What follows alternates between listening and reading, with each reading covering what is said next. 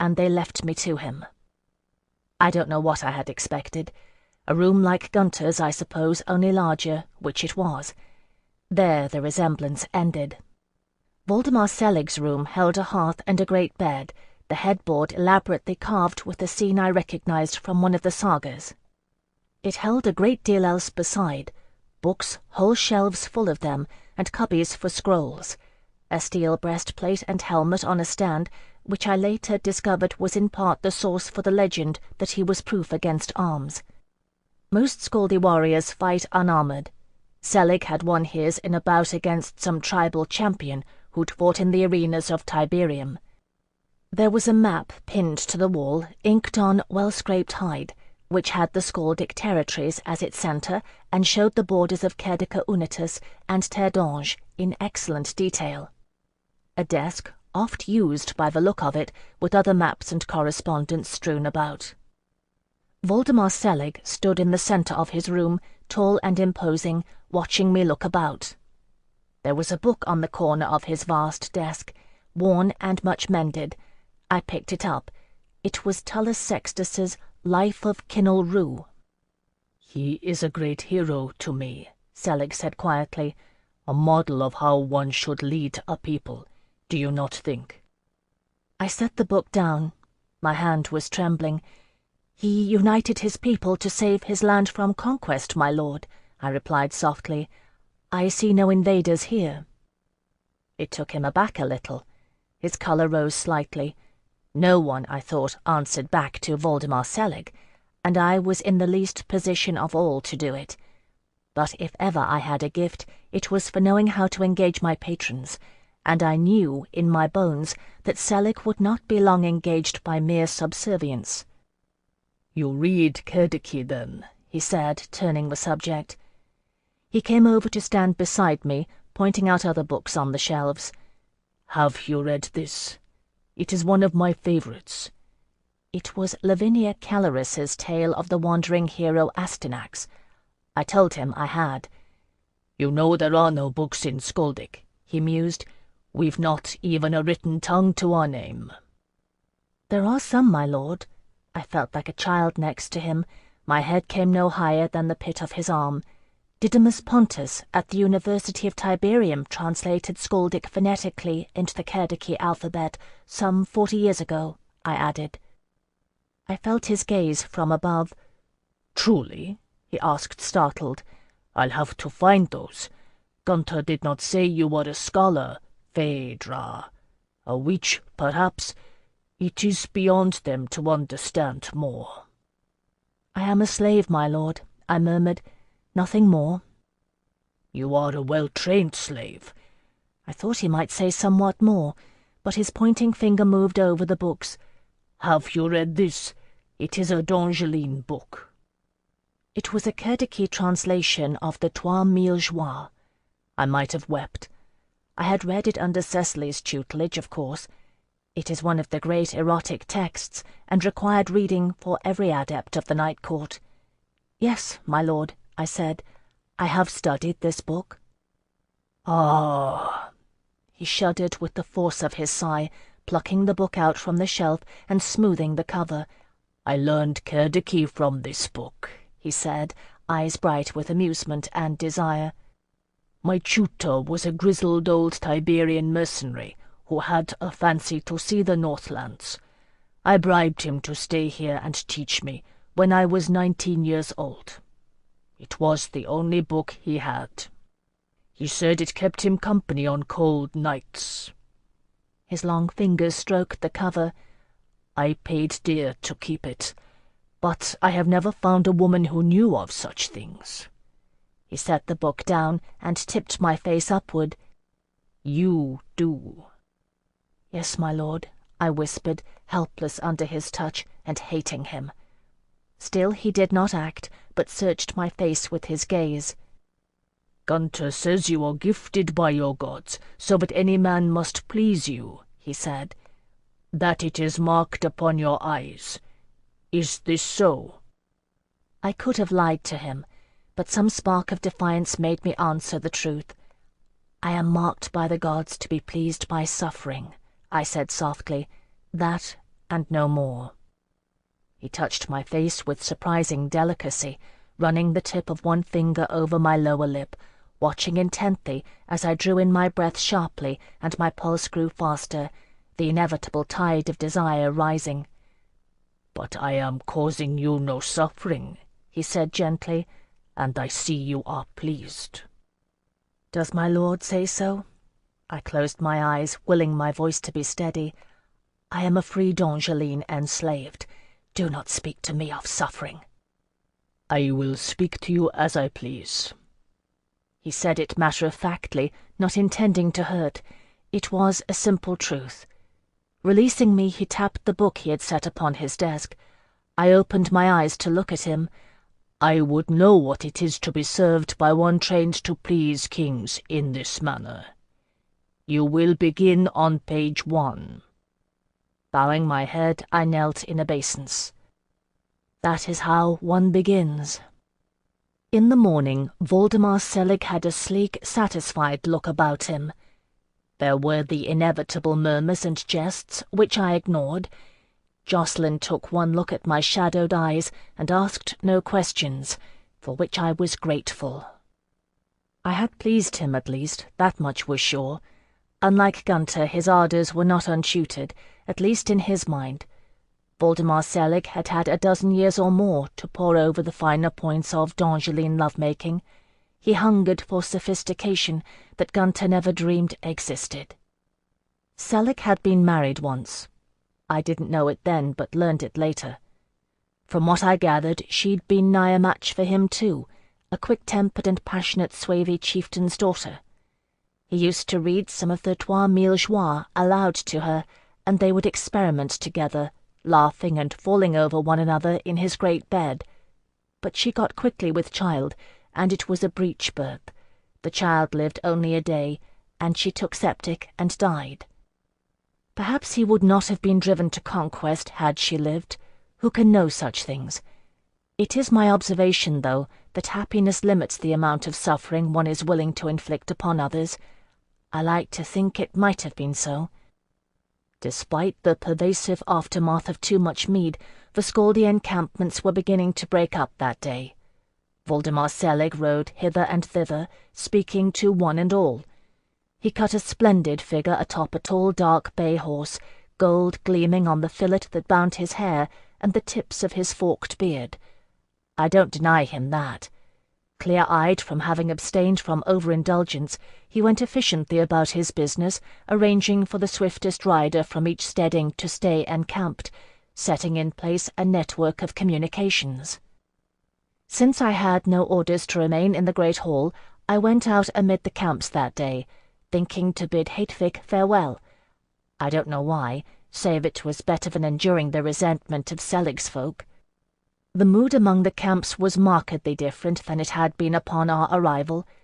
Men who'd eyed each other with veiled loathing clasped arms like brothers, vowing to guard each other's backs in battle when next they met.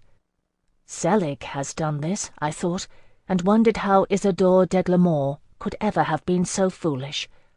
I knew, though, in my heart.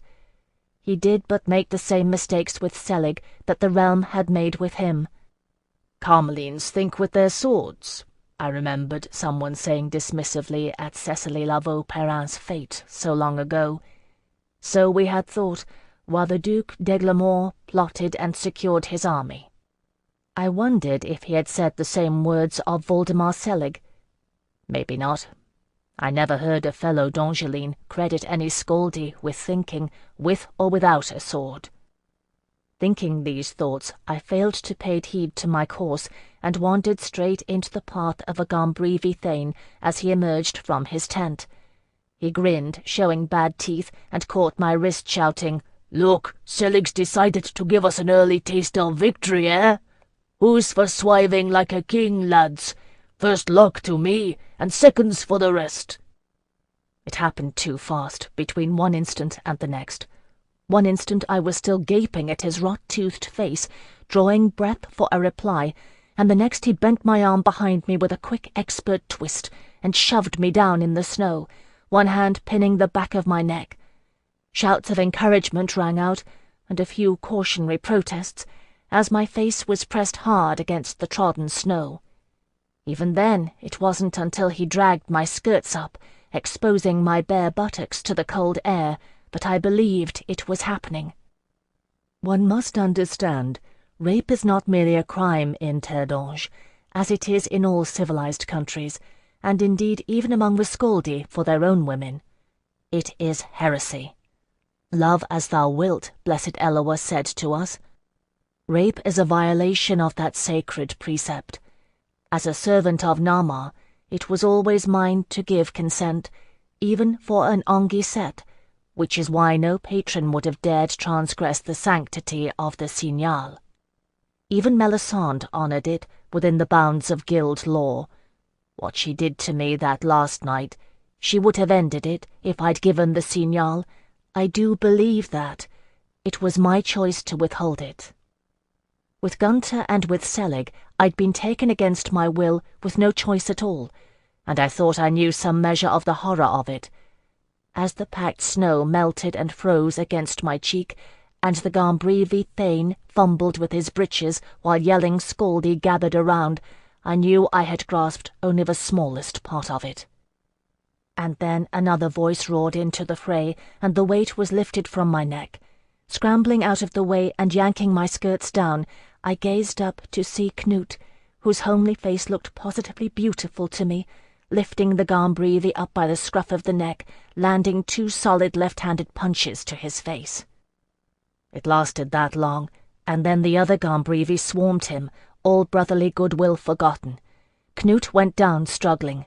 Forgetting my own terror, I grabbed the nearest thing at hand, a cooking pot, and dashed it against the back of the closest Gombrivi head. One of their thanes caught my arms and held me back, rubbing himself against me and laughing. In the melee, no one noticed Voldemar Selig's arrival.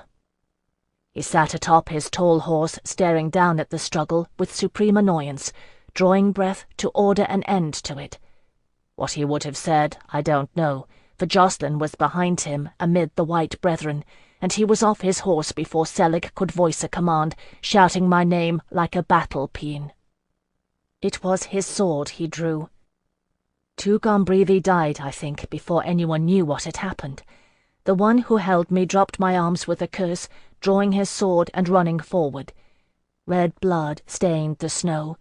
What had been a brawl turned abruptly into a deadly battle, with Jocelyn at its centre, a moving dervish of grey and steel, sparks striking from his sword and vambraces. Another man went down before Voldemar Selig dismounted and drew his sword, wading, shouting into the violence. I watched with my hands over my mouth. I had not seen, before then, why the Scaldi revered him. I saw it now. He didn't have a Carceline's skill and grace. He didn't need it.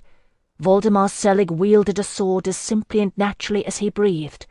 The Gombrivi thanes fell back before him, while continuing to engage Jocelyn.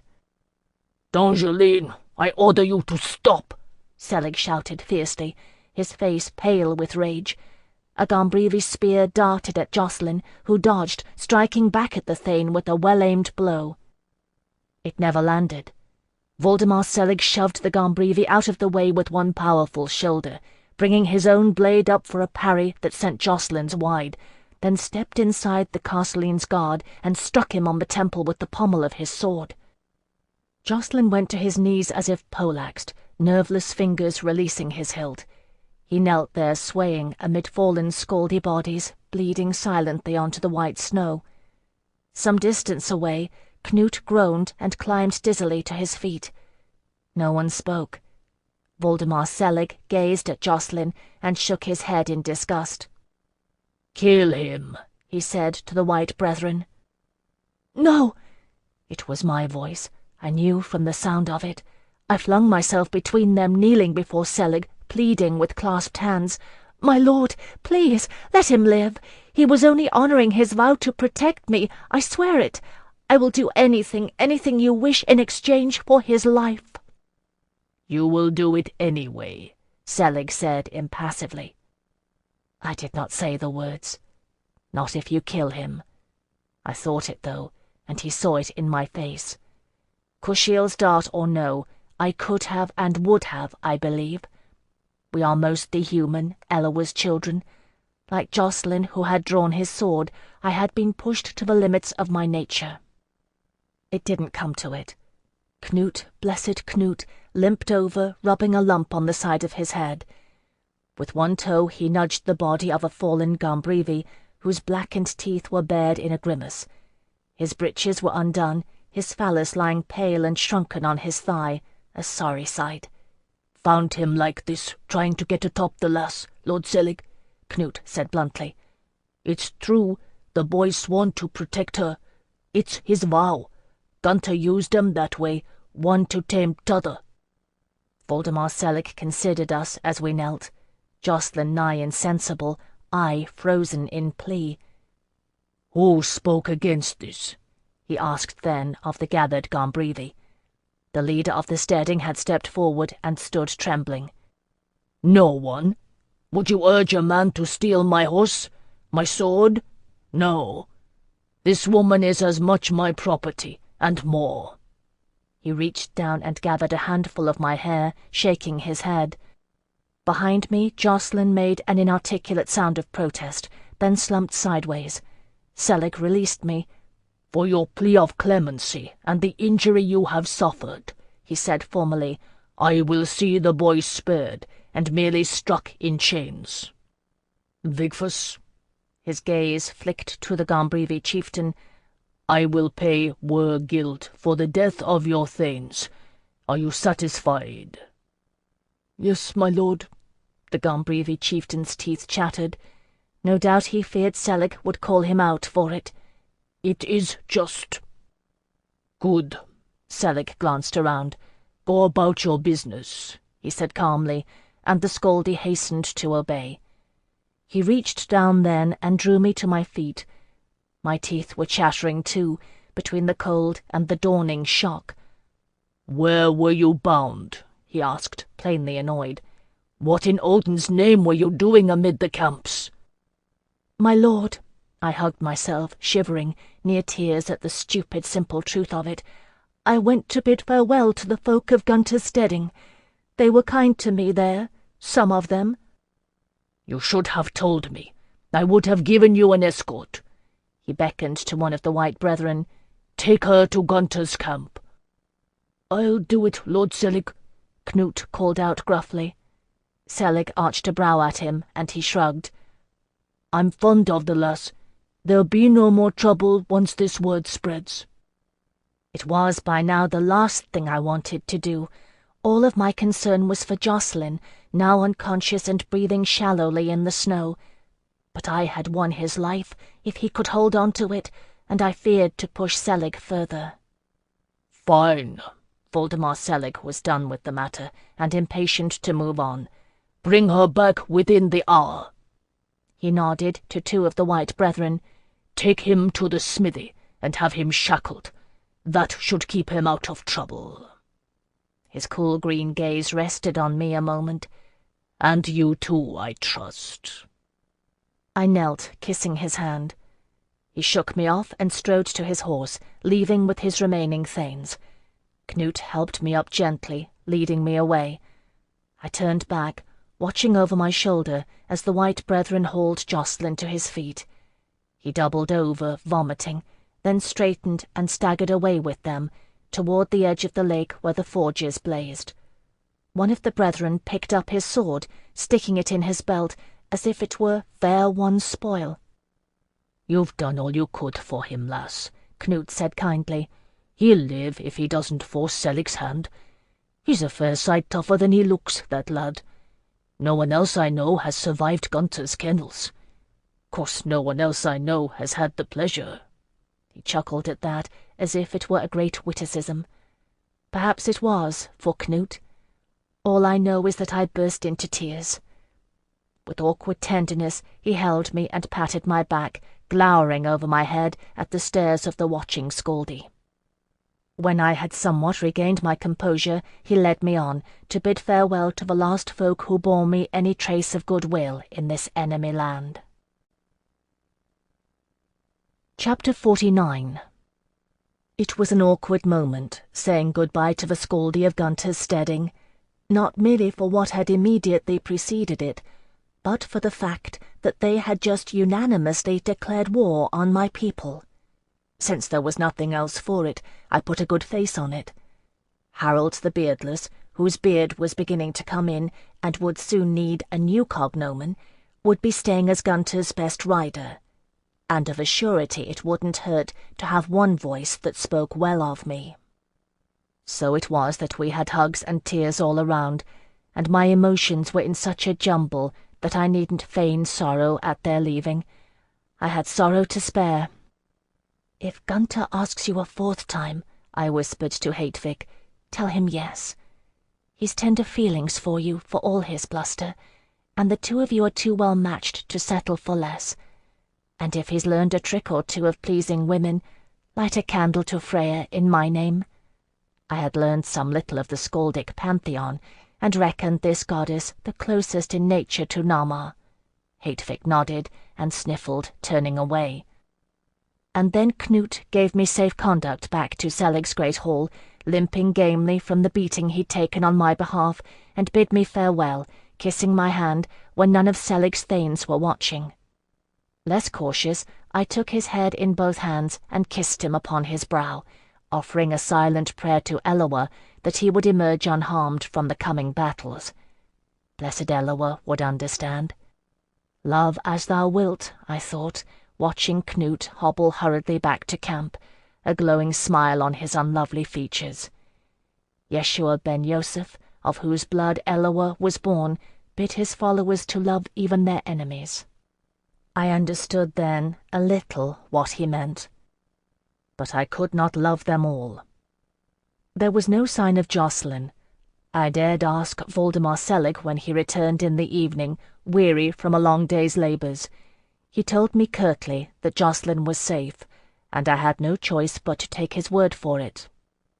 It was 3 full days before I learned more, and in those 3 days it was made manifestly apparent to me that I was unwelcome by the denizens of Selig's steading. Always I felt the eyes of his thanes watching me with hunger and scorn. From the women I received resentment scarce veiled even in Selig's presence. Only the children treated me as an equal. Remembering a trick Alcuin had used to charm them at Perrinwald, I braided the hair of a few, making do with bits of thong and scraps of fur instead of ribbons. The children delighted in it. All children delight in being made much of, but I saw the women glaring, undoing my work with quick, angry gestures, while the children squirmed, and I tried it no more. Selig himself was not unaware of it, but he didn't understand the nature of his people's dislike. When he tried to soften matters by complimenting me on my appearance or some nicety of service, they only saw that he set me above them, and hated me for it. In response he kept me closer by him, which made it the worse. Still I was glad when he set me to the chore of recreating an approximation of Didymus Pontus's Skaldic alphabet. It allowed me to stay out of sight in his chamber. At other times he had me pore over maps of Terre d'Ange with him, correcting and clarifying the topography as best I could. I am not ashamed to say that I lied with as much invention and conviction as I dared, reckoning any misinformation was to the good. When he bade me teach him D'Angeline, though, I didn't dare lead him astray. Errors in geography, if he learned of them, he could ascribe to ignorance. In the teaching of my native tongue, I had no such defence. During the nights, it was another matter, as we worked our way steadily through the 3 jours. It is not necessary to speak of what services I performed for him. They are written down in that book for any who wish to know. I am trained in all those suitable for a woman to perform, and some few that are not, to the exacting standards of serious house. Those are the things I did, excepting those feats which the Scaldi reckon unmanly. It was on the 4th day that Voldemar Selig said to me, frowning, "It has been some days, and Jacqueline Verai will not eat. Maybe you should see him." My heart plummeted. I'd gotten through the previous days believing him safe and well, albeit confined. I hurried to fetch my fur cloak and went with Selig to where Jacqueline was held.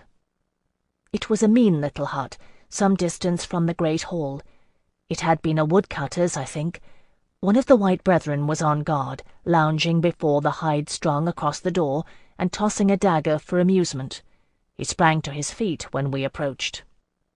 Inside it was cold and dingy, warmed only by a tiny brazier in which a few coals smouldered. There was a straw pallet and a blanket, but Jacqueline knelt huddled on the floor, shivering, his arms crossed. His hands and feet were shackled, with a chain run from his ankles to an iron ring pounded into the floor. It was long enough to allow him to walk and reach the pallet. He knelt by choice. He looked horrible. His face was wan and haggard, lips cracked, hair lank. While Selig leaned against a wall, I ran to Jacqueline, kneeling before him and peering at his ravaged face. What came out of my mouth in Dongeline was, "You idiot!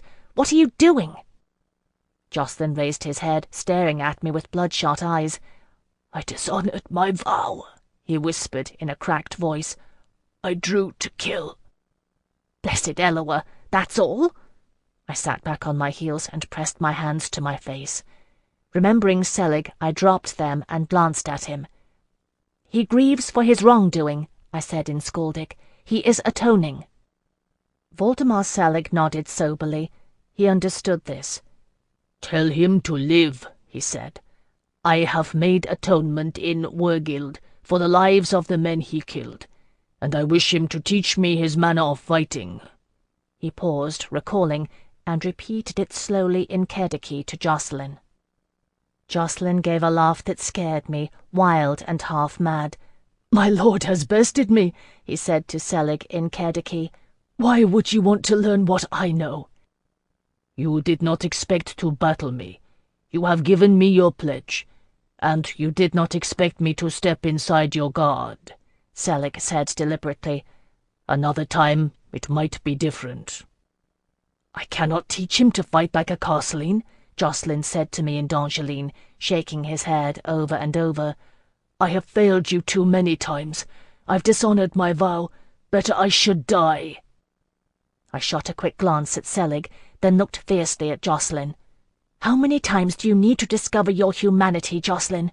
You're not Kushiel reborn, but you're vowed to me, and I have never needed your service more."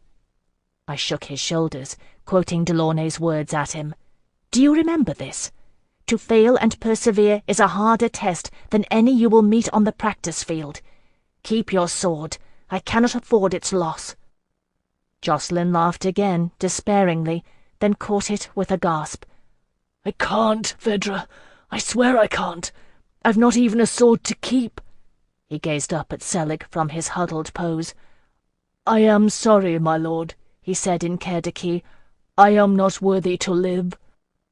I swore at him then in Dongeline, Skaldic and Kediki alike, shoving him so he lurched sideways in his chains and fell sprawling, gaping at me. "Eloah curse you, courtesan, if that's all the courage you've got," I railed at him, in what tongue I know not. "If I live through this, I swear I'm writing to the prefect of your order, and telling him how blessed Eloah was better served by a courtesan of the night court than a courtesan priest." What Selig thought of my diatribe I don't know.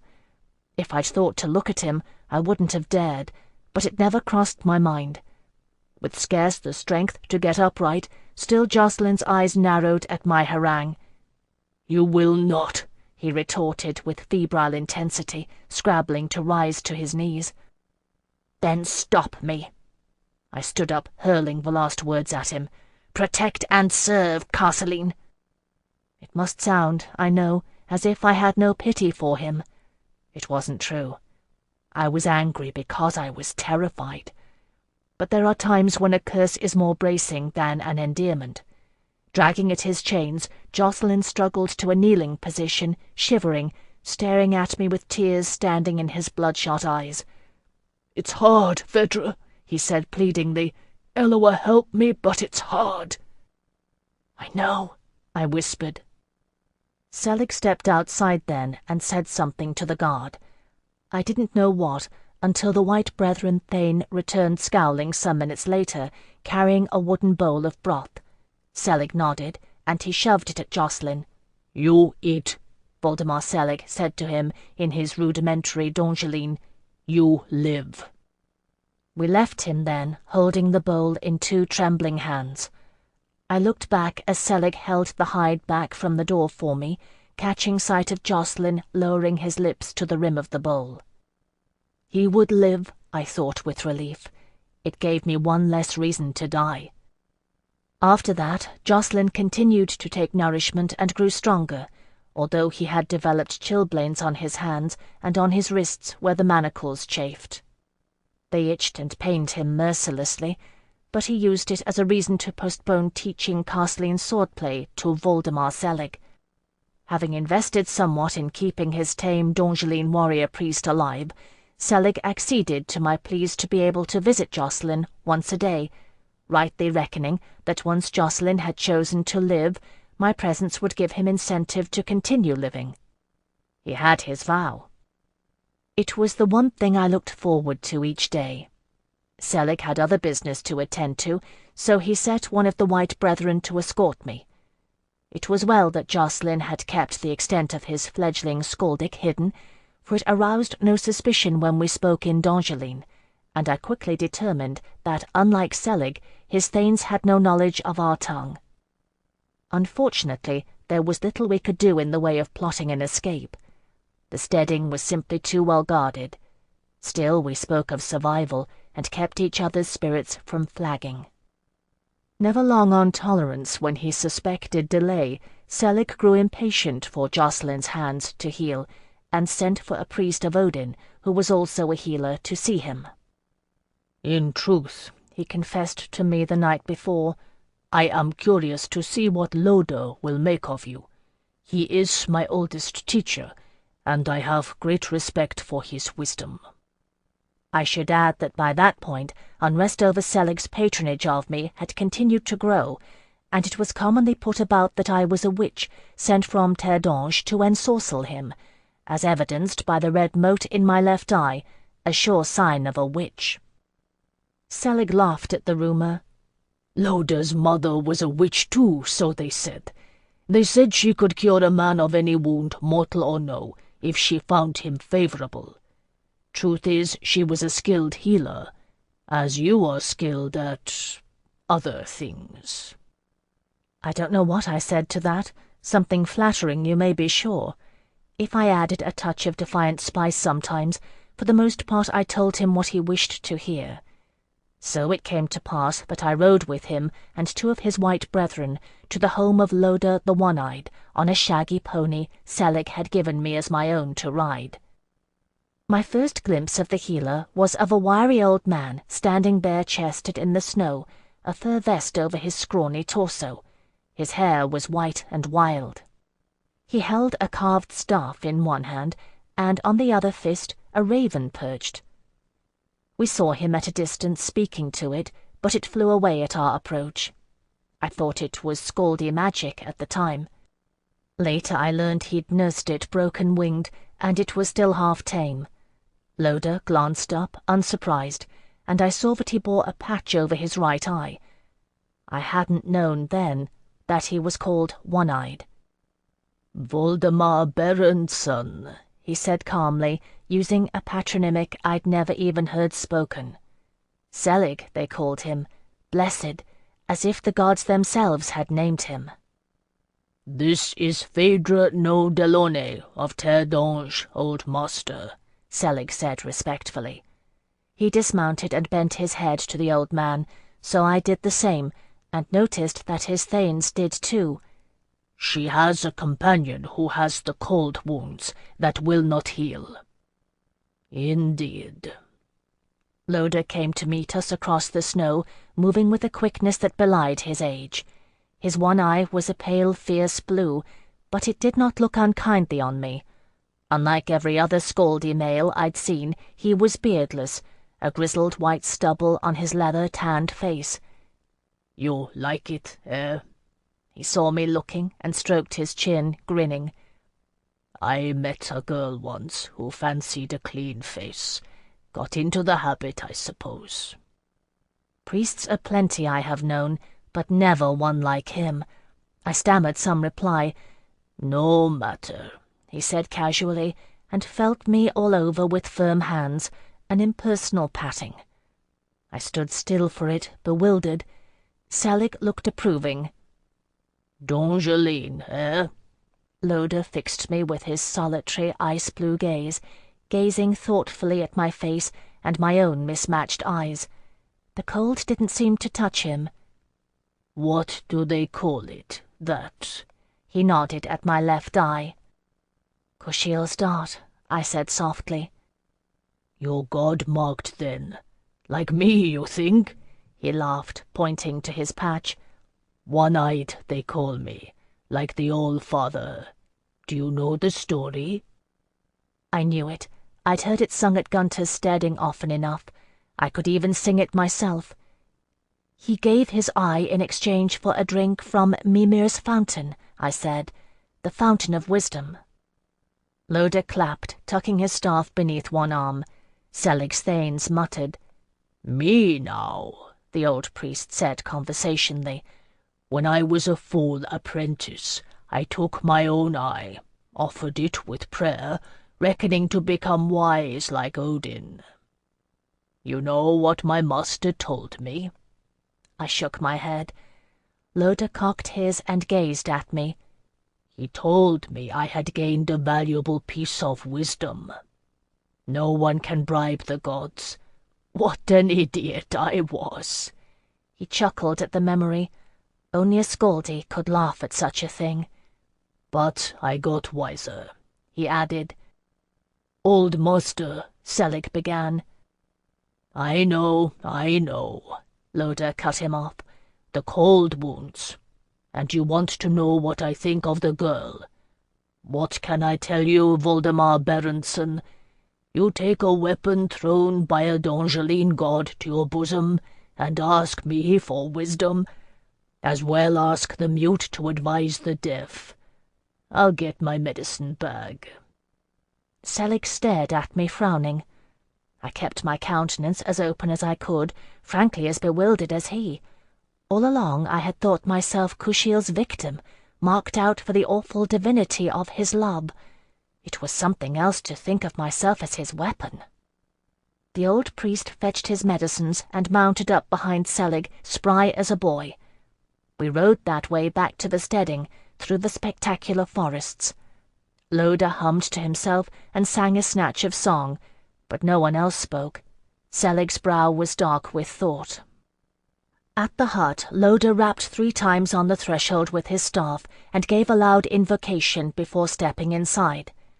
He seemed to bring a clean scent of snow and pine needles into the close, dim air of the hut. Jacqueline, engaged in some Castelline meditation, stared at the apparition.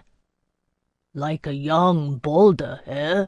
Loder said casually to Selig, naming their dying god, who is called the Beautiful. Well, let's see 'em, boy. He squatted on his shanks next to Jacqueline, examining the swollen red flesh of his hands and wrists. They were cracked and suppurating, weeping a clear fluid and refusing to heal. Ah, I've one of Mother's recipes will do for that. The priest healer laughed, digging around in his bag. He drew out a small stoneware jar of balm and unstoppered it. What was in it, I don't know, but it stank to heaven. Jacqueline made a face at it, then looked questioningly at me over Loder's head, as the old man began slathering his hands and wrists with it. He is a healer, I said in Kerdiki. For Selig's benefit, we kept up the pretense that Jacqueline's Skaldic was inadequate for conversing. Lord Selig wishes that you become well enough to teach him your manner of fighting. Jacqueline bowed his head to Selig. I look forward to it, my lord. He paused. To teach the Castelline style, I require my arms, my lord, or at least my vambraces. Wooden training daggers and sword will suffice. The Scaldi do not train with wooden toys. I sent your arms to my smith to duplicate their design. You shall have them when we spar. Selig cast a scowl at one of the white brethren. He'd reclaimed Jacqueline's sword then, and been annoyed at its loss. "Are you done, old master?" "Oh, nearly." Loda worked deftly, winding bandages of clean linen about Jocelyn's balm-smeared skin. "He'll heal quickly. These Dangelines, they've God's blood in their veins. It's old and faint, all right, but even a mere trace of it's a powerful thing, Voldemar Berenson." If I did not miss the warning in his words, Selig could not fail to heed it. "Old and powerful, and corrupted with generations of softness, old master. Their gods will bow their heads to the All-Father, and we will claim the magic of their blood for our own descendants, to infuse it with red-blooded scaldy vigor." The old man glanced up at him, his one eye as wintry and distant as a wolf's.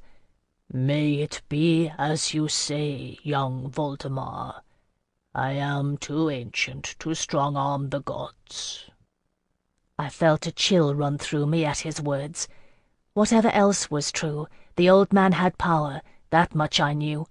I felt it in that hut, creeping over my skin, whispering of the dark earth and the towering firs, of iron and blood, fox, wolf, and raven. Loda rose then, patting Jocelyn kindly on the head, and gathered his things. At the centre of the steading, he refused a ride back to his home in the woods, saying he would welcome the walk. I, shivering as always, could not credit his hardiness, but truly his bare skin seemed unaffected by the cold. Selig was speaking to the White Brethren about some matter, so I took the chance to approach Loda as he made ready to leave. "Did you mean it?" I asked him. "About the weapon?" No more than that did I say, but he knew what I meant and considered me, standing ankle-deep in snow. "Who knows the ways of the gods? Balder the Beautiful was slain with a sprig of mistletoe, cast by an unknowing hand. Are you less likely a weapon?" I had no answer to that, and the old man laughed. "Still, if I were young Voldemar, I'd take the risk of you too," he added with a wicked grin. "And if I were not much younger at all, I'd ask you for a kiss." Of all the unlikely things, it made me blush. Loda cackled again, and struck out across the snow, staff in hand, walking briskly back the way we'd come. A strange man. I'd never met stranger. I was sorry not to see him again. For his part, Voldemar Selig responded to the whole encounter by regarding me with a new suspicion. It came out that night in bed, when he did not bid me to please him, but regarded me instead, tracing with one finger the lineaments of my mark. "Mayhap there is rune magic in these markings, Phèdre," he said deceptively. "Would you say so?" "It is my mark that says I am pledged to Nama's service. All her servants bear such, and there is no magic in it save freedom, when it is made complete." I held myself quiet, kneeling before him. "So you say." He laid his hand open across my back. It spanned a great expanse of my skin. "You say you were sold into slavery because you knew too much. I would merely kill you, were it so. Why do you live?" Melisandre's voice came back to me, calm and distant. "I'd no more kill you than I'd destroy a priceless fresco or a vase." "My lord," I whispered, "I am the only one of my kind. Would you kill a wolf with fur of purest silver, if it wandered into your steading?" He pondered it, and then drew away from me, shaking his head. "I cannot say. Perhaps it was led by Odin to my spear. I do not understand this thing you say you are." It was true and a mercy to me. Even he, the least unsubtle of Scaldi, understood pleasure in its simpler terms. It was not much, but I was grateful for it. "I am your servant, my lord," I said, bowing my head and setting the rest aside. It was enough. He reached for me then, running his fingers through my hair, and drew me down to him. Chapter 50. As Loda had predicted, Jacqueline healed quickly. Selig had his arms brought to their training sessions and sought to learn this new D'Angeline skill. I'd paid little heed to Jacqueline's sessions with Alcuin in the garden. Now I watched more closely. The forms through which Jacqueline flowed so effortlessly in his morning ritual were at the heart of it. Watching, I saw them broken down, and how each one had a purpose. No matter that the Carcelines had given them poetic names, they were strikes and feints, blocks and parries, all of them designed to lead and anticipate an opponent's blows, or multiple opponents, as it were. Members of the Carceline Brotherhood begin their training at 10, when they are inducted. Day after day, for long years, they practice nothing else, until the forms are so deeply embedded in them that they can do them backwards and forwards, waking or sleeping. And even so, they do them every morning, lest the memory etched in their bones begin to flag. I'd thought when Jacqueline said he couldn't teach it to Selig that he meant it was against his vows. I saw then that he meant it was impossible. With Alcuin it had been play, and he'd naught to unlearn. Voldemar Selig, acknowledged champion of the Scaldi, thought to add to his skill. But what Jacqueline sought to teach him ran contrary to the simple, brutal efficiency bred and trained into him. When he found himself floundering, awkward as a stripling lad, he grew impatient and displeased. The lessons ended. Jacqueline's arms were locked away in Selig's cupboard, and his shackles returned permanently. And Selig's suspicions mounted. Carbion of the Marni came to meet with him, bearing news from the south. There are Scaldi there, I learned, who live near the border of Cerdica Unitus, nigh unto Tiberian nobles, with proper houses and vast estates worked by slaves. The Cerdici reckoned them almost civilized, and still maintained some measure of trade and correspondence with them. It was from them that Kolbjorn came, bearing a letter for Selig. Even in the bustle of the great hall, I knew how to make myself invisible, kneeling motionless in a corner. Selig supposed me working on some new translation for him, and paid me no heed. Taking their cue from him, the others ignored me. I was too far to read, but I saw his face as he broke the seal and opened the letter. It held relief. "Kilbahar suspects nothing," he exclaimed, clapping Kolbjorn on the back. "He will take our bait and move his armies as we agreed. Good news, eh?" Kolbjorn of the Marni rumbled something in agreement. I couldn't hear what. I saw, instead, the letter lying open on the table between them, the cracked seal impressed in gold wax. Broken or no, I knew the design, even at a distance. 3 keys intertwined, almost lost in the intricate pattern, the emblem of Kushiel, who was said to hold the keys to the portals of hell. It was the insignia of House Shahrazai. Of course, I thought, kneeling in silent agony. Of course. Melisande Shahrazai was clever enough to bring down House Trevelyan. She was too clever to fall with House d'Eglamour. She would play both sides and claim the victor's part. I clutched the diamond at my throat, grasping it until I could feel every facet impressed into my palm. Even here I was not beyond her reach. It was then that I heard, through a distant haze, Selig tell Kolbjorn in a casual tone that there would be a great hunt on the morrow. The Scaldi placed great stock in hospitality, and Kolbjorn was a valuable ally. The hunt would be held in his honor, and a feast to follow. This was when the plan came to me. Withdrawing silently, I returned without subterfuge, approaching Selig and kneeling. He acknowledged me with a nod, and I begged his permission to visit Jacqueline. He granted it absent-mindedly, sending one of the White Brethren with me. Trudging across the snow, I studied the lay of the steading and the encampment, my mind working feverishly. It would work, perhaps, if sufficient numbers of Selig's thanes turned out for the hunt, if Jacqueline would cooperate. That was the sticking point. I ducked through the doorway of the hut, my escort following. Jocelyn was exercising, insofar as his shackles permitted, hard at press-ups against the floor. He had little else to do, save meditate. He got to his feet when we entered, chains rattling. The White Brethren guard gave the hut a cursory scan, then went to wait outside the door, preferring the fresh cold air to the sullen smoky chill inside. "Look," Jocelyn said to me, nudging the iron ring stacked into the raw wooden planks of the floor. It wobbled, obviously loose in its hole. I was glad, for it was one less obstacle.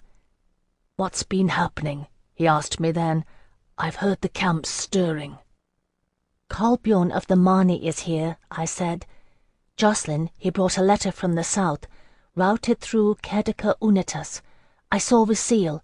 It was from Melisande." He was silent then, taking in the extent of her betrayal. I saw the shock of it. "What did it say?" he asked eventually. I shook my head. "I'd no chance to see, but I know she told him Deglamore doesn't suspect anything." "Do you think it's true?" I hadn't considered it, too stunned to question it, seeing the possibility. I smacked my forehead. "I don't know. She might be playing Selig into Deglamore's hands. It could be." We stared at each other. "Either way," I said softly, "the crown falls, and she stands to gain. Jocelyn, could you kill a man with your hands?" He turned pale. "Why do you ask?" I told him my plan. When I was done, he paced the hut with shackled steps, circling at the length his chain allowed. I could see the thoughts chasing themselves across his features. "You are asking me to betray my vow," he said at last, not looking at me. "To attack unprovoked. To kill. It goes against all the tenets I have sworn to honor. What you ask, Phèdre, it's murder." "I know." There were a great many things I could have said. I could have pointed out to him that we were both dying by slow degrees, he in chains, I serving Voldemar Selig's pleasure against a rising tide of hatred. I could have argued that we were at war and trapped behind enemy lines, where the common rules of decency no longer apply. I could have said these things, and did not. Jocelyn knew them as well as I did. It was still murder. After a long moment he looked at me. "I will do what you ask," he said softly, his voice inflectionless. Thus our plan was laid. All that day I was restless, my heart beating at an unaccustomed pace, and a sick, nervous feel in the pit of my stomach. I hid it with smiles and pleasantries, going quietly about the business of Selig's orders, wearing subservience like a mask. I must have done it well. He was in good enough spirits to set aside his suspicions during the day, making a point to compliment my service in Kolbjorn's presence. Glad that Selig would be wholly given over to skaldic pursuits and not D'Angeline corruption on the morrow, his thanes and the White Brethren made no trouble over it. He had me that night. By chance it happened that we had come to a passage in the Trois Mille Joies called the Rutting Stag, and Selig took it as a good omen, for they would hunt deer the next day. On my hands and knees I shuddered beneath him, staring at the carved headboard and despising him as he thrust himself into me, head thrown back, hands clutching hard at my shoulders. "Enjoy it, my lord," I thought. "It is the last you will have of me." Afterward he slept, while I lay wide-eyed in the darkness. Only a faint glimmer of orange came from the shifting embers, glinting where it struck metal. I stared at the nearest gleam, my mind occupied with 1,000 details, not realizing what it was, until the shape of it resolved itself out of darkness and made sense to my eyes. It was Selig's dagger, laid upon the far night table when he undressed. Of course, I thought, and relief suffused me. Of course, there was another way. The price was higher, but the end, the end was sure. Turning my head, I gazed at Selig as he slept, picking out his features by the faint ember light. His face was peaceful in repose, as though no bad thoughts troubled his dreams. He breathed deeply, his powerful chest rising and falling with even regular motions. There, I thought. My eyes had grown quite accustomed to the dark. There, in the hollow at the base of his throat, laid bare by his forked beard. Shove the point in there and twist. I knew little of weapons, but it would suffice. All I had to do was reach the dagger. I shifted cautiously, reaching one arm across his body. The bed creaked on its timbers, and I felt a hand grasp my wrist. Gazing down, I saw Selig's eyes, open and awake. He was not Gunter, to sleep like the dead through any manner of disturbance.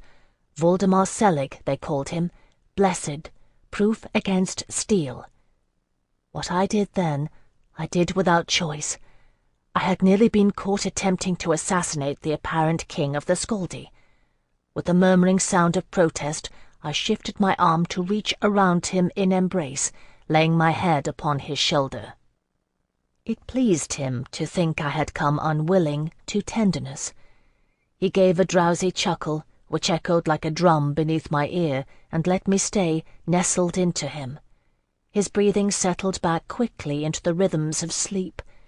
I lay awake for a long time, forcing my limbs to pliancy, willing away the rigidity of terror. At last, exhausted by fear, I slid into restless dreams. The morning dawned crisp and bright, and the great hall bustled with all of the activity attendant on a hunt. I moved through it all in wooden shock, feeling like I had stumbled, dazed, into some strange theatre. Refreshed by sleep, my terror had returned, split between horror at what had nearly befallen last night and the fear of what was to come. I remember very little of that morning. The Skaldi arming to hunt, the women at their labours, the horses brought round stamping against the cold.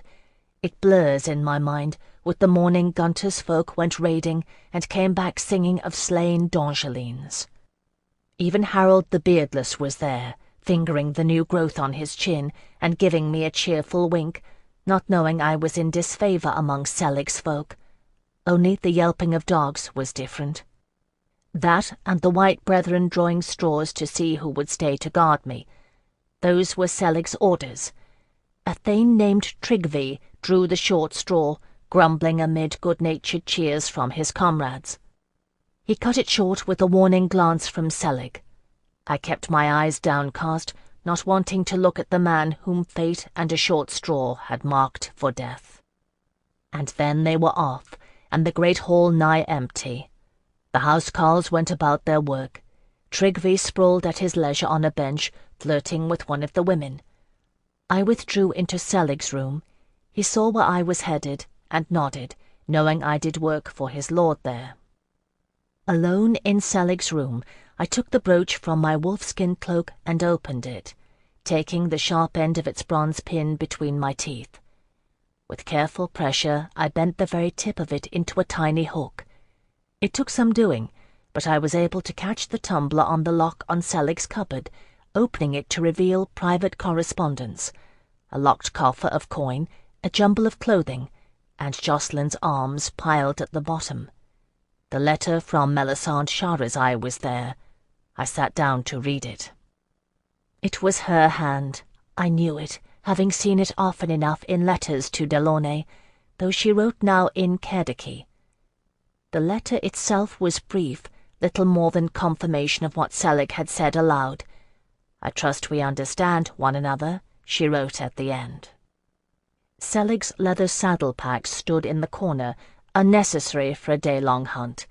I hauled them out and shoved the letter in an inner pocket, then rummaged through the cupboard for the warmest garments I could find, stuffing them into the packs. There was a tinder-box too, and I took that gratefully. There was little else I could do at this stage. I put on my cloak and pinned it with difficulty. Drawing a deep breath, I walked into the great hall and approached Tryggvi, still engaged in dalliance. He glanced up, displeased. "What is it?"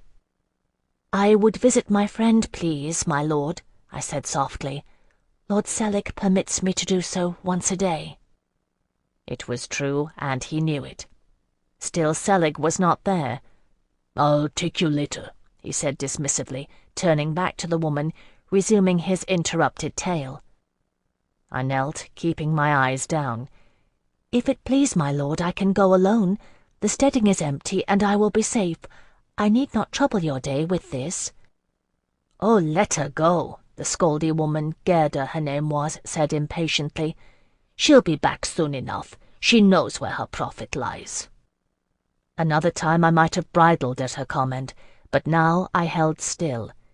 Tryggvi sighed, swinging his sprawling legs down from the bench and tossing the pelt but mocked him white brethren over his shoulders, draping the hood over his head. "And have word get to Selig after some carl tells him he saw Evangeline unescorted? Never mind, I'll go." Standing, he picked up his shield and took my arm urgently.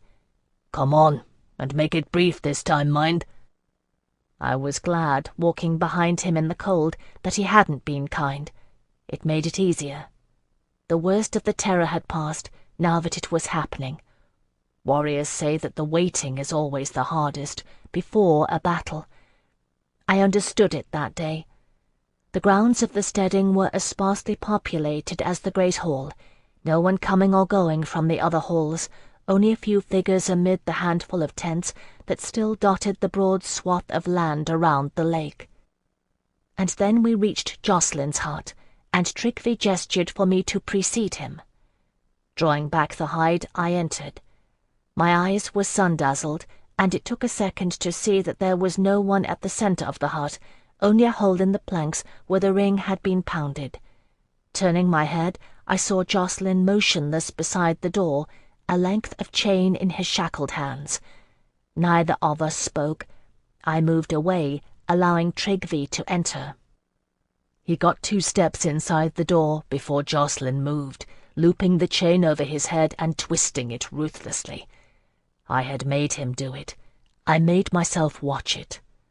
Partially protected by the hood of his white pelt, Tryggvi struggled, gasping for air, his hands dragging at Jocelyn's arms. Jocelyn kneed him sharply from behind, and Tryggvi's legs collapsed. As he slid down, drawing breath to shout, Jocelyn dropped the chain, took his head in both hands, and gave it a sharp twist.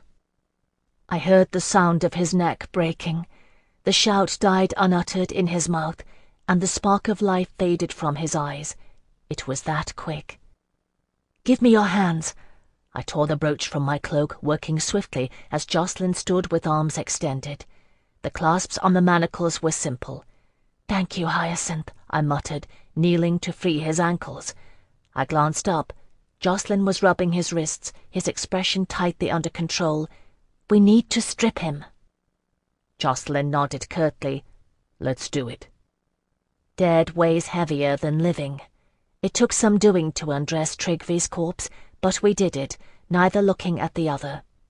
Without comment, Jocelyn turned away and stripped, donning the scoldy garments in place of his threadbare Castelline garb.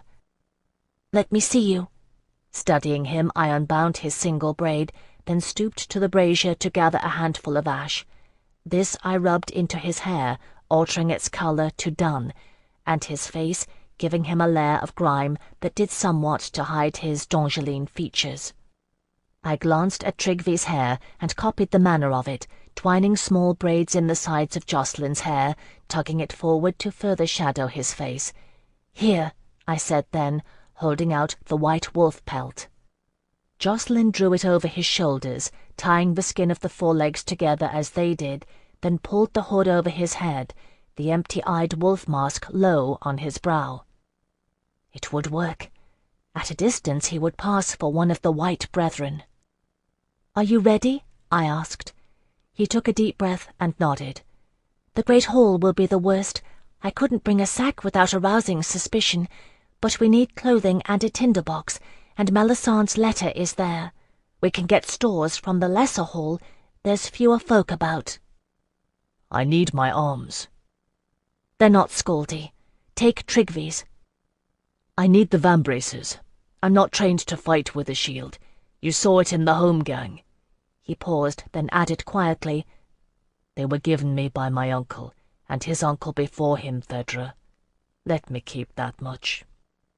"All right, take Trigvies for now. It will look strange if you don't have them." I feared to waste time in arguing. "Keep your head down and look sullen. If anyone speaks, shake your head. If they persist, say this: Selig's orders. He's making camp." I gave him the words in Skaldic, made him repeat it again and again until he had the accent right. He'd not forgotten what he'd learned. "And treat me like dirt," I added, still in Skaldic. We would be lost if I forgot and addressed him in Dongeline. "One moment." He knelt on the wooden floor next to Trigvi's body, pallid and bluish in the cold hut. Crossing his arms, Jacqueline murmured a Castelline prayer, the same he had for Evrard the Sharp-Tongued. It looked strange to see a Scaldi warrior pray like a Castelline brother. He stood up then, putting on Trigvi's sword belt and settling his shield over his shoulder. "Let's go," he said to me in Skaldic. I drew back the hide and stepped out into the dazzling winter sun. Chapter 51. At every step of the way I was certain an alarm would be sounded, that Trigvi's dead body would somehow shout our crime to the skies. We walked across the snowy expanse toward the heart of the steading, and the distance seemed to grow longer with every step. I have dreams still of crossing that space. The day was mercilessly clear, threatening the illusion of Jacqueline's Skaldic attire. He kept his head low, glowering under the wolf mask, a harsh grip on my upper arm. Surely, though, the White Brethren did not walk so fast, or did they amble, coming back this way? I couldn't remember, I who was trained to note such things. My very wits felt frozen. We stopped first at the lesser hall, where my presence was less known. A few stared curiously, and one of the housecarls came up gaping, touching his forelock to Jacqueline, respectful of the insignia of the White Brethren. "What do you desire?" Jacqueline jerked my arm, nodding at me. "Tell him," he growled, sounding for all the world like an annoyed thane. Not the words I'd given him, but they would work. Perhaps it would arouse less suspicion this way.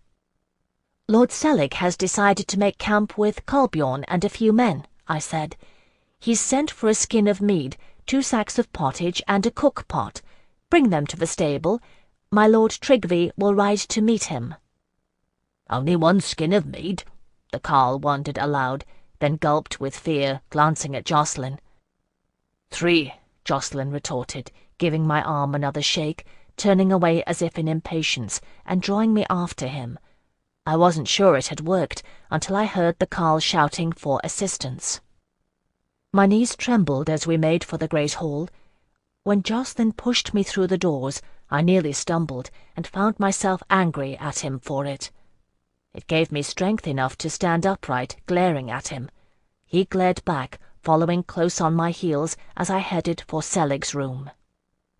Gerda was not in sight, Eloa be thanked.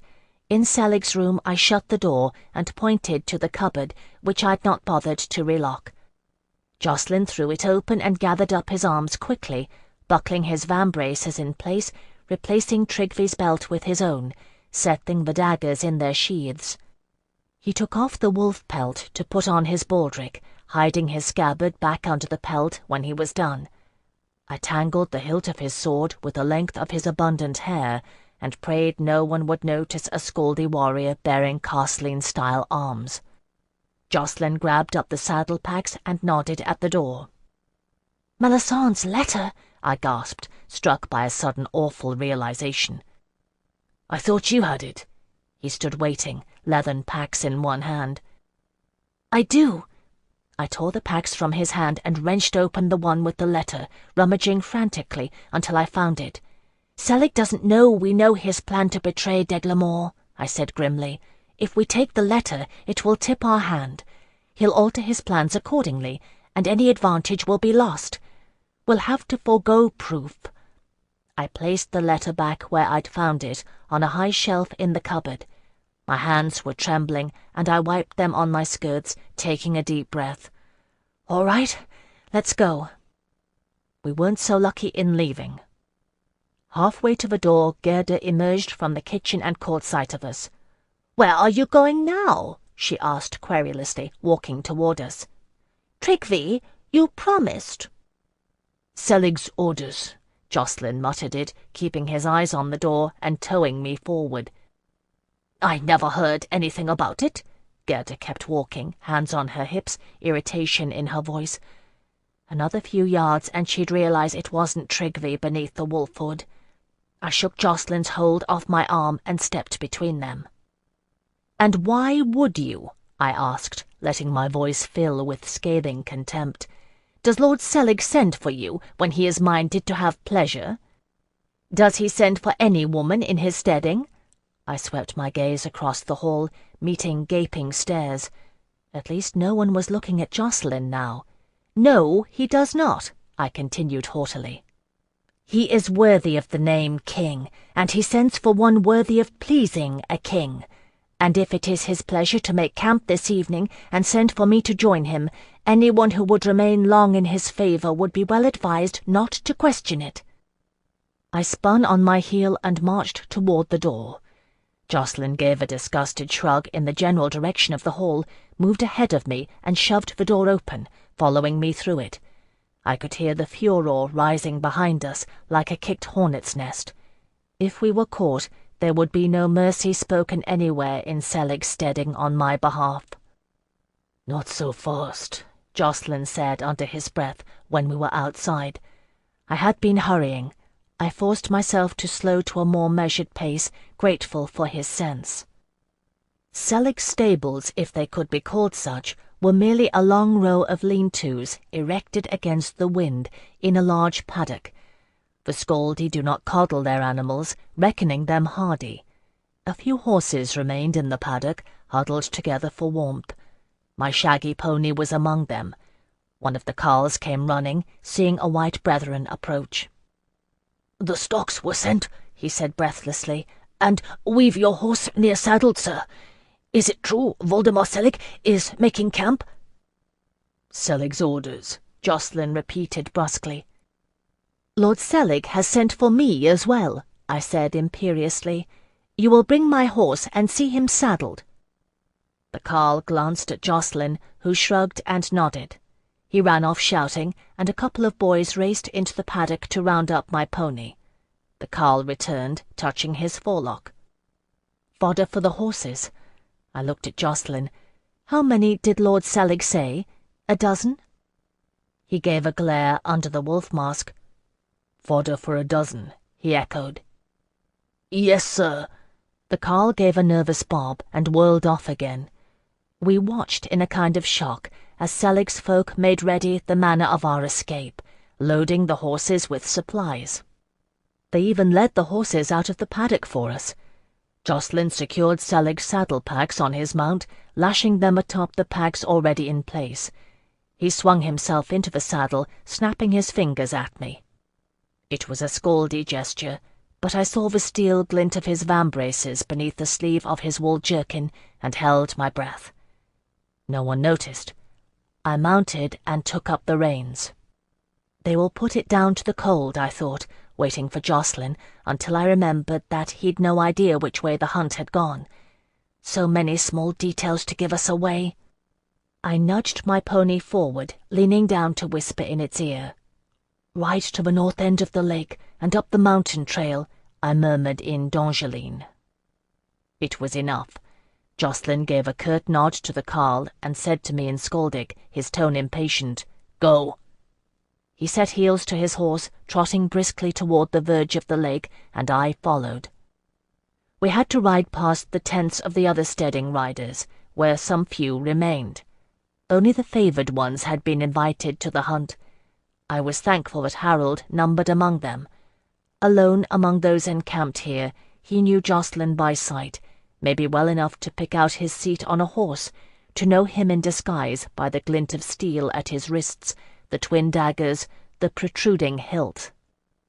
But Harold was with Selig, and there was no one else who would see, at a distance, that the white brethren who rode with me was no scoldy. A handful of thanes shouted greetings and cheerful obscenities. Jacqueline laughed in response, and once responded with an obscene gesture I'd no idea he knew. Gunter's men used to do it behind my back and laugh like boys if I caught them out at it. The day was perishingly cold, and the air made my lungs ache, stiffening my face to a mask. I thought of the night when the temperature would drop with terror. We should have procured a tent, I realized. Viscoldi would not have taken them on a hunting party or an overnight raid, but Selig might have sent for one if he sent for me. If we freeze to death, I thought, it will be my fault. We made it around the north end of the lake and picked out the trail leading out of the valley, clearly marked by the passage of mounted men and dogs. It was steep, but at least the horses didn't have to flounder through unbroken snow. We threaded our way up, both of us listening intently for sounds of Selig's hunters in the distance. There was nothing but the sound of the forest, occasional birdsong, and the faint noise of snowy branches shifting. I turned to look behind us at the top, and Selig's steading lay far below, the lake like a blue bowl. Jacqueline blew on his fingers. "How shall we do this?" he asked. I considered the view behind us again. We'll follow their trail a little further, until we're well out of sight from the steading. Then we go west. I drew my fur cloak tighter around me and shivered. Jacqueline, this was as far as my plan went. I know where we are, thanks to Selig's maps, and I know where home lies. How we get from here to there alive, I've no idea, except that we'd best get as much of a start as we can, before they find us gone. And I didn't think to get a tent. You found us a way out, I'll find us a way home. He gazed around the forest, his blue eyes familiar and strange beneath the hood of a white brethren. Remember, he added, I was raised in the mountains. I took heart at that, and blew on my hands as he had. Let's go, then. We rode some distance along the hunter's trail, then veered off sharply to the left, heading westward. Jacqueline made me wait, holding the reins of his horse, while he retraced our steps through the snow and erased them with a pine broom. They'll not see us if they're not looking, he said with satisfaction, hurling his pine branch away and remounting. And not if they ride at dusk. Come on, let's put some distance between us. There was only one thing we had forgotten. It happened not long afterward. We rode in silence as best we could, only the creaking of leather and the blowing and snorting of the horses gave us away. Enough for the white brethren who guarded the boundaries of Selig's territory to hear. They are well concealed in snow with their white pelts. Knut might have known they were there, but we did not, until they sprang up, spears ready to cast, crying out a challenge. And, seeing Jacqueline attired as one of their own, fell confused. "Well met, brother," one called cautiously, lowering his spear. "Where are you bound?" I do not think Jacqueline had any choice in the matter. There was no lie convincing enough to explain our presence here and gain us passage, even if they didn't penetrate his disguise. I heard him murmur one anguished word, and then his sword was out, and he clapped his heels to his mount, charging them. The one who'd spoken barely had time to frame an expression of astonishment before Jacqueline rode him down, sword flashing in a killing stroke. The other scrambled backward, cocking his spear, as Jacqueline swung around toward him. His eyes flickered frantically, trying to decide the horse or the rider. He flung his spear at Jacqueline, aiming at his heart. Jacqueline dropped low along his horse's neck, and the spear passed cleanly over him. Swinging himself upright, he rode down the second of the white brethren. This one got his shield up. It took several blows to finish him. There is nothing redder than fresh spilled blood on virgin snow. Jacqueline rode slowly back toward me, his expression stricken. His eyes, that had looked so young when first he gazed at the forest, looked sick and old. "It had to be done," I said softly. He nodded and dismounted, cleaning and sheathing his sword. Without looking at the man's face, he went to the nearest of the white brethren, the first one, who wore crude fur mittens on his hands. One still clutched his unused spear. Jacqueline drew them off gently, bringing them to me. "Don't say anything. Just put them on." I obeyed him without question. My hands swam in them, and I could scarce grasp the reins, but they were warm. Jacqueline remounted, and we set out again. No one else challenged our path, and it grew evident as we journeyed that we were in uninhabited territory. We pressed the horses as hard as we dared, forging through snow that at times was nigh breast-high on my shaggy pony. For all that, he seemed hardier than Jacqueline's taller mount. Once we had to cross a quick-flowing stream that ran with such vigour between its narrow banks as to render it unfrozen. We let the horses drink, holding them to small sips.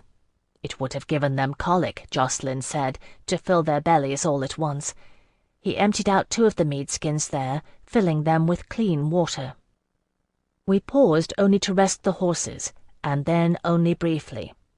Our midday meal was a handful of pottage oats, chewed dry and washed down with icy water. From time to time, Jacqueline would dismount and lead his mount, breaking a path and giving it a respite from his weight. He made me do it once, too, when I was turning blue with cold. I cursed him for it, but the exertion warmed me. He was right, of course. If the horses foundered, we'd be caught for sure. I had in my head a clear map of the route we must take to reach the lowest pass of the Carmeline Range. It was something else, though, to measure it against the vast, trackless expanse we travelled, and I was no navigator. When at last the sun began to sink in the west, throwing tree shadows long and black toward us, I realized we'd angled off course. We corrected our course then, trudging westward toward the lowering orange glow. "That's far enough." Jacqueline's words broke a long silence between us. A scrap of light remained to be glimpsed through the trees, and no more. "Any further, and we won't be able to see to make camp." He dismounted then, tying his horse's reins to a nearby branch. I followed suit, trying not to shiver at the encroaching darkness. "Do you think it's safe to make a fire?" I asked through chattering teeth. "It's not safe not to, unless you want to freeze in your sleep." Jacqueline tramped down a patch of snow, then set about gathering dead branches, stacking them efficiently. I helped as best I could, lugging wood to the fireside. "We need to tend to the horses first," he said, digging out Selig's tinderbox and kneeling to strike a spark. Once, twice, 3 times, it failed to catch. My heart sank. Unperturbed, Jacqueline drew one of his daggers and carefully shaved wood from a dry branch, then struck another spark. This time it caught. He nurtured it tenderly, feeding it with twigs until a tidy blaze resulted. "What do you want me to do?" I felt hopelessly inadequate. "Here." Jacqueline handed me the cook-pot. "Fill it with one of the skins, and water the horses. We can thaw snow to refill it. When you're done, set the pottage to cooking." Circumstance is everything. In Delaunay's household, I'd have balked at eating a meal cooked in a pot from which horses had drunk. Now it couldn't have mattered less to me. My hardy pony dipped his muzzle and drank deep, lifting his head when I drew the pot away, lest he guzzle too much at once. Droplets of ice formed on the whiskers that grew from his soft muzzle, and he looked at me with dark, limpid eyes under his forelock. While I went about my assigned chores, Jacqueline worked with a tireless efficiency that humbled me, removing the horses' saddles and rubbing them down with a bit of jersey cloth, rendering makeshift hobbles from a length of leather he scavenged from one of the packs, giving each a measure of grain fodder, which smelled, in truth, better than our pottage, and erecting a windbreak from dead falls and gathering a night's supply of wood. He gathered more pine boughs, green ones, hacking them down with his sword while I stirred the pottage and made a springy bed of them upon the snow. Rummaging among Selig's clothing, which I'd taken, he found a woolen cloak which he spread over the boughs. "It will keep the snow from stealing the heat of our bodies," he said by way of explanation, sitting on the pine bed and drawing his sword. We should sleep close for warmth." There was an awkwardness in his tone. I raised my eyebrows at him. "After all we've been through, that embarrasses you?" He bent his head over his sword, running a sharpening stone that had been among his things the length of the blade. His face was averted, fire-cast shadows flickering in the hollow eye-holes of the wolf mask on his brow. "It does if I think on it, Phèdre," he said quietly. "I've not much left to hold on to, by way of my vows." "I'm sorry." Abandoning my burbling pottage, I came over to sit beside him, wrapping both mittened hands around one of his arms. "Truly, Jacqueline," I repeated, "I am sorry." We sat there together, staring into the fire. It burned merrily, melting a hollow into the snow and throwing dancing branch patterns into the night above us. "I tried to kill Selig last night," I told him. I felt the shock of it go through him, and he turned to look at me. "Why? They'd have killed you for it." "I know." I gazed at the shifting flames. "But it would have been sure that way.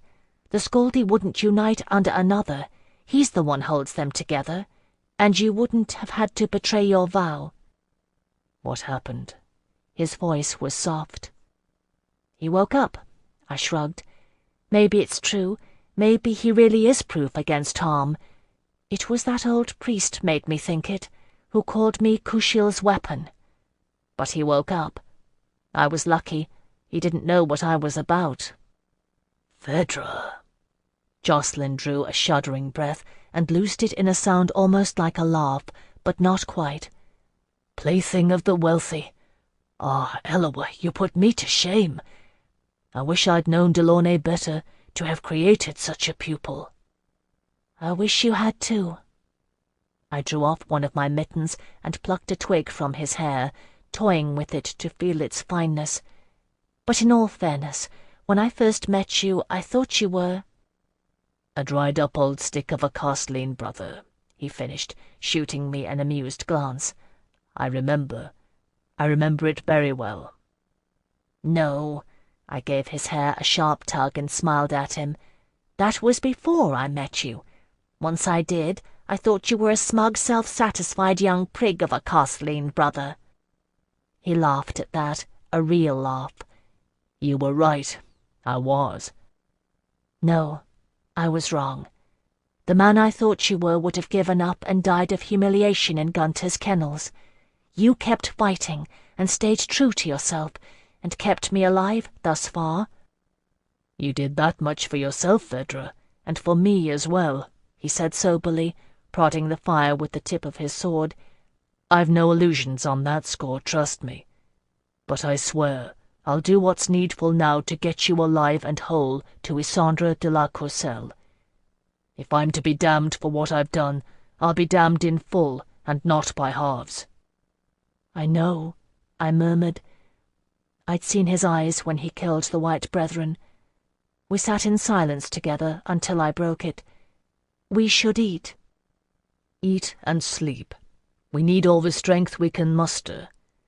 Heaving himself to his feet, he sheathed his sword and fetched our pottage from the fire. We had but one spoon between us and took turns with it, filling our bellies with warm, albeit tasteless food. When it was gone, Jacqueline scraped the bowl clean and filled it with snow to melt, while I sat, part frozen, part warm and drowsy with exhaustion, huddled in my cloak. We laid down then together on the pine bed, piling every spare bit of hide and wool upon us. I lay curled against Jacqueline, feeling the warmth of his body seep into my limbs. "Sleep," he whispered against my hair. "They'll not find us tonight. Sleep." After a while, I did. Chapter 52. I awoke in the morning, alone, stiff and cold. If I had thought the voyage from Gunter's Steading to Selig's was hard, it was nothing to this. Whether I had known it or not, I endured that journey as a cherished and pampered member of the tribe. I did not think then on the fact that I'd no need to saddle my own horse, to cook my own meals, or make do for myself in every way possible. Now I needs must shift for myself, for speed was of the essence, and Jacqueline, no matter how efficient, was but one man, and not bred to the scaldy wilderness, where the cold cuts deeper and the snow drifts higher than in the mountains of Sioval. We came to a new language together on that deadly journey, one of quick gestures, nods, and grimaces. I learned things I had never known, nor even thought it would be needful to know, such as the most efficient way to pack a horse and the best way to pick a trail through dense growth, where twining branches hidden beneath the snow formed traps to entangle horses and humans alike. I learned to wrap my head in wool, as if in a burnous, saving precious heat, draping a length across my face to protect it from the wind. I learned to crack the ice from my garments and press onward without pausing. I learned to dig ice out of my pony's hooves when the tender pad inside cracked and bled. I learned to carry a dagger, Trigfi's dagger that Jacqueline had kept, at my waist, and to use it for simple chores. These things I learned, and quickly, for we travelled as fast as we dared, pushing ourselves and our horses close to the point of foundering. Our flesh grew numb, and we had to check our extremities for signs of the dead white flesh that betokened frostbite. On the second night, a pack of wolves circled round while we made camp, close enough that we caught glimpses of them through the trees. Jacqueline worked frantically to build the fire and raced around the edges of the camp, shouting when it was lit, brandishing a torch. They withdrew then into the forest, but we caught sight of their eyes reflecting fire in the night. Still we saw no one on the second day nor on the next. That was the third day, when we lost a precious hour in a near disaster. It befell us atop a snowy ridge, where we dismounted and paused to get our bearings. Shading my eyes against the snow glare, I pointed to the distant north, where a thin trail of smoke threaded into the blue sky behind a twin-forked mountain peak. "Roscogga's steading," I said, my voice muffled through the wool shroud across my face. "One of the Suevi. We need to bear a little south and follow the ridge." Jacqueline nodded and took one step forward. The ledge of snow crumbled beneath his feet, nothing under it. With a shout he went down, tumbling head over heels in a sliding sheet of snow. I flung myself backward in terror, scrabbling for solid rock, and found myself clinging to a rough boulder that thrust out of the snow, empty air inches beyond my toes.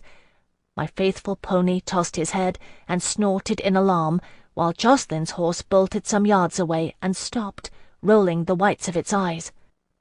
Trembling, I leaned forward to look. Far below, Jacqueline was pulling himself out of the snow, apparently unharmed. As I watched, he tested his limbs, checking himself for injury, then felt for his weapons. His daggers were at his waist, but his sword had come out of its sheath. I could see it protruding from the snow, a length of blade and the hilt halfway up the ridge. Seeing me peer over the ledge, he signalled he was well. I waved back and pointed at his sword. Even from here I could see his disgust. It took him the better part of an hour to climb back up the ridge, for thrice the sliding snows gave way beneath him, casting him back down half the distance he'd gained. Much of the time I spent stomping after his recalcitrant horse, that blew out its breath in a frightened cloud of frost and floundered its way through the snow when I got near. Finally I remembered what the children of Perinwald had done, and lured it with a handful of oats. When at last I captured its reins, I was so cold and tired and frustrated that I leaned my face against its warm neck and wept, until my tears froze bitter and icy on my cheeks. Jacqueline's horse munched its bit of fodder and nuzzled my hair, as if it hadn't been the cause of such dismay. Jacqueline, upon gaining the summit, simply lay on his back and stared at the sky, exhausted. I gave him the water skin without speaking, and he drank. "We have to keep going." His voice was reedy, lungs seared by his exertions in the cold air, but he heaved himself to his feet. I nodded. At least the horses are rested. It was a feeble witticism at best, but that was how we kept ourselves going. And onward we went. Neither of us spoke that night about the time we had lost, but we were both on edge, jumping at the sounds of the forest. Shifting snow, the sharp crack branches will make when the sap freezes in their woody veins. Jocelyn stared moodily at the fire, poking at it as he did when he was thinking. "Phèdre," his voice startled me, and I realized the extent of my nerves fraying. I met his sober look. When they catch us, I want you to do something. Whatever I say, whatever I do, play along with it. Here, I want to show you something." Rising, he went to our packs and came back with Trigvy's shield. It was a simple round buckler, hide-covered, with a steel disc at the centre and straps to go over one's arm. I'd wondered why he hadn't discarded it when he fought better without one. Under the scaldic night skies, he showed me how to wield it, slipping my arm into the straps and covering my body. "If you have a chance," he said quietly, "any chance to get away, take it. You know enough to survive on your own while the supplies hold out. But if you don't, use the shield, and I will do what I can." "Protect and serve," I whispered, gazing up at him, silhouetted against the starry night. He nodded, tears in his eyes, glimmering in the dark. I felt a pain in my heart I had never felt before. "Ah, Jocelyn." "Go to sleep," he murmured it, turning away. "I'll take the first watch." On the 4th day it snowed. It was the sort of weather that played with us as a cat will play with a mouse between its paws, battering us with whipping wind and a flurry of whiteness, then drawing back to allow us enough of a respite to press forward, sometimes huddled over our mounts' necks, sometimes wading through snow waist-deep, until the next blast came, swiping at us with wintry claws. I fell into a cold dream, numb and frozen, huddled in the saddle or stumbling in Jocelyn's trail, only his curses and exhortations keeping me moving. I don't know how long we travelled that way. Time becomes meaningless, measured out in lengths of endless staggering in a frigid daze, broken only by brief moments of lucidity when the snows broke and the landscape lay visible before us, showing our markers. There is a sound the wind makes when it gusts, a high keening sound as it bends around rock and tree. I grew so used to it, I scarce noticed when it changed, no longer rising and falling, but rising steadily, rising and rising. "Jocelyn!" The wind tore the word from my lips, but he caught it, turning back, a strange and hoary figure under the wolf pelt. I pointed back along our trail with one mittened hand. "They're coming!" He threw his head back in alarm, gaze sweeping our surroundings. There was nothing for the eye to see, nothing but swirling snow. "How many?" "I can't tell." I made myself be still, straining to hear the distant yells over the keening wind. 6, maybe 8. His face was grim. "Ride." We rode then blindly, the way one flees in a nightmare. I hunched in the saddle and clung to my pony's neck, the air gasping in my lungs like knives as my mount struggled gamely in Jocelyn's wake, plunging and churning the snow. I could hear them now, clearly, a bloodthirsty scaldic war chant that rose above the wind and battered our ears like ravens' wings, urging us onward, onward, into the madness of flight. It was too much, and we had too little left to give. I heard the sound of howling scaldy pursuers string out, half their numbers circling around our forefront. I rode, floundering, alongside Jocelyn, and shook my head at him as we burst into a clearing near a promontory of rock. His horse was nigh done in, and I could feel my pony's sturdy sides heaving under me. Jocelyn drew up his horse then, a serene calm settling over his wind-burned features. "We will make a stand, Phèdre," he said to me very clearly. I remember that so well. He nodded at the promontory, dismounting and handing me Trigvy's shield. "Take this, and guard yourself as best you may." I obeyed, getting down from my exhausted mount and settling the shield on my arm, my back against the rock. Our horses stood without moving, heads low, trembling as the lather turned to ice on their coats. Shield armed and settled, I stood watching while Jacqueline drew his sword and walked out into the middle of the clearing to meet them, a lonely figure half lost in the swirling snows. I'd been right. There were 7 of them, volunteers, Selig's best, the fastest riders, the most skilled trackers. It was something that it had taken them 4 days to catch us. The howling had stopped when we ceased to flee, and they rode silently out of the snows, dark and ominous. 7. They halted before Jacqueline, ranged in a semicircle. He stood alone, his sword hilt at shoulder height, the blade angled across his body in the Kushiel defensive pose. And then he threw it down and clasped his hands in the air above his head. "In Selig's name," he cried in passable Skaldic, "I surrender." I heard laughter. Then a gust of wind came, and snow devils obscured my vision. When it died, I saw 4 had dismounted and approached him on foot, swords drawn, and 1 battle-axe among them. 2 riders hung back. The 3rd rode toward me. Jacqueline, hands clasped above his head, waited unmoving until the nearest Skaldi reached him, poking his chest with the tip of his sword. Then he moved, and steel rang in the clearing as he swept the Skaldi blade away with 1 vambraced forearm, both daggers suddenly in his hands, moving as unexpectedly as the skirling winds. No one will ever write of the strange poetry of that battle, the Kushiel's ballet of snow and steel and death in the Skaldic hinterlands. Figures moved like wraiths in the snow-veiled clearing, only the clash of arms giving the deadly lie to their dance. And the Skaldi rider approaching me drew nearer, until I shrank back against the rock and threw up my shield in defence. It was Harold the Beardless of Gunther's steading. I stared, astonished. In 2 heartbeats he was off his horse and inside the reach of my shield, wrapping 1 arm around me and setting the point of his dagger to my throat. "D'Angeline," he cried, pitching his voice toward the battle. "Let be! I have the girl!" I struggled in his grip, and he tightened it. "Don't worry," he muttered under his breath. "I'll not do it. Selig wants you alive." On the field I could see one of the figures pause. Jacqueline, it had to be.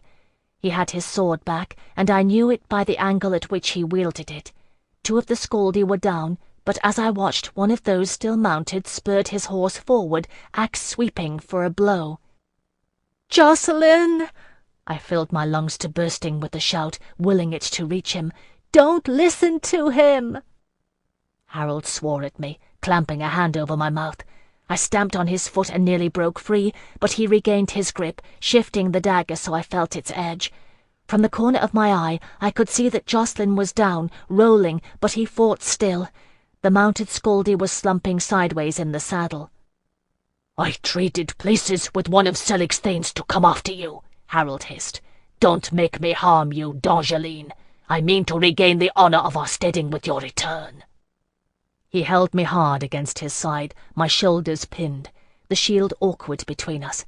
Fumbling at my waist, I slid my hand out of my oversized mitten and felt the hilt of Tryggvi's dagger beneath me. I wrapped my fingers about it and eased it from its sheath. Jacqueline was on his feet again, dodging through the snow, quick and agile. If nothing else, he had learned to maneuver on this terrain the hard way. 2 Skaldi yet opposed him on foot and 1 on horseback. None of them had ever been forced to run over miles of wasteland behind one of Gunther Arnlaugson's horses. The Kushiel's sword flashed through the snow-laden air, and another of the unmounted Skaldi went down. "Let me go, Harold," I said softly, twisting to gaze at his face. So young, the golden stubble of his first beard just thickening. Despite the cold, my hand was slippery with sweat, clenched about the hidden dagger hilt. "I am a free D'Angeline." "Don't try to sway me." He looked away stubbornly, refusing to meet my eyes. I'll not fall under your witchcraft, Angeline. You belong to Voldemar Selig." "Harold!" My hand was trembling, holding the dagger so near his vitals, hidden behind the shield bound so awkwardly to my left arm. Pinned against him, I could feel his warmth. He had given me the fur cloak I still wore, and been the first to sing songs about me. My vision was blurred with tears. "Let me go, or I swear I will kill you." Intent on the battle, he shouted a warning to the last mounted Scaldy, who narrowly avoided having his horse hamstrung by Jacqueline. It was a measure of our desperate straits that he would attempt such a thing. As was what I did. "Forgive me," I whispered, and pushed the dagger into Harold with all my strength. I do not think at first he knew what had happened. His eyes widened, and his arms fell away from me. He looked down then, and saw between us what the shield had hidden. With a gasping sob, I forced the dagger upward toward his heart and let go the hilt. Harold took a step backward and looked up at me, his eyes quizzical as a boy's. "What have you done?" they seemed to ask of me. "What have you done?" I gave no answer, and he crumpled to the ground and lay unmoving. The last Scaldy rider saw and gave a cry. Turning away from Jacqueline, he spurred his horse toward me, looming through the snow. With nowhere to run, I waited, dumb and silent. In the distance, Jacqueline dispatched the lone unmounted warrior and raced for a horse, any horse. In dreams, things happen slowly. It was like that still, this unending frozen nightmare. I could see the Scaldy's face, distorted with rage, shouting curses I couldn't make out in the rising wind. Selig wanted me alive, Harold had said. I could guess his second choice. He would take me dead. At 20 yards I saw the Scaldy cock his arm, spear at the ready. At 15 he cast it. I closed my eyes and lifted Tryggvi's buckler. The impact jarred my arm to the bone, knocking me off my feet. Opening my eyes, I saw him above me, blotting out the winter sky atop his horse. Still strapped to my arm, the shield was useless, cracked beneath the force of the blow, the lethal, leaf-shaped tip of the spear gone clean through to the inside. If he had had a second spear, I would have died then. I know this. But what spears he'd had, he had already cast. He dismounted and drew his sword. "No!" Jacqueline's shout split the air, and the Scaldy turned, hesitating at the now mounted Castlean's approach. I struggled to free myself from the useless shield, scrambling backward through the snow. Face grim, Jacqueline lashed his borrowed horse forward, nigh on us. Too hard, too fast. The horse stumbled, slid, losing its footing. It went down hard, head low, the mighty body crashing to the snow-covered earth. Sword in hand, Jacqueline was flung free and fell no less hard, some distance from the thrashing horse. The Scaldy looked back at me and grinned, the fierce, savage grin of a warrior with nothing left to lose. "You first," he said, and raised his sword high above his head, preparing to bring it down two-handed upon me. "Eloa," I whispered, and prepared to die. The blade never fell. It slipped instead, falling away from his nerveless fingers to fall with a soft thump into the snow.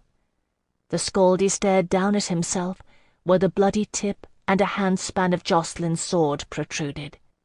No one, I think, fails to be surprised at the death blow when it comes in battle. He turned about slowly, his hands going to the blade's tip. I saw the hilt and the rest of the blade standing out from between his shoulders. Jacqueline was still down, propped on one arm. He'd thrown it from where he'd fallen. The Scaldy stared at him in disbelief, sinking slowly to his knees. Still clutching the tip of the sword lodged in him, he died. It was quiet then, but for the wind and snow. Jacqueline got painfully to his feet and came toward me, staggering. I saw when he drew near that he had a cut on one cheekbone, already frozen, and runnels of blood in his hair. He turned the last Scaldy on his stomach and tugged his sword free, bracing one foot on the body to get it loose. I stood wearily, and we held each other upright. "Do you know what the odds of making that throw were?" Jocelyn murmured, wavering on his feet. "We don't even train for it. It's not done." "No," I swallowed and nodded at Harold, motionless by the promontory, a dusting of snow already covering him. "Do you know, he gave me his cloak? He never even asked for it back." "I know." With an effort, Jocelyn released me and stood on his own, passing one hand to his side. "We have to keep moving.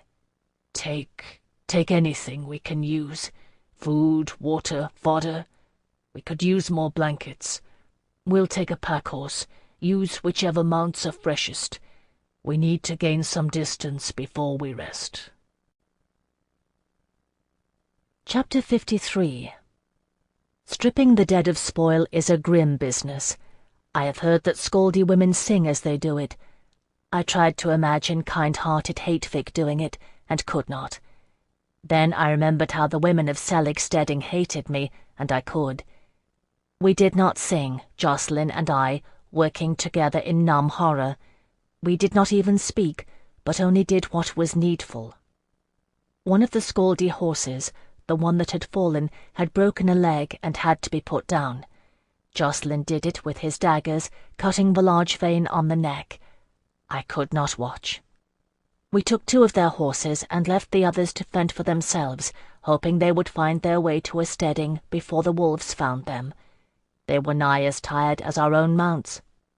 I kept my pony, though, unable to bear leaving him for the wolves, and in truth he was hardier than the horses, quicker to regain strength. I learnt later that the breed was native to the Scaldic lands. They'd bred for the larger mounts with strains of Kediki and Aragonian horses, better for battle, but not for enduring the cold. So it was that we set out once more. It had been my intention when we reached it to follow the Darnrow River, keeping it in sight until we reached the Carmelines. It was Jocelyn's idea to follow the riverbed for a time, rendering our trail invisible, then cut to the south and throw off any other pursuers. We had no way of knowing whether there were others, or how many or how far behind they might be, but I suspected Selig would send more than one party. We followed his plan, our horses picking their way cautiously through the cold, fast-flowing water, and he did as he had before, backtracking to erase our trail where it emerged from the river. How he did it, I do not know, for by then the cold and exhaustion were so deep in my bones that I could barely think. It wasn't until he returned, hollow-eyed, that I realized he was worse off than I. It is a strange thing, human endurance. After the river, I would have said I was done in, but when I saw his condition, I found a bleak pocket of strength that kept me going, taking the lead to forge a trail through the gathering dusk. The wind had picked up again, and there was no shelter to be found, only barren rock and thin trees. I knew by then how to look for a campsite. There was no place to be found, so I kept going. I don't know what all I thought of trudging through the endless winter, leading my horse while Jocelyn followed, hunched in his saddle, the heavily laden pony trailing. 1,000 memories of home, of fates I had attended, of patrons, of Delaunay and Alcuin. I thought of the Marquist's shop, of the healing springs of Narmar's sanctuary, of Delaunay's library, which I had once thought the safest place in the world. I thought of Hyacinth and the cockerel, and the offering we had made at Blessed Elowa's temple. At what point I began to pray, I don't know, for it was a prayer without words, a remembrance of grace, of Elowa's temple, scarlet anemones in my hands, the earth warm and moist beneath my bare feet, cool marble beneath my lips, and the priest's kind voice. "Love as thou wilt," he had said, "and Elowa will guide your steps, no matter how long the journey." I clung blindly to the moment, along my endless journey, until I could go no farther, and stopped to look about me, realizing in the gloaming and snow that I had walked straight into a wall of stone. This is the end, I thought, putting out my hands and feeling the stone before me. I can go no further. I dared not look behind me. My left hand, sliding sideways, met no resistance. Darkness opened in the rock before me. Groping, I felt my way forward, trusting that my mount was too exhausted to run. It was a cave. I went into it as far as I dared, sniffing the air for scent of wolf or bear. The sound and force of the wind died inside the stone walls, leaving a strange black stillness. There was no sense of any living thing. I emerged, fighting my way through the snow to Jocelyn's side. He looked blearily at me through frost-rimed lashes. "There's a cave!" I shouted, cupping my mouth against the wind, then pointing. "Give me one of the torches, and I'll look." Moving as though it hurt to do so, he dismounted, and we led the horses into the overhang. With the faint, dim light still filtering through the opening, we unpacked the tinderbox and the branches swathed in pitch-soaked rags we'd taken from the fallen Scaldy. I struck a spark, and a torch flared into light. Holding it aloft, I ventured deeper into the cavern. It went farther than I'd guessed, and was vaster. Alone in a dark arena, I turned about, letting torchlight illuminate the walls. I'd been right. It was empty. But there in the center were the remains of an ancient campfire. Glancing up, I saw high above a small rift in the stone ceiling, a hole for smoke to escape. It would do. It would more than do. I wedged the torch into a crevice and went back for Jocelyn. This time it was I who did the lion's share of the work, tending to the horses who huddled gratefully out of the gale, gathering scrub branches and laying a fire on the site of ancient ashes. I even found a massive deadfall and devised a crude hitch for the pony, dragging the better part of a small tree into the cavern itself. The wood was dry and burned without much smoke until the space was suffused with welcome warmth and light. No pine bough bed for us tonight, but we'd no need of it for once, the stone floor of the cave warmer than snow. Jocelyn had laid out our things, and we'd furs and blankets to spare, with what we'd taken from the Scaldy. We sat together without shivering, and dined on pottage and strips of dried venison, which we also had in plenty now, courtesy of Selig's stores. When we had eaten, I cleaned the cook-pot and set it full of snow to melt, stoking up the fire once more. I hauled the one meat-skin Jocelyn hadn't emptied over then, and a container of salve one of the Scaldy had carried. With a careful touch, I cleaned the cut on his cheek and the deeper gash on his skull with hot water and a bit of cloth, then washed them with mead. "I wondered why you kept this," I said, smiling at his grimace. "That was clever." "It wasn't that." He winced again as I dabbed at the cut on his cheek. "I thought you might need it. The Scaldy drink it against the cold." "Do they?" I tried it, squirting a stream into my mouth. It tasted of fermented honey and burned pleasantly in my belly. Warming indeed, so that it grew almost hot within the cavern. "It's not too bad." I sat back on my heels and gazed at him. "So how bad are the wounds you're hiding?" He smiled then, wry in the firelight. "Is it that obvious?" "Yes. Don't be an idiot." I softened my voice. "Let me see." Without speaking, he stripped off his upper garments. I caught my breath. His torso was a mass of bruises, and his jerkin beneath the furs was stiff with dried blood from a gash in his left side, a handspan above his hip. Even now it was still seeping dark blood. "Jocelyn," I said, biting my lip, "that should be sewn." "Give me that meat skin." Tilting it back, he squeezed a long draught into his mouth and swallowed. "I took a kit from one of Selig's men. It's in the pack." I am neither chirurgeon nor seamstress, and by the time I was done, a good deal of mead had found its way down Jocelyn's throat. When it was over, my black stitch marks straggled across the flesh of his side, but the wound was closed.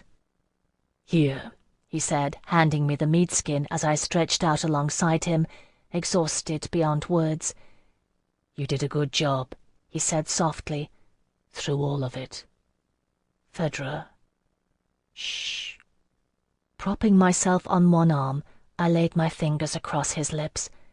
Jacqueline, don't. I don't want to talk about it. Silent behind my hand, he blinked his blue eyes at me. I took my hand away then, and kissed him instead. I don't know what I expected. I hadn't thought about it. My hair fell loose about his, curtaining our faces. His lips parted under mine, and our tongues touched, only the tips, soft and tentative. I felt his arms slide around me in an embrace, and kissed him harder. The fire burned untended, and the horses murmured and whickered in the forefront of the cavern, their drowsy stirrings and the occasional stamp of a hoof the only backdrop to our love-making. I would have thought he would be uncertain, a castellan, a celibate, but he came to it with wonder, taking all that I offered with a kind of reverent awe. His hand slid over my skin, and I wept at his touch, that had such love in it, tasting the salt of my own tears as I kissed him. I had never, ever chosen before. When he came into me, I shuddered, and he held off until I drew him back down, fiercely burying my face against his shoulder and losing myself in him. At the end, though, I had to look, to see his face, d'Angeline and beloved above my own. Chosen. He cried out at the end, a sound of wonder and amazement. Afterward he rose and walked away, standing alone. I could only watch, lying in furs beside the fire, that same strange pain twisting at my heart.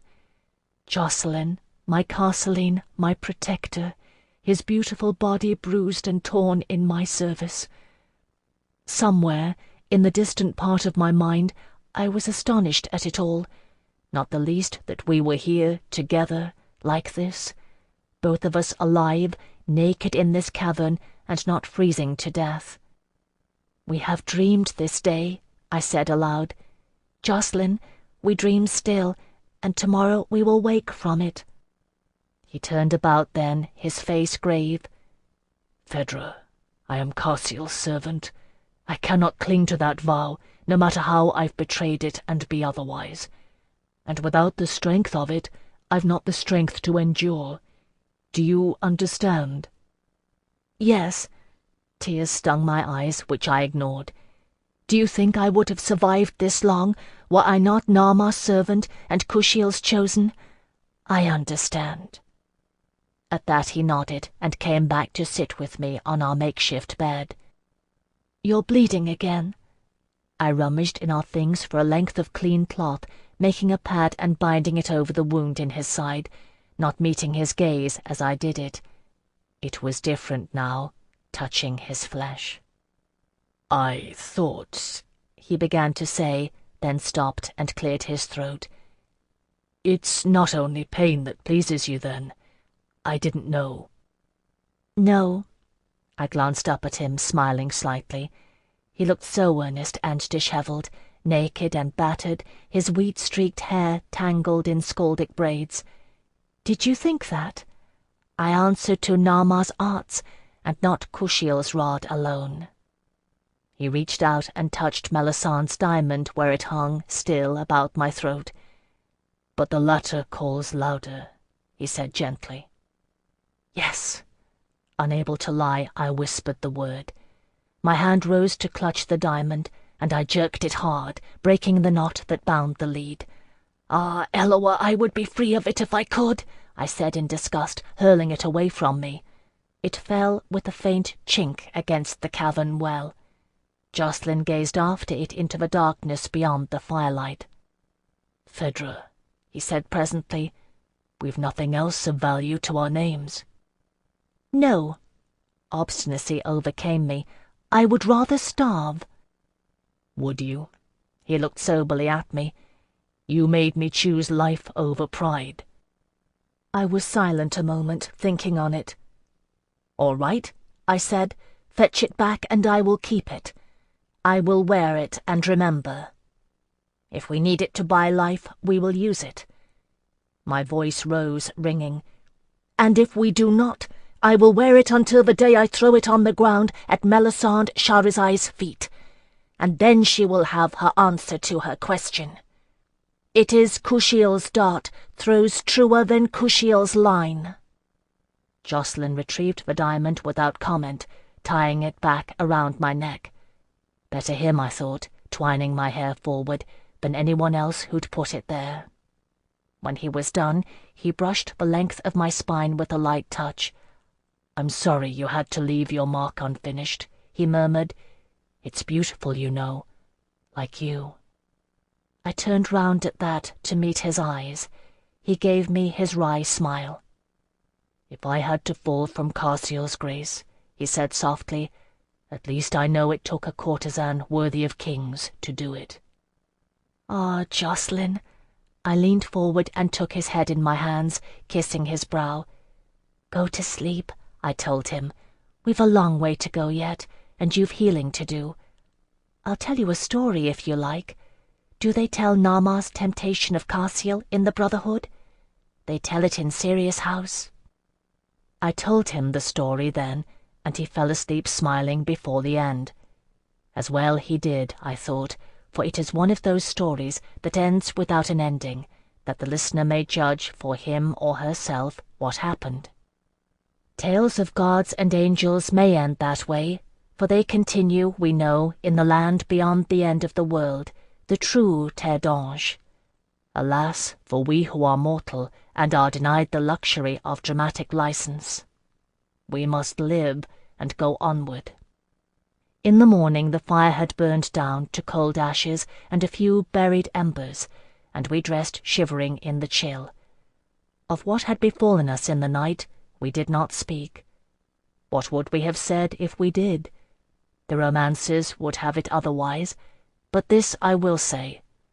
There is no point in speaking of love when survival is at issue. I had spoken truly when I said that we dreamed. It was only the waking that was grim. We went about the business of making ready to leave. The snows had ended, and the day bid to be overcast, but the lowering clouds held no more in store. A grey light filtered into the cavern from outside. I worked quickly to lash the last of the packs onto my pony, holding my fur mittens between my teeth and working with frozen fingers. Jocelyn, much recovered from his wounds, checked the horse's hooves. "Phèdre!" I heard him gasp as he released the foreleg of one of our Scaldy remounts. The horse stomped, the sound ringing off the stony walls. I looked up to see where he was pointing. There, etched in rock above the mouth of the cavern, was Blessed Elowa's sigil. Caught by some trick of refracted daylight, it gleamed silvery in the hard stone. I stared without speaking, then closed my mouth, realizing it gaped. Jocelyn and I looked wildly at each other. "You know what this means?" he asked breathlessly. "They sheltered here, crossing the Skaldic hinterlands. Elowa, Carciel, Nama, all the companions." Approaching the cavern mouth, he laid his hands reverently upon the rock.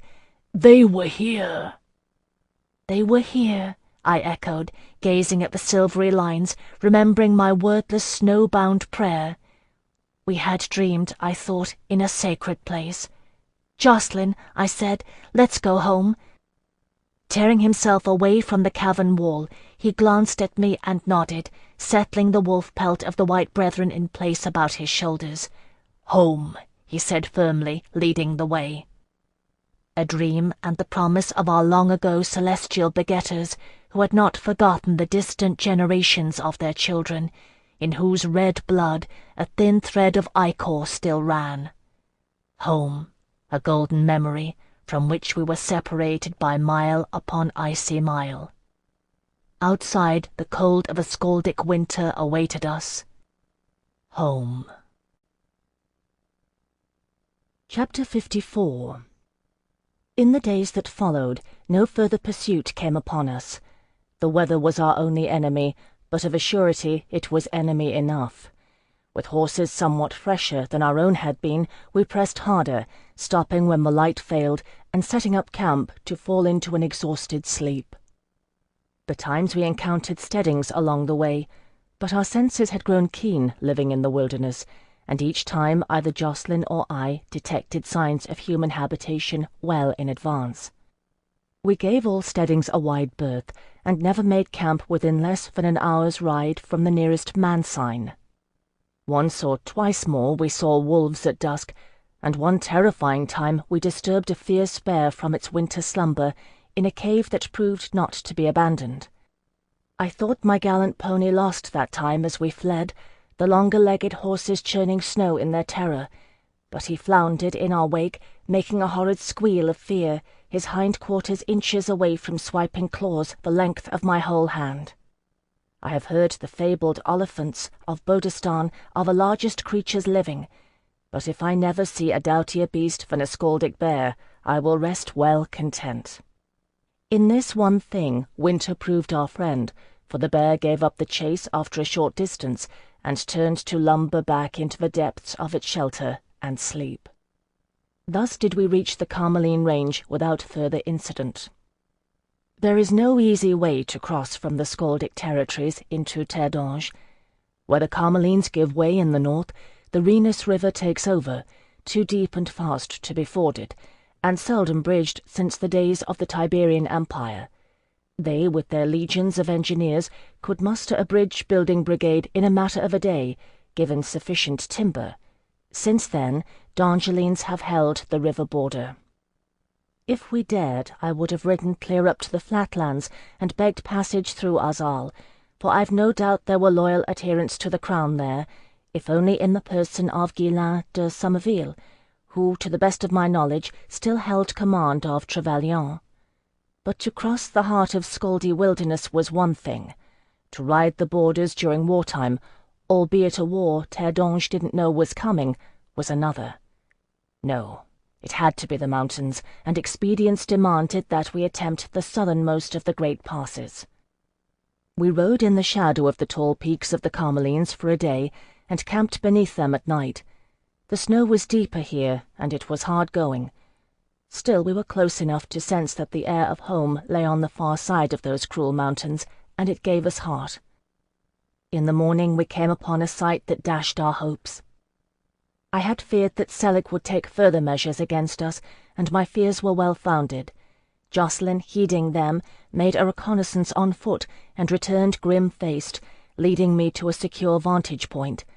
On the snowy plains before the southern pass we saw them. A party of some 20 Marsi raiders encamped between us and the pass. Harold had said he'd traded places with one of Selig's hand-picked thanes. I saw now what he meant. Selig had sent the steading riders as well, turning out the Marsi tribe to guard the passes against us. I looked once, hoping against hope, at Jacqueline. "Not a chance," he said ruefully, shaking his head. "There are too many, and on open ground, Phèdre. I'd be slaughtered." "What then?" He met my eyes reluctantly, then turned, gazing up at the vast mountain peaks towering high above us. "No," I said. "Jacqueline, I can't."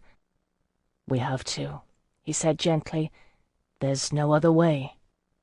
On the plain below us, the Scaldi of the Marsi built up their fires, singing and holding games, drinking and shouting and dashing at each other in mock combat.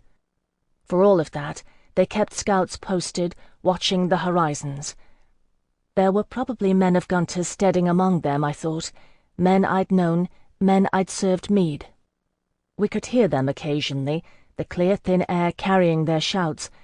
If word of what we'd done to Selig's thanes had reached them, they'd kill us without blinking. We couldn't go through them, and we couldn't go around them. He was right. There was no other way. I pulled my wolfskin cloak tight around me and shivered. "Then let's go, and may Eloah have mercy on us." I will not tell every step of that treacherous journey. It is enough to say that we survived it. Jacqueline rode back the way we'd come, flogging his poor mount, and returned in the lowering orange light of sunset to report that he'd found a trail, a mere goat track winding up among the crags beyond where the eye could follow. Turning our backs on the Scaldi, we rode back to make camp in the foothills, daring only the smallest of fires. Jocelyn fed it all night with twigs, and I dare say it would have fit within his cupped hands. It kept the warmth of life in our flesh, though barely. In the morning we began to ascend. After a certain point it was no longer possible to ride, and we needs must dismount and climb, using frigid hands and feet to find holds, leading the horses scrambling after. I lost my mount on the first day. It was a horrible thing, and I do not like to think on it. He sheered away from a crag when it loosed a small avalanche of snow and lost his footing. If I'd been mounted, I'd have gone over the precipice too. As it was, we lost half our stores, and I was sick at the poor creature's demise. "Never mind," Jocelyn said through frozen lips, his eyes looking as sick as I felt. "We've enough for 2 more days, and if we don't live that long, it won't matter." So we kept on, shifting the bulk of our packs to the pony. I was glad I'd kept him with me, for he was surer-footed in the mountains than the tall horses. Jocelyn's mount we lost on a misstep. It happened after we had reached the summit, where the air was so thin we could not seem to fill our lungs, but gasped in breath like knives. It is beautiful in the mountains, so they say, and I dare say it is true. If I fail to describe the beauty of the Carmelines, do not think it is for lack of poetry in my soul. I fought for my life with every step, and could not spare the strength needed to lift my head and take in the view. We reached the top and headed down. It is easier to go down than up. It is also more dangerous. A pocket of snow, a hidden crevice. Jocelyn's horse snapped a foreleg. It was the second he'd had to put down, and no easier than the first. This time he held the cook-pot to the vein when he cut it. "One of Barquier L'Enver's men told me the Acadians make blood tea when they're caught out in the desert," he said without looking at me. "They can live for days, and the horses too. He's dead anyway, Phèdre." I did not argue. It was true. We drank blood tea. We survived the mountains and descended into Cumlach, the province of the traitor Duke Isidore d'Aiglemont and the allies of Cumlach. It was too much to ask that we should pass unnoticed through the D'Angeline borderlands. When they sing of this winter, the poets, none of whom stood atop the Carmelines, you may be sure, call it the bitterest winter. The Scaldi had been raiding all winter, braving the passes. The border was well patrolled. The allies of Cumlach found us that night. We were careless, it is true, relieved to be alive. Our campsite was secluded, and our fire small, but it might as well have been a beacon in those lands, which are little kinder than the Scaldi territories themselves, so close to the mountains. It was a small scouting party that found us, riding out of the darkness with a faint jingle of bit and harness, the firelight gleaming on mail shirts. Jocelyn sprang to his feet with a curse, kicking snow at the fire, but too late. They were on us.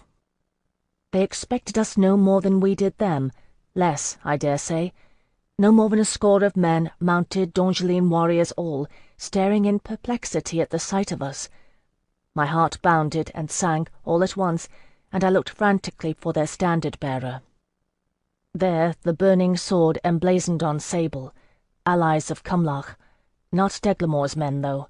Eloa favoured us. Beneath it flew a standard of a mountain crag and fir, argent on green.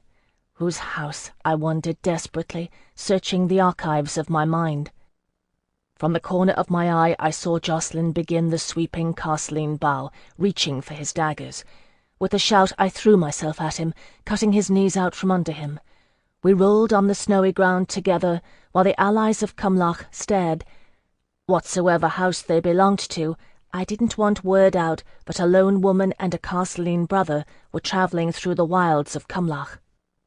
One of their number stepped forward, a seasoned warrior in well-worn arms.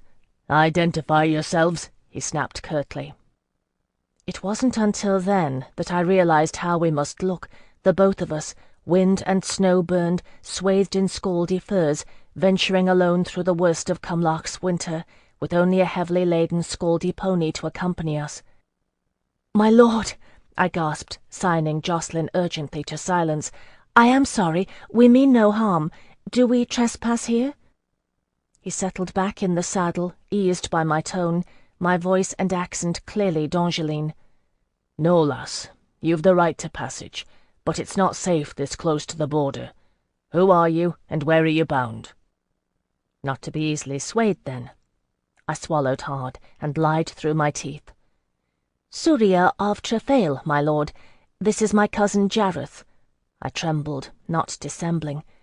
To be undone now was unthinkable.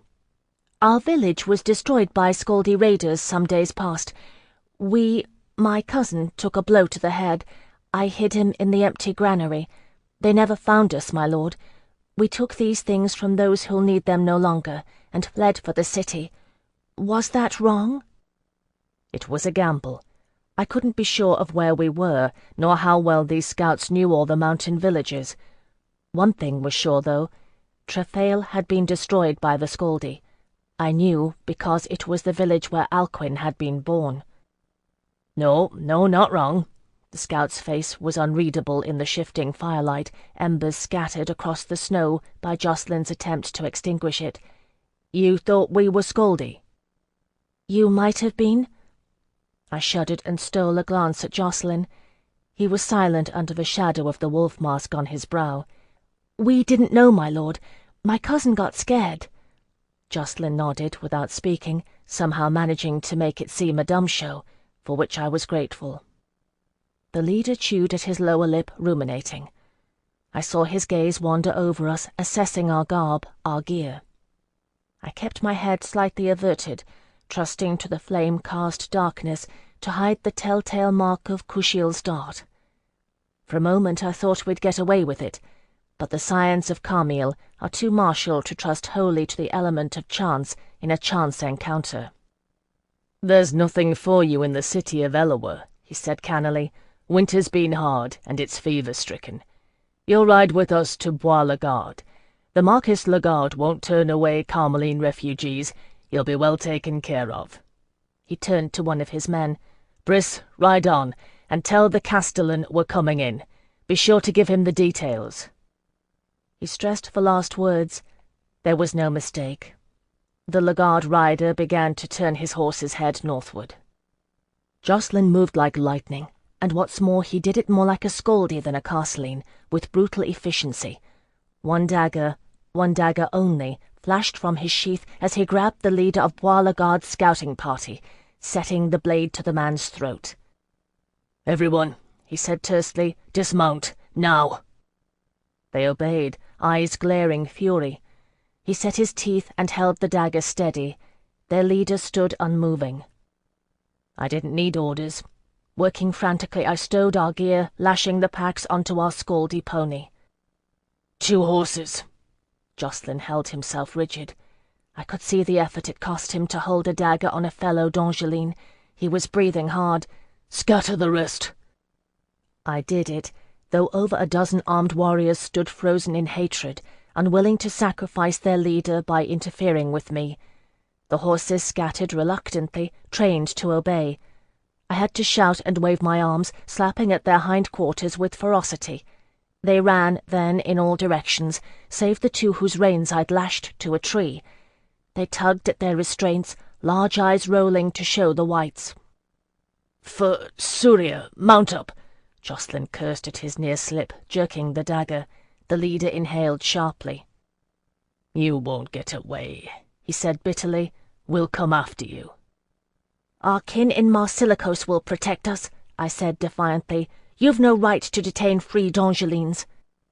"Quiet," Jocelyn hissed at me. "Surya, get out of here." He'd followed my lead.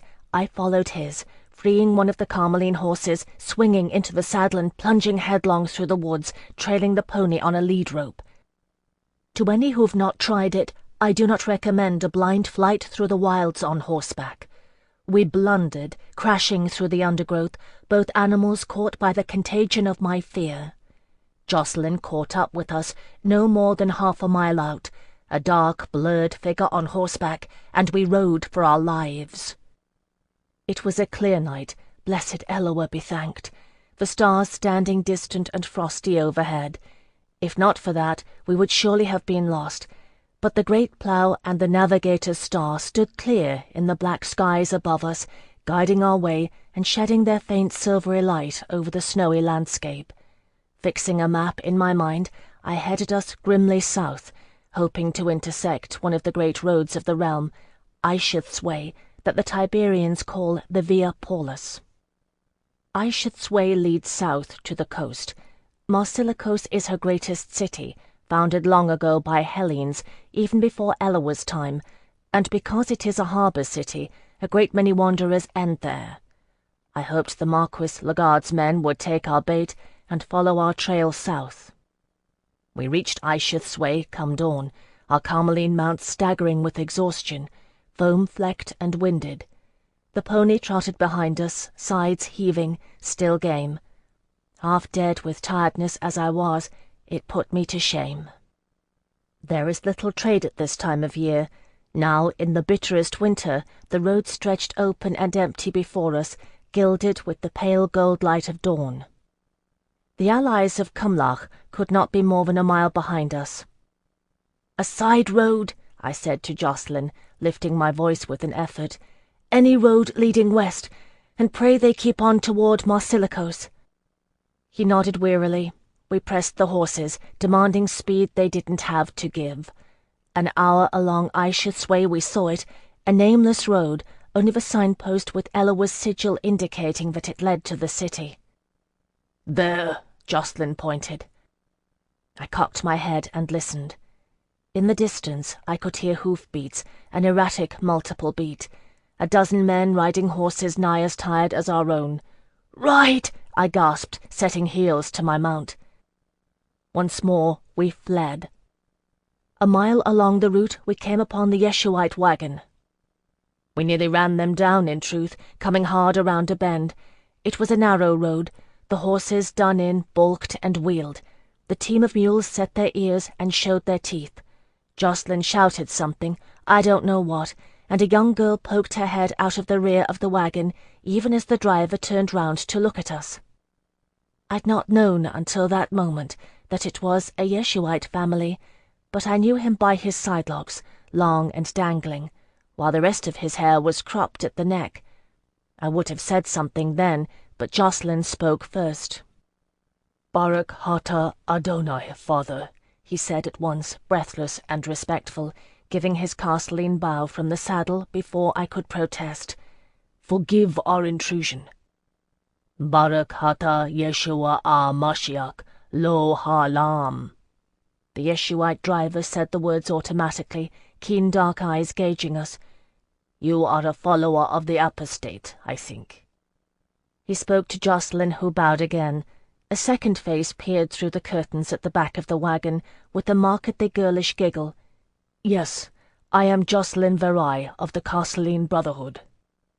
"Indeed. And who is chasing you so hard?" I drew breath to answer, but Jacqueline cut me off. "Men who are apostate, even from the teachings of blessed Eloah, father, fruit of Yeshua ben Yosef's vine. Stand aside, and we will go. Ya'er Adonai Panav." "And why do they chase you?" "To kill us, most like, by the time they catch us," I broke in impatiently. "My lord—" "Your horses, I think, will not go much further." It was true, and I knew it, but they would go a little further, and right then my only thought was to put as much distance as possible between us and our pursuers, whose mounts must surely be as tired. For after them would come fresher riders, and if we could get beyond the borders of Cumlach ahead of them, we would be safer. "Yes, my lord, but—" "Shelter us." Jacqueline's voice was abrupt, his eyes intense with the plea. "The men who follow us, father, they'll not think to look in the heart of a Yeshuite family. They think we are rebels, perhaps Scaldi spies. I swear to you, we are not. We are free D'Angelines, escaped from captivity, and we bear information on which the freedom of our nation hinges." I drew my breath, terrified by the trust with which he revealed our secret. The Yeshuite nodded slowly, then glanced at the back of the wagon. "How do you say, Daniel?" The curtains clashed open, and a woman with kind eyes and a shrewd face emerged, shooing the two girls into the depths of the wagon.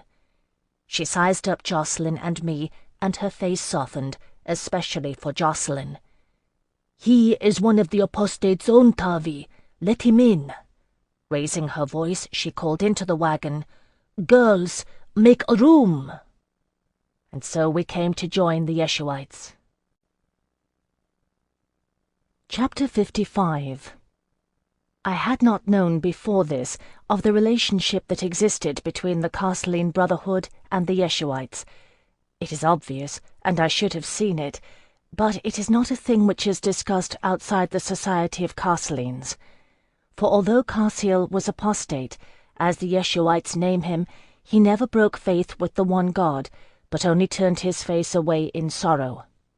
Alone among the companions, he kept the commandments of his Lord, and did not commingle with mortals. Of course the Castleans believe he took on the duty that the one God neglected, love of the son of Yeshua's blood, and the Yeshuites do not see it that way, but still it is enough for a common bond. For as I well knew, even the Castleans believe Kushiel chose damnation when he became Eloah's companion, the perfect companion. We turned the horses of Bois-Lagarde loose, driving them southward. Unexpectedly, Darnell and Tavi's girls grew instantly enamoured of our Scaldy pony, and begged their father not to lose him. With a thoughtful mien he acceded, and our faithful pony was tied behind the wagon. "The little truth seasons a lie like salt," he said pragmatically. "You have turned the horses free. We will say we found the pony wandering, if they ask.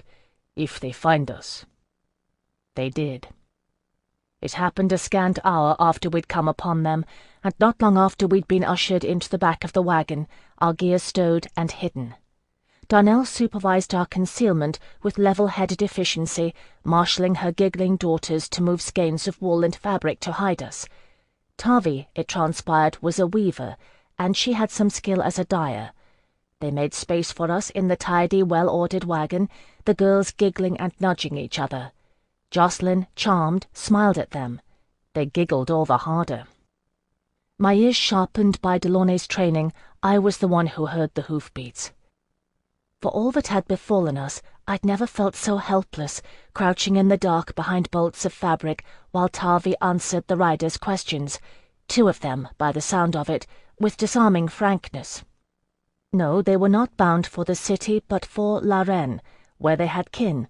Yes, they had found the pony on Aishith's way, wandering alone and packless. No, they'd not seen anyone else. Yes, the Carmelines were welcome to look in the wagon. The curtains were yanked aside, and 3 Yeshuite faces gazed at the Bois-Lagarde riders, silent and apprehensive.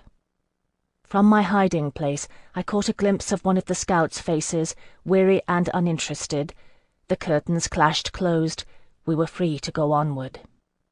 The girls gave muted squeals of excitement as the mules trotted stolidly forward. Darnell shushed them, her arms around them both. I sighed quietly and felt Jocelyn do the same beside me. We were 3 days with the Yeshuites. There are those who do not hold that there is any innate goodness to mankind. To them I say, had you lived my life, you would not believe it. I have known the depths to which mortals are capable of descending, and I have seen the heights. I have seen how kindness and compassion may grow in the unlikeliest of places, as the mountain flower forces its way through the stern rock. I had kindness from Tavi's family. They asked us no questions, only shared with us wholeheartedly what they had to give. I learned a little bit of their story. I wish I knew more.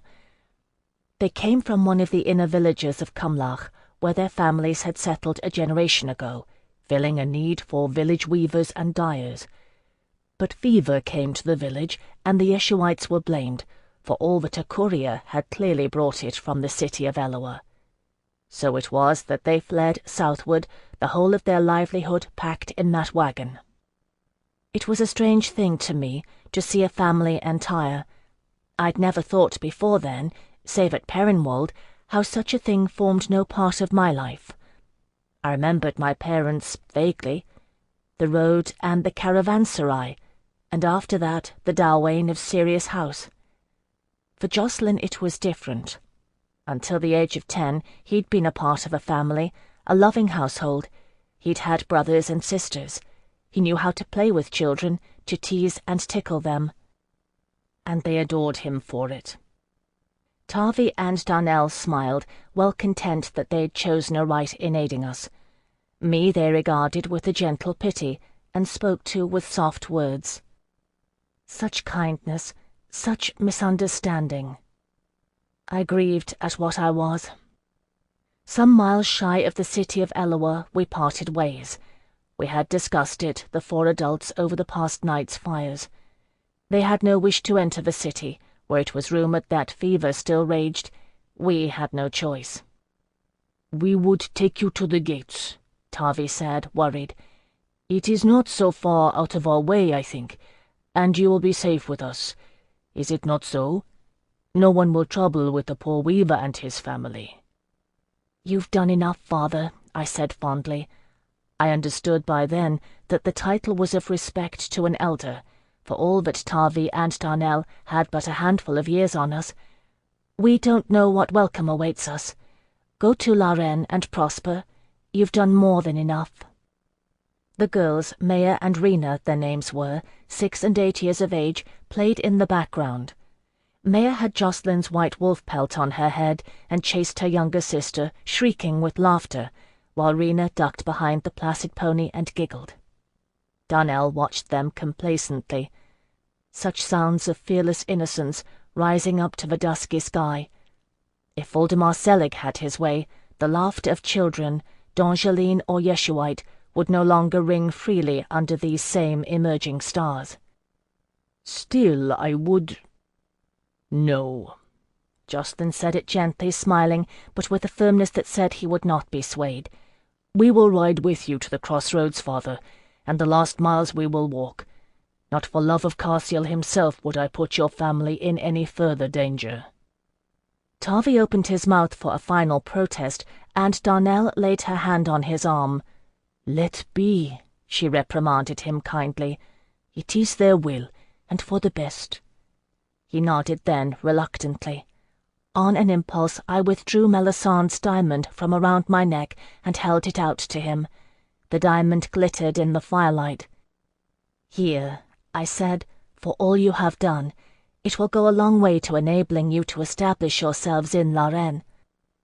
They looked at each other, then shook their heads, while the diamond hung glittering from my hand. "It is too much," Tarvi said, "and we did not help you for gain." Darnell, her finger still laced around his arm, nodded agreement. "But," I protested. "No." Tarvi was firm. "Thank you, Phèdre, but no. It is too much." "You're stuck with that thing," Jocelyn said wryly, looking past me to where Maya and Rena hugged our Scaldy pony, their chase forgotten. "But mayhap there is some small thing we may give you, Father," he added, grinning. So it was that we took our leave of them, with tears and blessings on both sides. Perched high in the driver's seat, Tarvi clucked to the mules, and they set off southward at a steady pace. Darnell and the girls waved from the rear of the wagon, and the shaggy pony trailed behind on his lead, trotting gamely.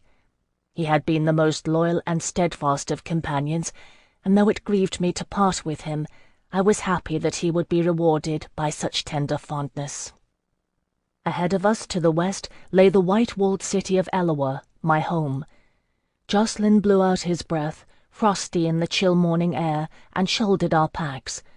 We'd not much to carry, having left the bulk of it with Tarvi's family. I kept my wolfskin cloak with Trigvy's dagger, while Jocelyn had the pelt of the White Brethren stowed in a bag along with some foodstuffs Darnell had provided and a pair of water-skins. These things were all we had by way of proof of our sojourn. The ease that we'd found among the Yeshuites slipped away as we walked toward the city. It was months we'd been away. Who ruled from Eloa's throne? How deep laid was the conspiracy that had felled Delaunay? Who was part of it, and who was not? I realized with mounting anxiety the pitfalls that awaited us. What had Alcuin said? Trust Rouse, Trevelyan, Télésys de Mornay, the Dauphin, and not the king. The odds of Quintilius Rouse being in the city were slim. He would be wintering with his fleet.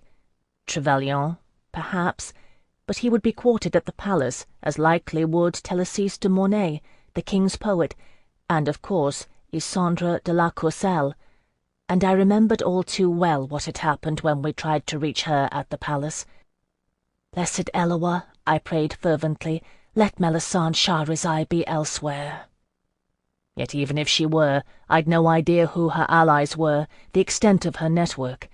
There was no way to approach the people Alcuin had named without running the gauntlet of the palace, and no one else I dared trust. Except Hyacinth. I shared my thoughts aloud with Jocelyn. He heard me out and gave no answer. You don't like it? He walked steadily, eyes on the horizon. There was some bit of traffic on the road now, not much as it was winter, but the occasional carriage passed, the occupants glancing curiously at us.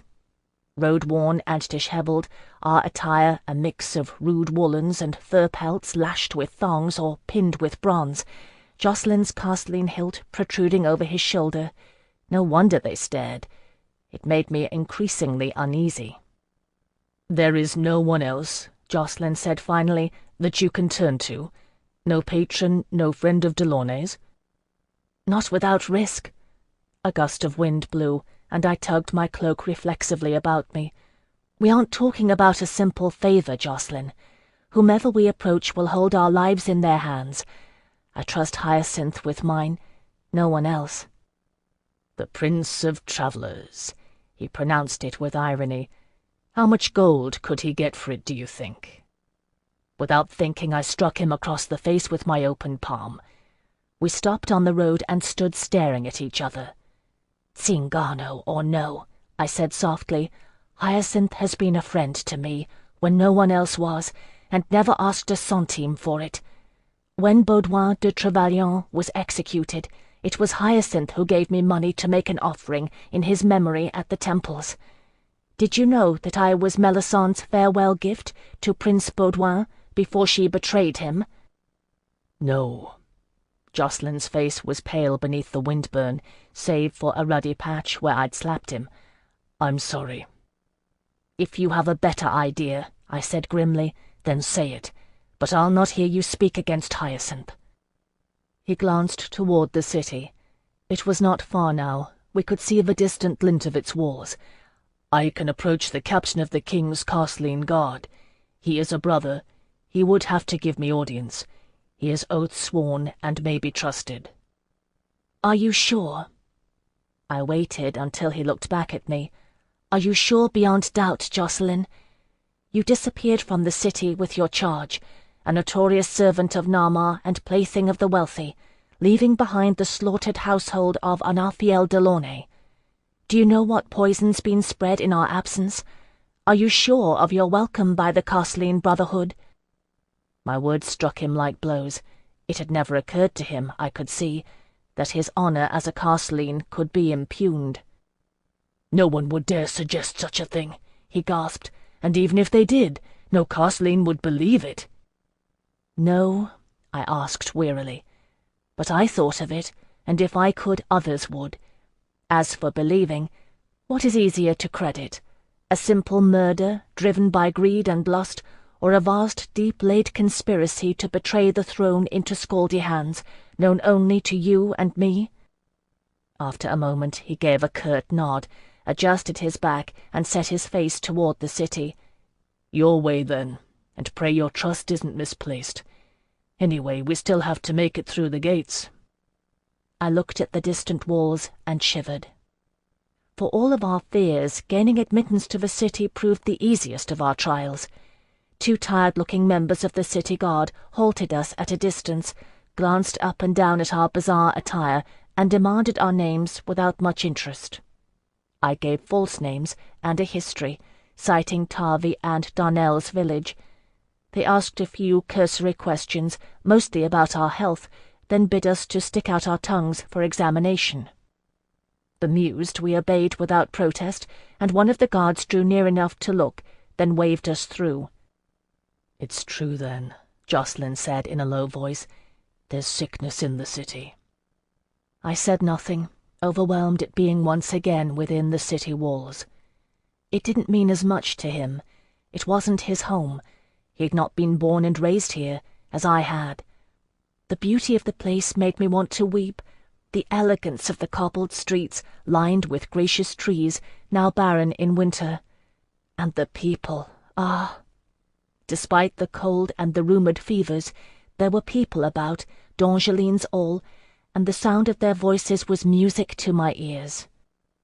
As twilight fell, we made our way on foot to Knight's doorstep, winding through the poorer districts where our appearance went largely unremarked. The scent of food cooking in homes and inns made my mouth water. D'Angeline cuisine, real food. We reached Knight's doorstep in good time. The street lamps were fresh lit, and the first revellers taking to the streets, their numbers thinner than I remembered, but still glorious in their silks and velvets, brocade and jewels shimmering in the lamplight. "Jacqueline, we can't go inside," I murmured as we stood in a shadowed alley across from the Cockerel. "The place would be turned upside down, and word would reach the palace by midnight. Tongues wag faster than you can blink in Knight's doorstep." "Do you have an idea?" "I think so. Listen," I said, and told him. Hyacinth's stable was quiet, too early for business, the horses drowsing in their stalls with the smell of good hay all around. There were 2 attendants on duty, boys of 12 or 13, tossing dice. We took them by surprise. One of them squeaked, seeing Jacqueline with drawn sword, and then both cowered. I couldn't blame them for being terrified.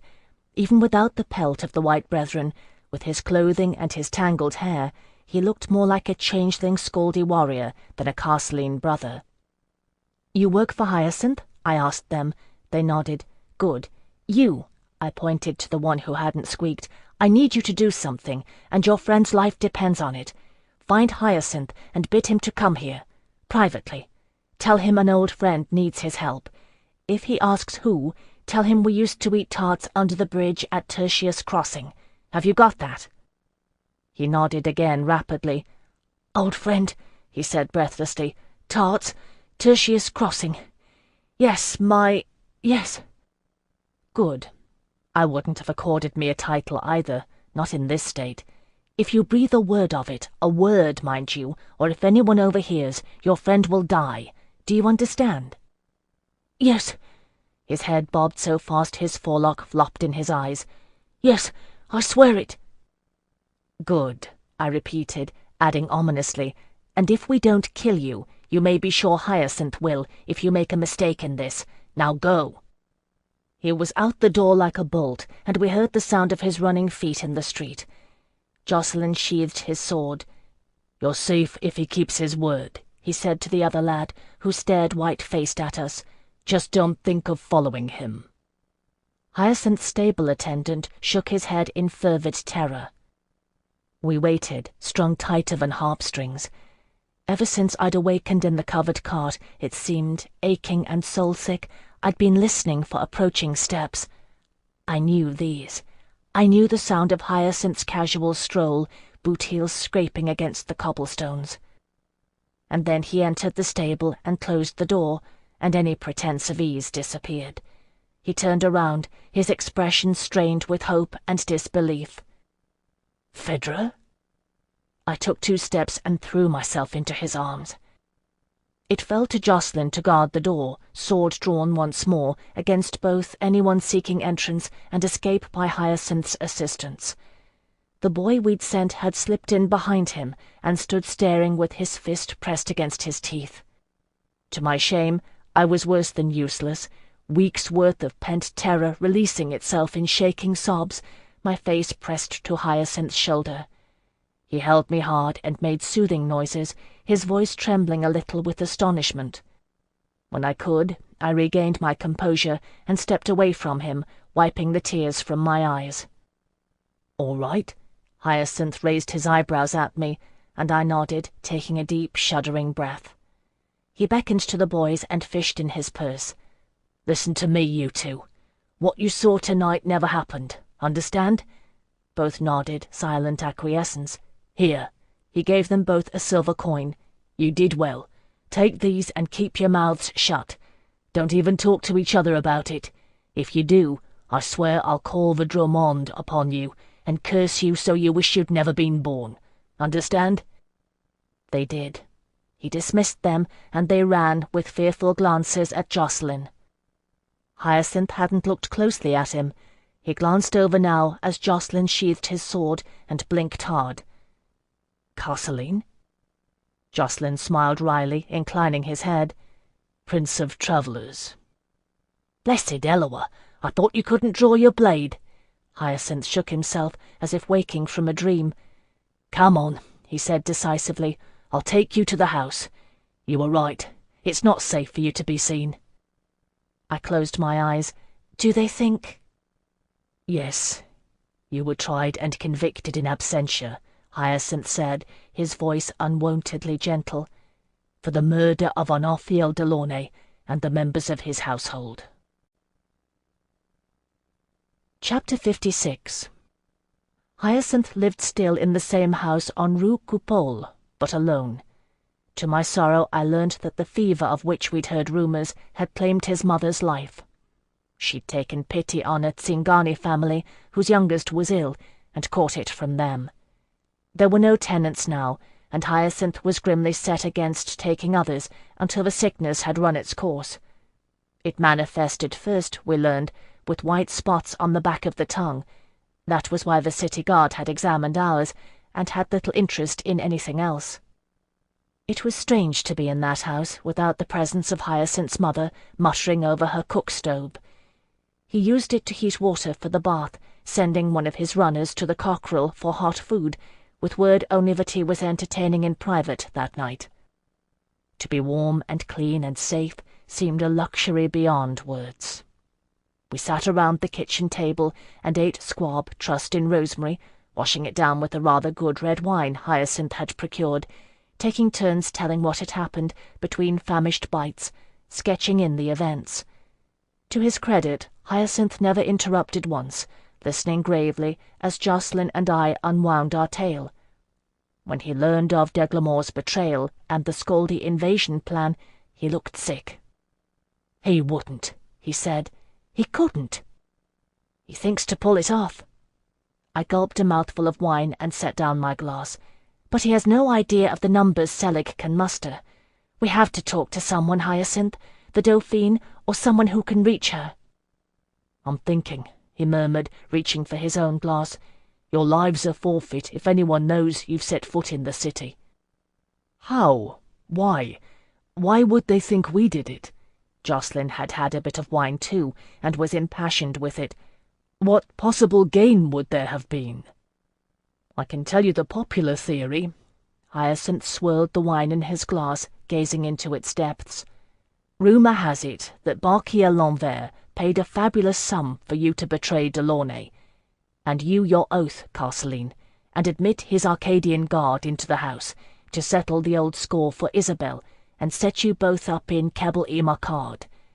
There's no proof of it, of course, and he's not been formally charged, but the stories about the assassination of Dominic Strigardza haven't helped his cause." "I would never," I began. "I know." Hyacinth raised his gaze, dark eyes meeting mine. "I knew it for a lie, and told whoever would listen. There were a few others who spoke on your behalf, I heard.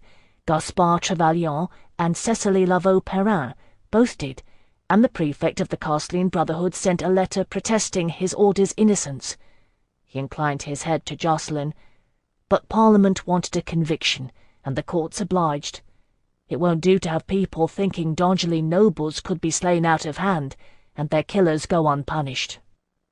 "Melisande?" I asked. I had already guessed. Hyacinth shook his black curls. "If she was behind it, she kept her hand well hidden." "She would. She played that card at Baudouin's trial. She's too canny to play it twice." I fingered the diamond without thinking. "It would look suspicious," I added dourly. Hyacinth began to clear away the remains of our dinner without comment, stacking the plates in a wash-tub for later. "All I have is at your disposal, Phèdre," he said presently, returning to sit at the table, propping his chin on his hands. "Poets and players go everywhere, know everyone. I can get word through them to whomever you like. The problem is, not a one of them can be trusted to keep silence." I looked instinctively at Jacqueline, who frowned. "You say the prefect sent a letter?" he asked Hyacinth, who nodded. Jacqueline shook his head. "I don't know," he said reluctantly. "If he protested the order's innocence and not mine. If he wrote rather than came to speak in person. No, I wouldn't trust him not to call the royal guard on us. I'll go to him myself, rather. Can you provide a mount?" The last was addressed to Hyacinth. "Yes, of course." "No." I pressed my fingers to my temples. "It's unsure and would take days. There's got to be another way." A thought struck me, and I raised my head. "Hyacinth, can you find someone to deliver a letter to Telacis de Mornay?" "Absolutely," he grinned. "A love letter, perhaps? A message from an admirer? Nothing easier. The only thing I can't guarantee is that it will arrive with the seal intact." "It doesn't matter." My mind was racing. "Do you have paper? I'll couch the real information in Cruinia. If any one of your poets can read Pictish, I'll eat this table whole." After rummaging in a chest, Hyacinth brought me pen and paper, shaving the quill with a sharp knife and setting the ink pot at hand. I penned a quick, fervid note of admiration in d'Angeline, then added a few lines of Cruinia, structuring them to look like verse to the uneducated eye. "The last student of he who might have been the king's poet awaits, at the home of the Prince of Travellers, begging your aid in the name of the king's signet, his only born." I read it aloud in d'Angeline, then in Cruinia, stumbling over the pronunciation. "Cruinia," Jacqueline murmured. He thought himself beyond surprise. "You speak Cruinia?" "Not well," I admitted. I'd glossed over the fact, but I knew neither the word for signet nor swan. I had translated Isandre de la Courcelle's emblem, in truth, as something closer to long-neck baby waterbird. But Telacis de Mornay spoke and read Cruinia, and moreover, it was she who told me that Delaunay might have been the king's poet, had matters not fallen out as they had. "Will it do?" "It'll do, and more. Leave it unsigned." Hyacinth, idling with his chair tipped back, moved into action, snatching the letter from my hand and grabbing a taper to seal it deftly with a blob of wax. "Give it me now. There's a party bound for the lute and mask later this evening. I'll see it in Telacis de Mornay's hand by noon tomorrow, if I have to bribe half of Knight's doorstep to get it there." He was out the door within seconds, swirling his cloak around him. "You were right to trust him," Jacqueline said quietly. "I was wrong." I met his gaze across the table. He gave me his wry smile. "I can admit that much." "Well, and you were right about Tarvey and Darnell," I said to him. "I never told you, but I could have killed you when you asked for their help. But you were right." "They were good people. I hope they're well." He stood up. "If there's naught more to be done this night—" "Go get some sleep." I stifled a yawn at the thought of it. "I'll stay awake until Hyacinth comes back." "I'll leave you alone, then.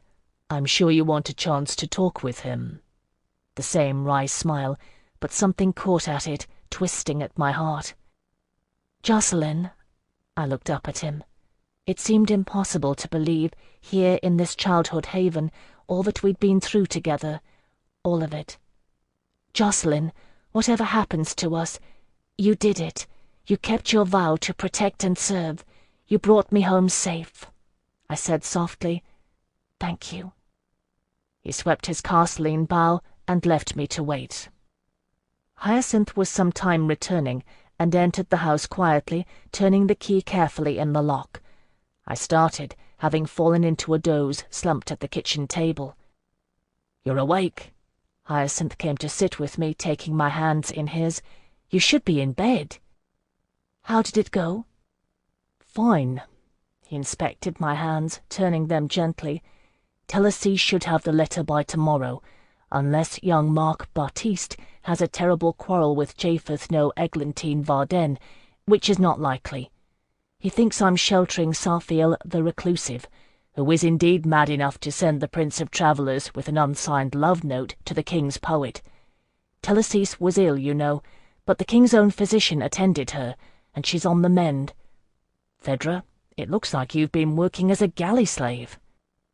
"I know." I pulled my hands away. They were red, roughened and chafed by cold, scratched and torn, with dirt engrained that a single bath couldn't remove. "But I can build a fire with a single sodden log in the middle of a snowstorm." "Ah, Eloa." Emotion flooded his face, his dark eyes liquid with unshed tears.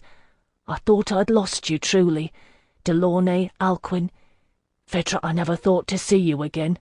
I can't believe you've survived what you did. To return here and find yourself branded a murderess. I'd have fought harder against it if I'd known you were alive. I'm so sorry." "I know." I swallowed hard.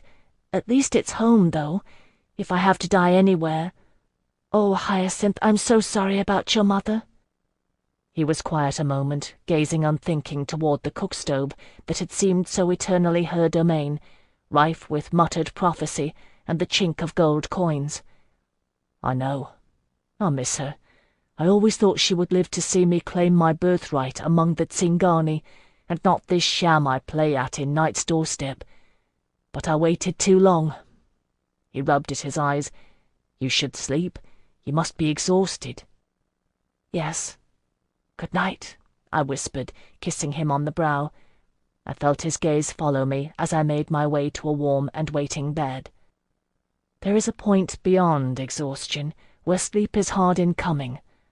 I had reached it that night. After so long sharing a bed, it seemed strange to be alone in one, in clean linen sheets with a warm velvet coverlet atop them. Even after the strangeness of it wore off, giving way to drowsing familiarity, something seemed to be missing. The realization of what it was struck me with a shock, just before the tidal wave of sleep finally claimed me and dragged me under to the depths of oblivion, erasing the thought as the waves erase a line drawn in the sand by a child's stick. It was Jacqueline. I slept late into the morning and awoke remembering nothing of it. Hyacinth had been up and about and busy already, and the modest house gleamed. He'd brought in a girl he could trust, the daughter of a Tsingano seamstress his mother had known, to cook and clean. She went about her business with ducked head, eager to please, and fearing to meet the eye of the Prince of Travellers or his mysterious friends. "She'll say naught," Hyacinth assured us, and we believed him. He had found clothing, too, or bought it, rather, from the seamstress. I bathed again, murmuring a prayer of thanksgiving as the hot water steeped further traces of the scaldy from my skin, and dressed afterward in the gown he'd provided, a dark blue velvet that did not fit too ill. Jacqueline, in a sober dove-grey doublet and hose, struggled to drag a comb through his hair, damp and clean, but matted with scaldy braidwork. He made no protest when I went to aid him with it, easing out the tangles. His daggers, vambraces, and sword lay in a tangle of steel and leathers on the kitchen table.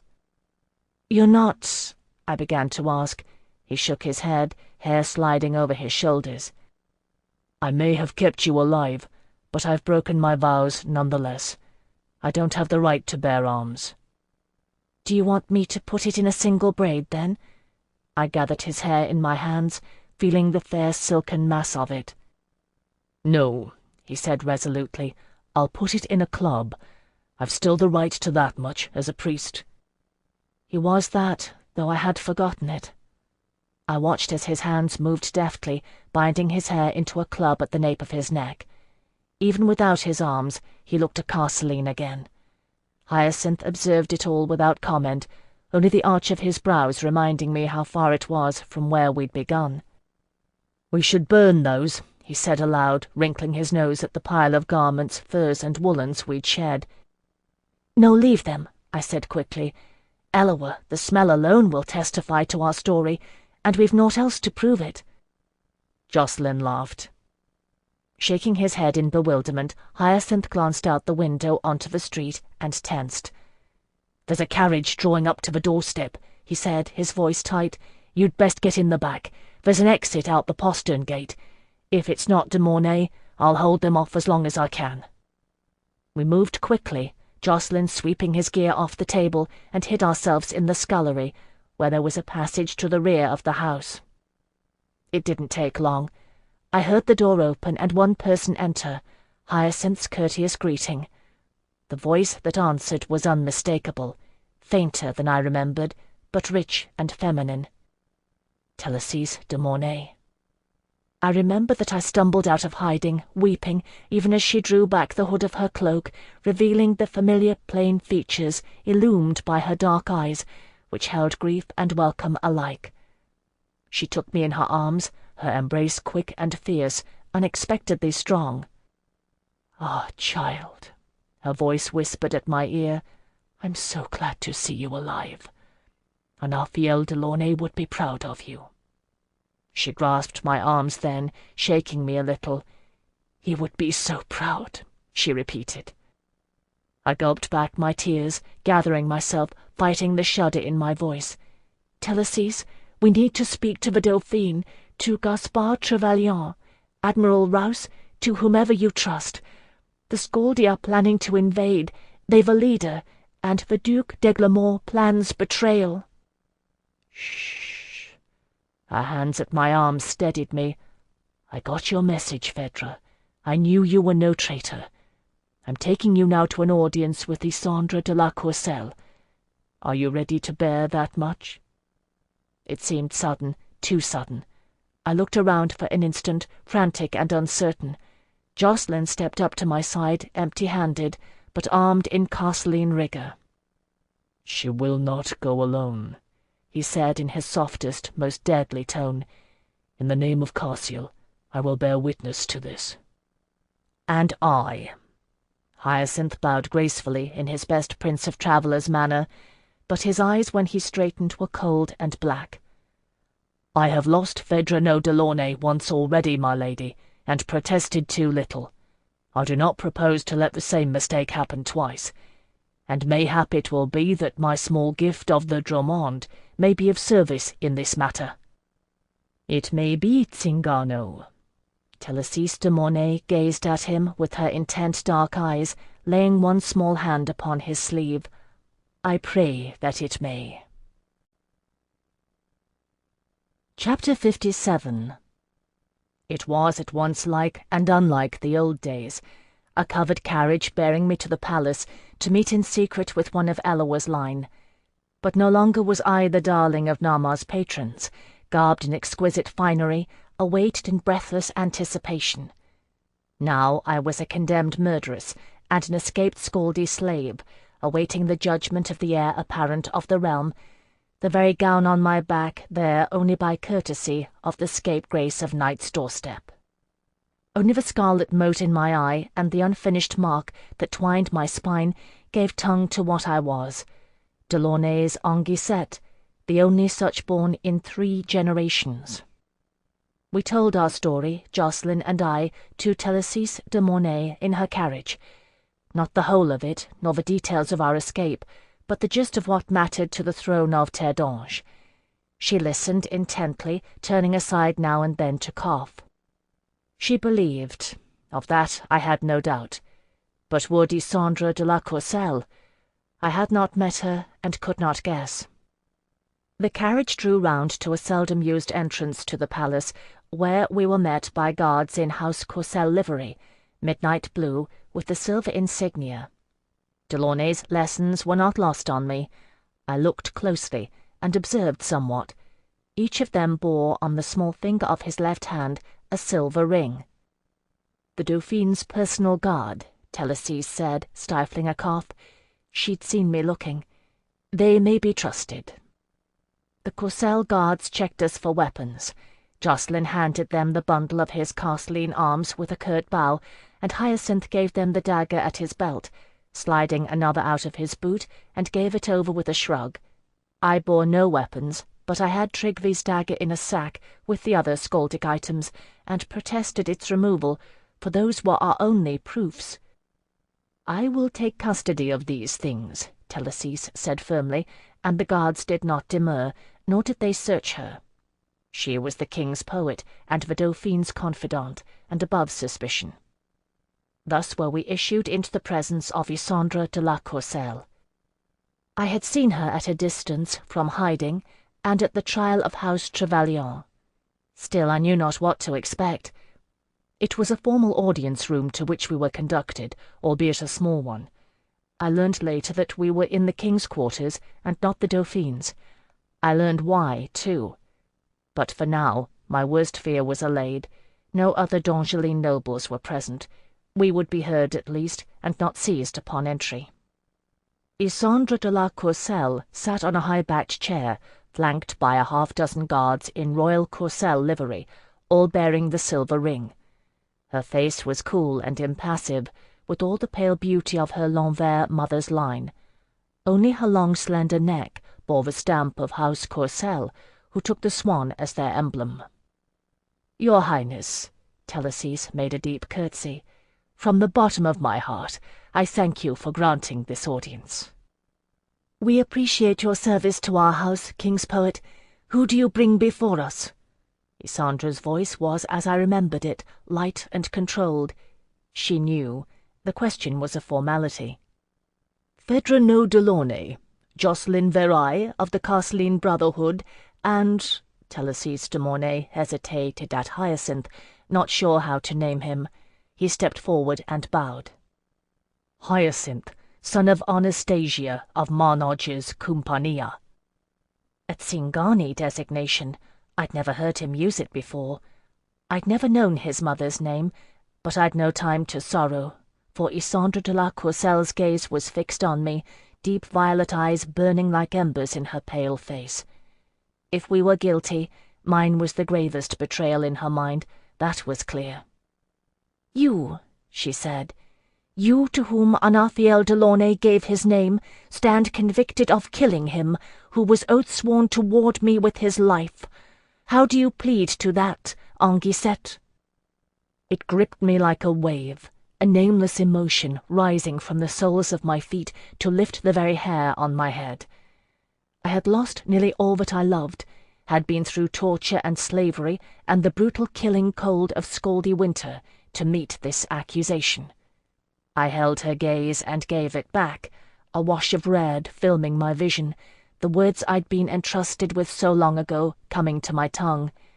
"In the name of the king's signet, his only born, I bring you a message, your highness. When the black boar rules in Alba, elder brother will accede."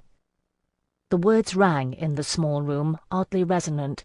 The Courcelle guard shifted, and a curious expression crossed Isandre's face. "Yes," she said, "I know.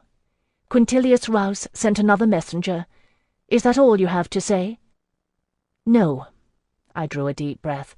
"But it is the message I was charged to bring, many weeks gone by. I am innocent of the death of Anathiel Delaunay and his household. May the earth rise and swallow me if I am not. Jacqueline Carey of the Castlean Brotherhood is innocent." He bowed silently in response. I kept my gaze on Isandre's. "You have been betrayed, your highness. The Duke Isidore d'Aiglemont plots to bring down the throne, and conspires with the Scaldi warlord Voldemar Selig. I have been 2 months and more a slave and a refugee among the Scaldi. They plan to invade, and they plan to betray d'Aiglemont, and unless they are stopped, they will succeed."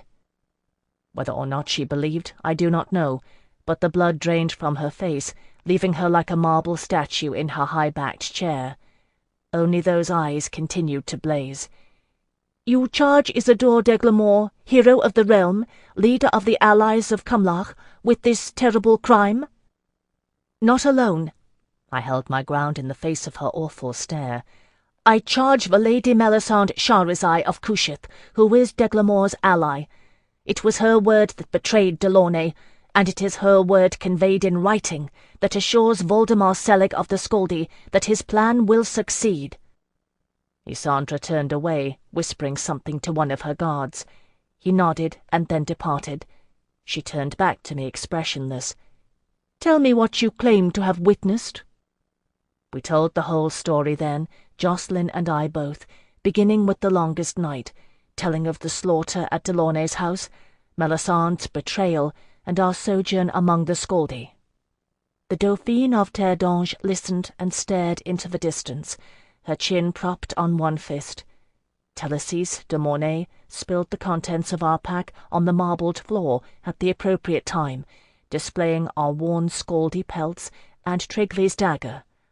Hyacinth stepped forward and testified to our condition, finding us in his stable. "And that is all you have to offer?" Isandre de la Courcelle mused, contemplating the items on the floor. "A wild tale and a heap of stinking hides as proof?" "Summon Melisandre Charizai, then," Jacqueline said, his blue eyes flashing, "and let her be questioned. I swear by my oath that all we have told you is true."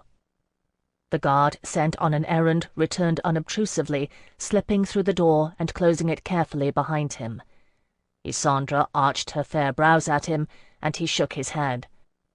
"The Lady Charizai," Isandre murmured, "is not in residence, it seems. But if what you say is true, why would she let you live?" The cool gaze turned back to me. "No member of House Charizai is a fool, and that one least of all, I think." I opened my mouth to answer, and found myself unable to frame a reply. How did one say such a thing to the king's daughter? The blood rose to my face, a hot blush overtaking me. Her gaze never wavered as I began to stammer out a response. Hyacinth and Télésise spoke simultaneously. To my mortification, I heard his words clearly. "The answer, Your Highness, is worth 1,000 ducats, and would take some time to give." While the king's poet quoted an Isandine fishing proverb, "If you catch the speaking salmon in your shrimp net, cast him back." "Ah." One syllable, and the merest arch to the brows. "Your Highness," Jacqueline bowed, having regained his composure, his voice coming calm and level into her pointed silence. "Even were that not so, for a scion of Kushiel to kill one marked by Kushiel's hand would bring a curse upon the house," he said reasonably. "Nor is it counted lucky to murder a priest.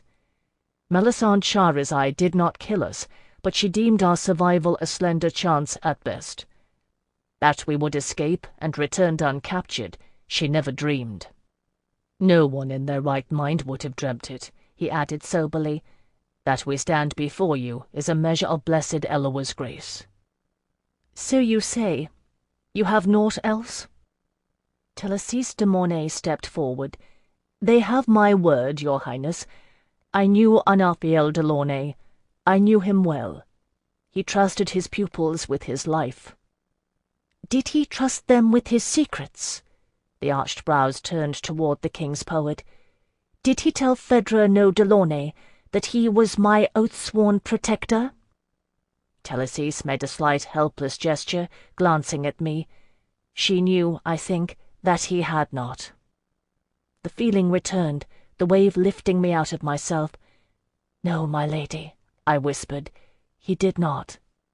But you would have been better served if he had." I had given no thought to what I uttered, and it terrified me to hear my own words, for there was bitterness in them. Anathiel Delaunay taught me and used me, and kept me in ignorance, thinking to protect me. And if he had not, mayhap he would not have died, for I might have guessed Melisandre Charizai's game, if I'd known what was at stake. I was the only one close enough to see it, but I did not, and he is dead. Jacqueline stirred next to me, willing me to silence. We understood these things who had been slaves together. Too late, and I was too far gone in my anger. I stared at the Dauphine, and a connection formed in my mind, so simply that I almost laughed with relief. "The guard, Your Highness! Question the guard!" Jacqueline moved again, this time with a jolt. "Your Highness, we sought an audience with you, then with the king's poet, the night of Delaunay's murder. Both times we were turned away." He grinned, the flash of white teeth unexpected. A Castelline brother and an Anguissette in a Sanglois cloak. Surely one of them would remember." For a moment I thought she would refute the idea. Then Isandre de la Courcelle nodded to the guard she'd sent before. "Go," she said. "Be discreet." She looked back at us, and I saw for an instant a frightened young woman gazing from behind the mask of authority. "Ah, Eloa," she said, grief in her voice, "you're telling the truth, aren't you?" I understood then the nature of her anger and her fear, and sank to my knees gazing up at her. We had brought to her the last news any ruler wished to hear, of war incipient, and treason at the heart of her realm.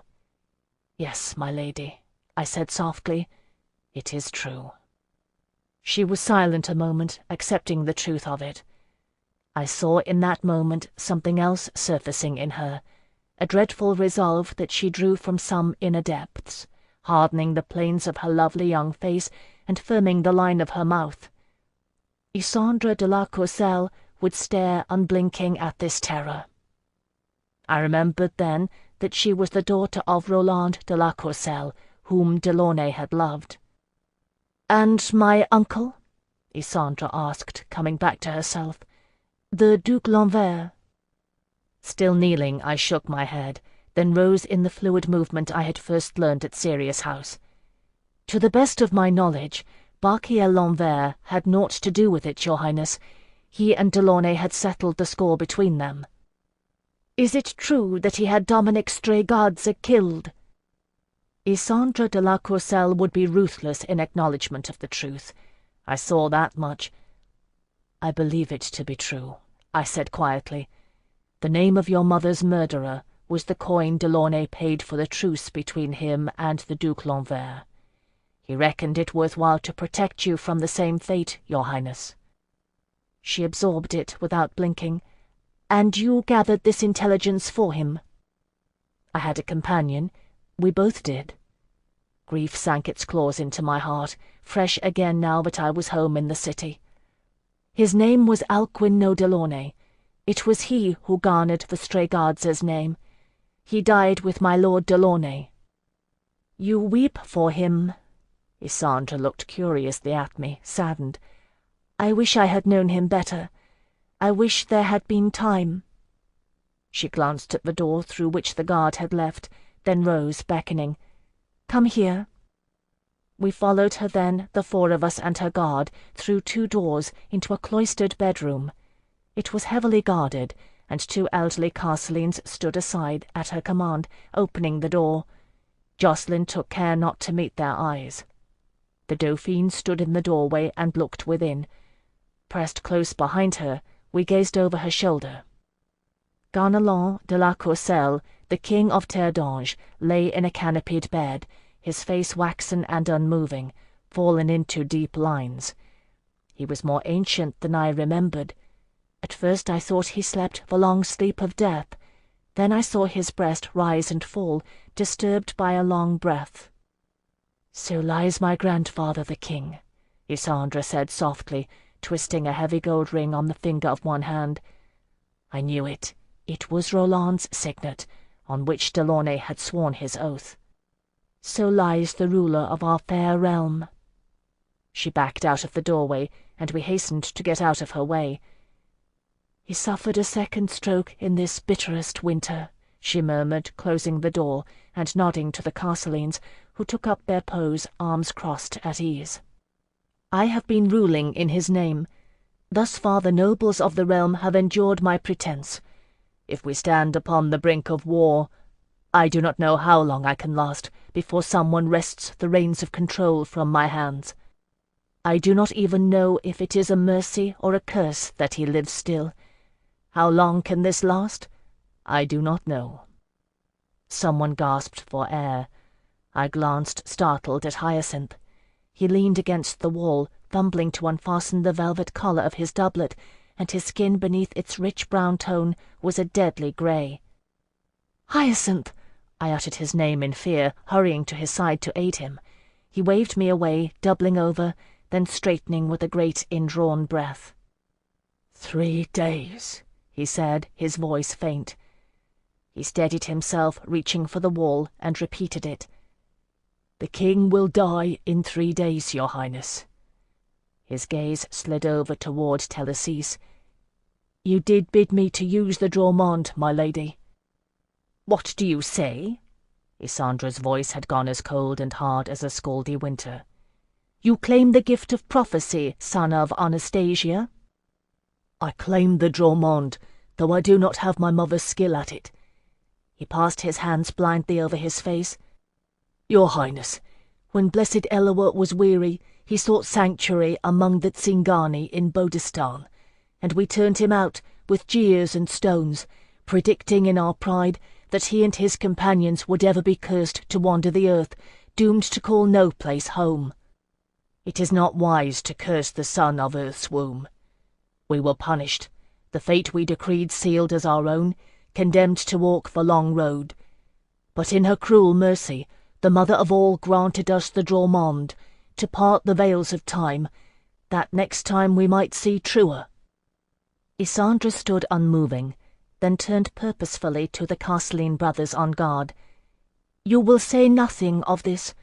I bid you by your oaths." They bowed, both of them, identical Castelline bows. "Let us return." Her man-at-arms had come back by the time we arrived, a nervous-looking palace guard in tow. He took one look at Jocelyn and me, eyes widening. "Those are the ones," he said, certainty in his voice. "Him in grey, and her in that dark red cloak. Asked to see the king's poet, but I thought—" "Thank you." Isandra de la Courcelle inclined her head to him. "You have done us a service. Understand that this is a matter of utmost secrecy, and to speak of it is treason and punishable by death." The guard gulped, swallowed, and nodded. I didn't blame him. She dismissed him then and had a quiet word with one of her own guardsmen. He would be followed, I guessed. We all stood quietly, forgotten, while Isandra paced the audience room, her face strained with grief. "Eloa, have mercy," she murmured to herself. "Who do I trust? What must I do?" Remembering us, she caught herself and paused. "Forgive us our ingratitude. You have done us a service, a mighty service, and endured great hardship to do it. We are grateful, I assure you, and will see that your names are cleared, and reinstated with glory as heroes of the realm. You have the word of the throne upon it." "No!" The word came automatically to my lips. I cleared my throat, disregarding Jocelyn and Hyacinth's incredulous stares. "My lady, your highness, you cannot," I said reluctantly. "Isidore d'Eglamour is your first and closest enemy. He has an army at his command, assembled and at the ready. You have but one advantage. He does not know you know him for a traitor. If you reveal it now, you force his hand. Now, before he does, gather those peers you trust and seek their counsel. If you do not marshal your strength, he will strike, and he may win. Even if he does not, it will lay Terre d'Ange bare for the Scaldi to plunder at will." Those cool purple eyes considered me. "Then you will still be named a murderess, Phèdre no Delaunay, the engineer of your lord's demise, and your companions with you." "So be it." I straightened my backbone. "Hyacinth's part is unknown. He is safe enough. Jocelyn," I glanced at him. He bowed to me with sorrow in his wry smile. "I am already condemned. I have broken every vow but one to get us here alive, your highness.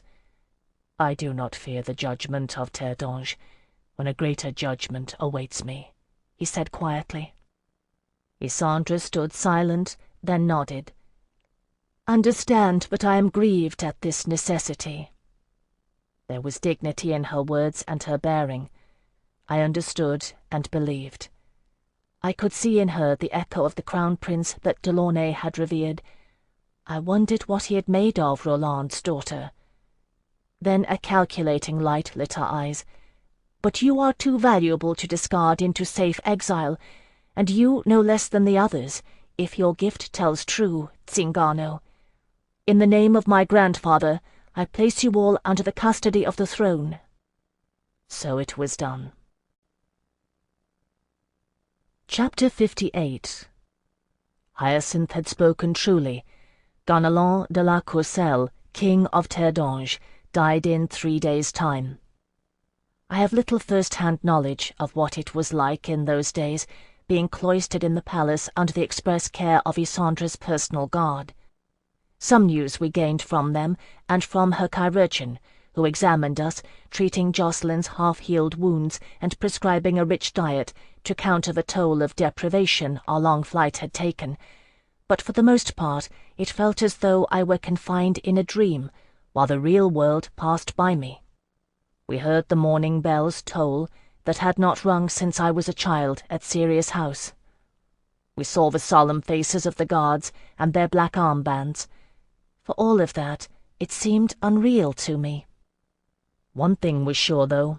I could feel the uneasiness of the city, and the greater realm beyond it on my very skin.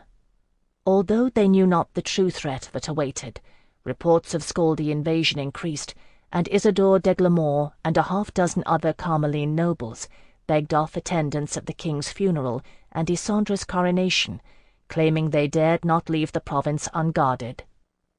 The coronation itself was a hasty affair.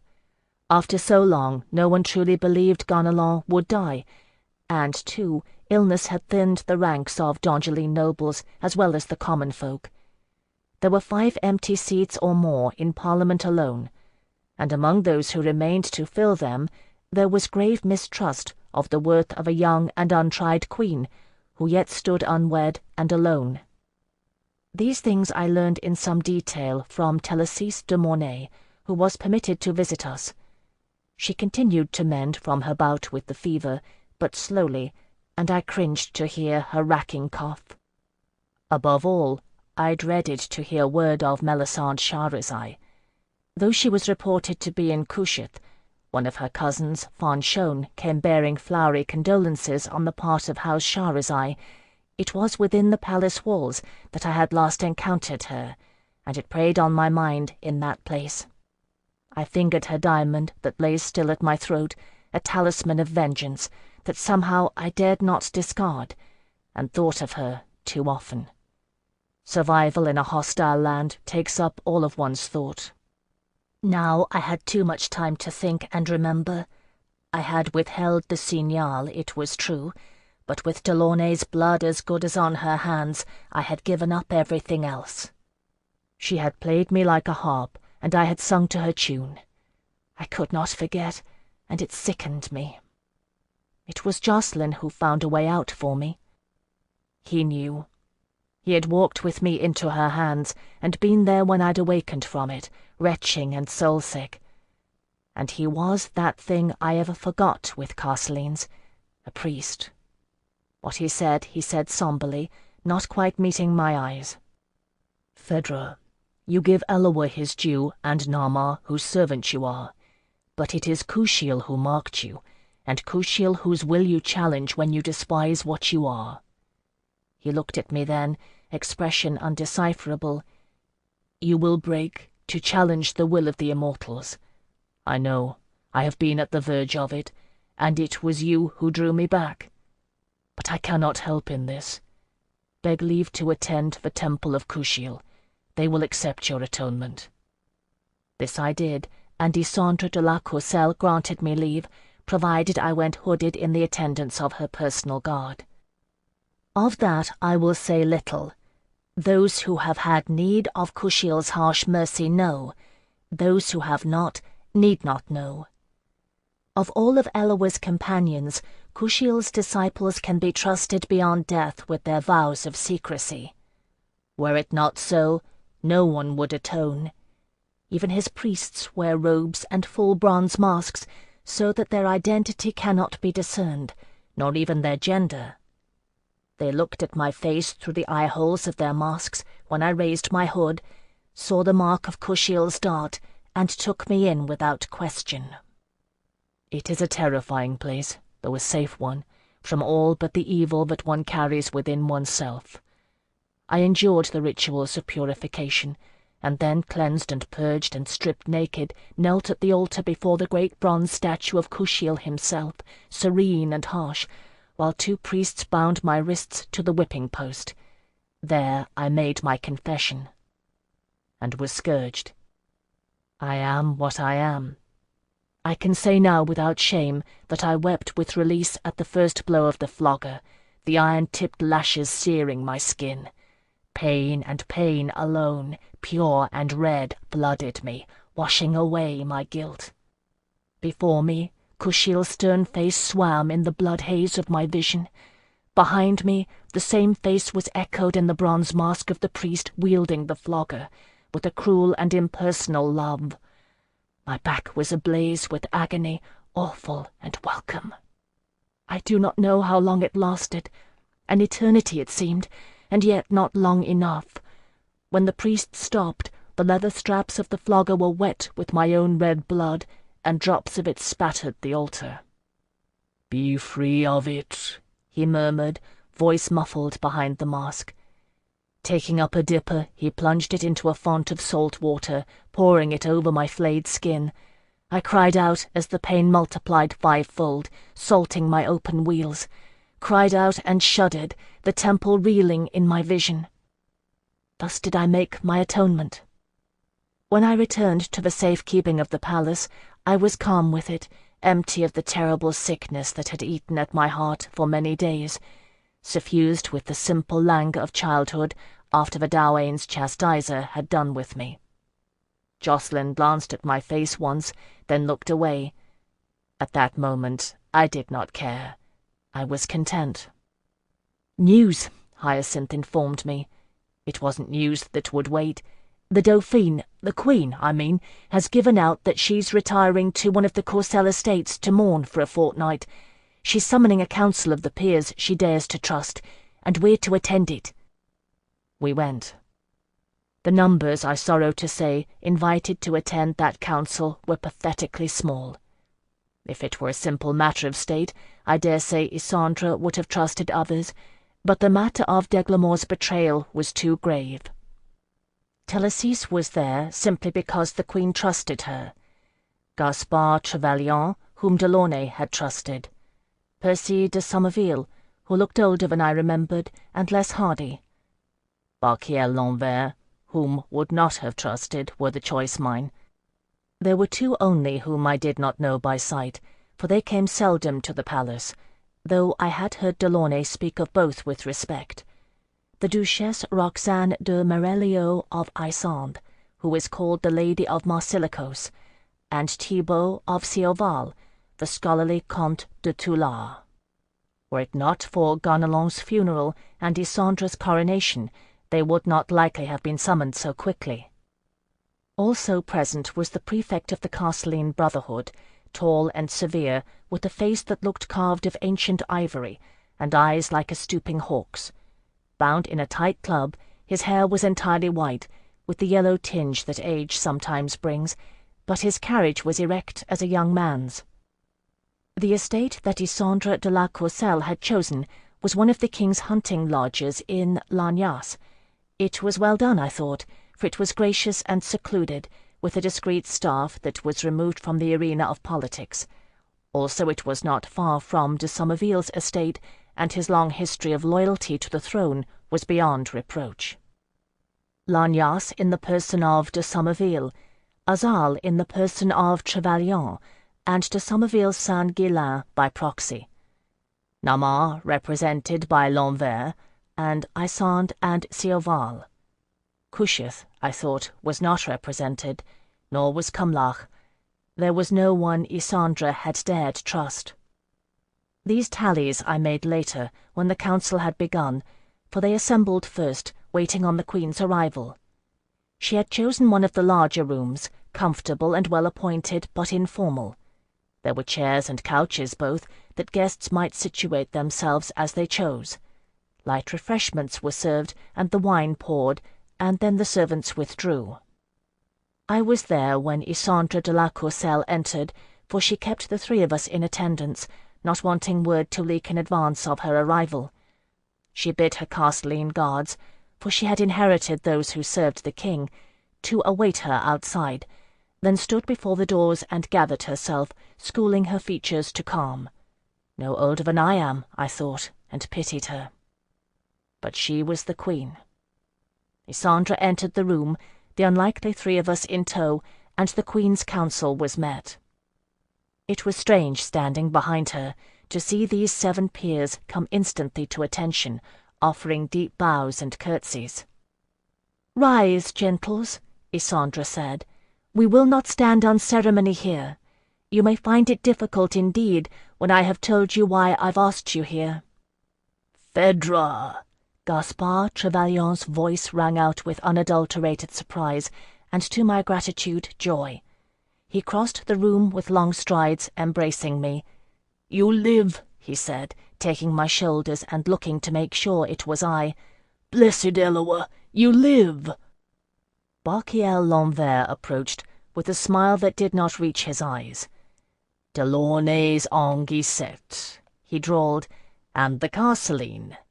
Didn't you enjoy my largesse in the caliph's court? I heard I sent you to Kebeli-Markad, after paying you to betray your master." I turned toward him, but Jacqueline stepped forward. "Your Grace," he said in his even tone, "it is not a matter for jesting." L'Envers gave him a long, gauging look. "You've grown some spurs, lad. Well, I hope you've brought them to clear my name, Isandra." "It is one reason, but the least of them, I fear," she murmured. "My Lord Rinfort," Jacqueline's voice held all the relieved surrender I'd felt at Kushiel's temple.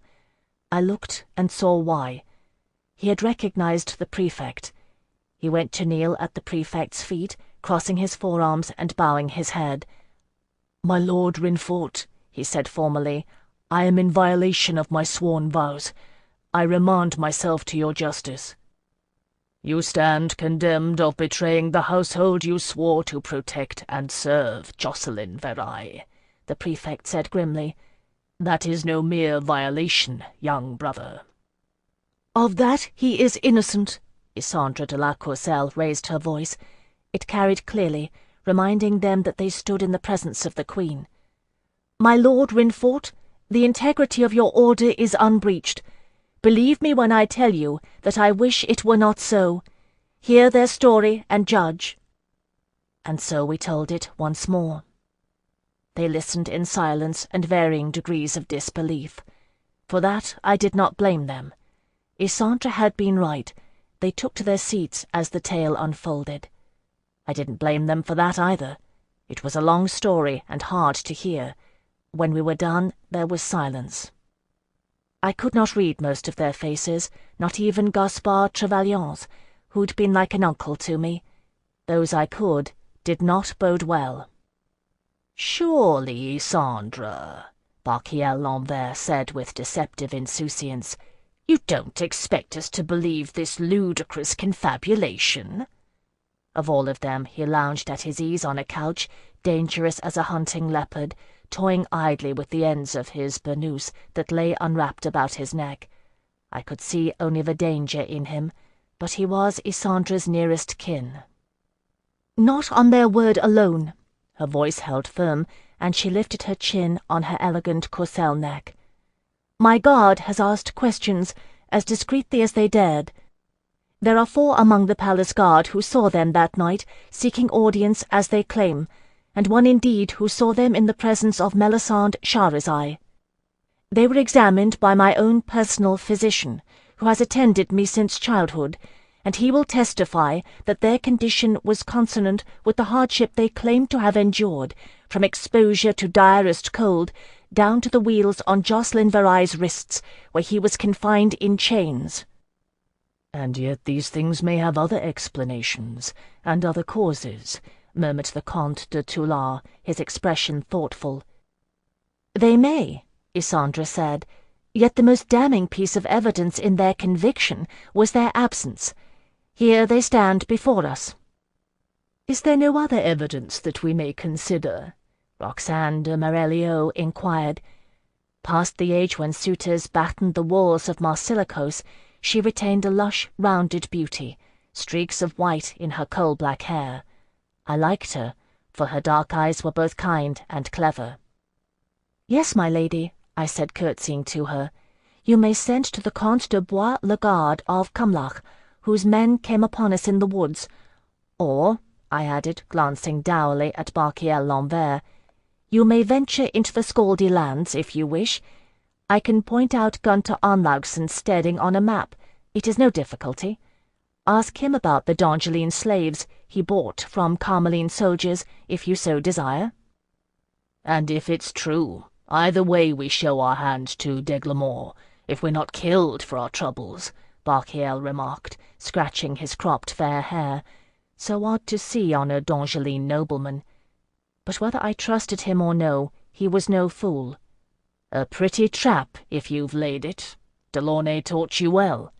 If it's not, Eloa help us all." "Eloa help us indeed," Gaspard Trevelyan said quietly. "I have known Phèdre no Delaunay since she was a child, and I cannot believe she would be party to Anarthiel Delaunay's murder. If that is so, then she tells the truth, as she believes it. And as for the Castellan, look at him, Barkiel. He bears his honesty on his face. I do not know you," he added to Hyacinth, "but I see no gain in this for you." Hyacinth cleared his throat, flushing slightly at the company he addressed. "I have known Phèdre longer than anyone," he said, "even Delaunay. I saw her the night they returned to the city. She does not lie." "But why," Thibaut de Toulard said in his thoughtful manner, "would Isidore d'Aiglemont desire Delaunay's death?" Gaspard Trevelyan and Thélassise de Mornay exchanged a glance, but it was Isandre de la Courcelle who answered, colour rising to stain her alabaster skin.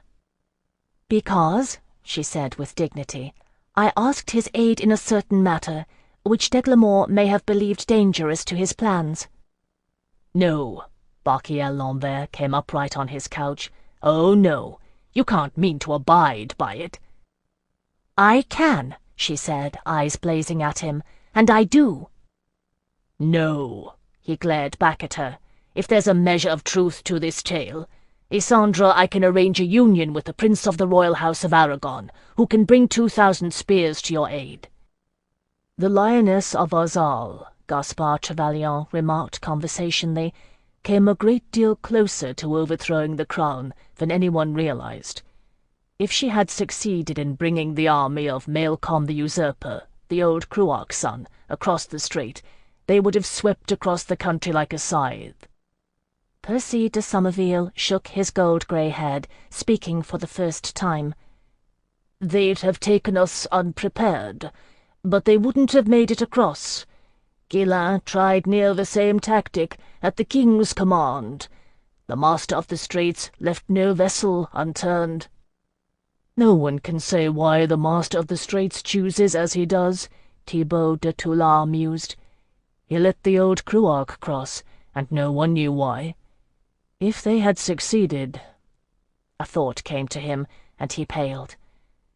"But they did not, because of Isidore d'Aiglemont and Melisande Charizai. My lady Isandre, what have you to do with that fateful island of Alba, and what has it to do with the death of Anarthiel Delaunay de Montrève?" I repeated the name silently, wondering.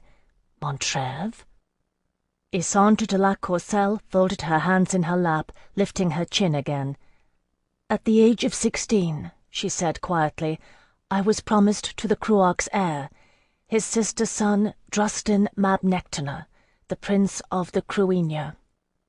There is a thing that happens when a truth suddenly comes clear, a white blaze in which the pattern of it all manifests. I saw it then, in the presence of the Queen's Council." "Delaunay!" I gasped the word an agony of grief. "Ah, Eloa, the message! Quintilius Rous, the Master of the Straits, you sought passage for him, for the Pictish prince, to D'Angeline soil. But why turn to Delaunay?" "Anarthiel Delaunay de Montrève." Isandre gave me the ghost of a smile. "You never even knew his proper name, did you? His father, who is the Comte de Montrève, abjured him. when he tied his fate to my father's and forbore to get heirs. He took his mother's name as his own then, for she loved him none the less. My lord de Toulard would know, being of Cioval. Raphael Delaunay, Roxane de Merelio, the lady of Marsilicos, said unexpectedly, smiling. She was Isondine by birth. There is an old story in Isonde of Eloa and a fisher lad named Delaunay. Sir Raphael would have understood. She sent Anarfield to me to be fostered when he was a child.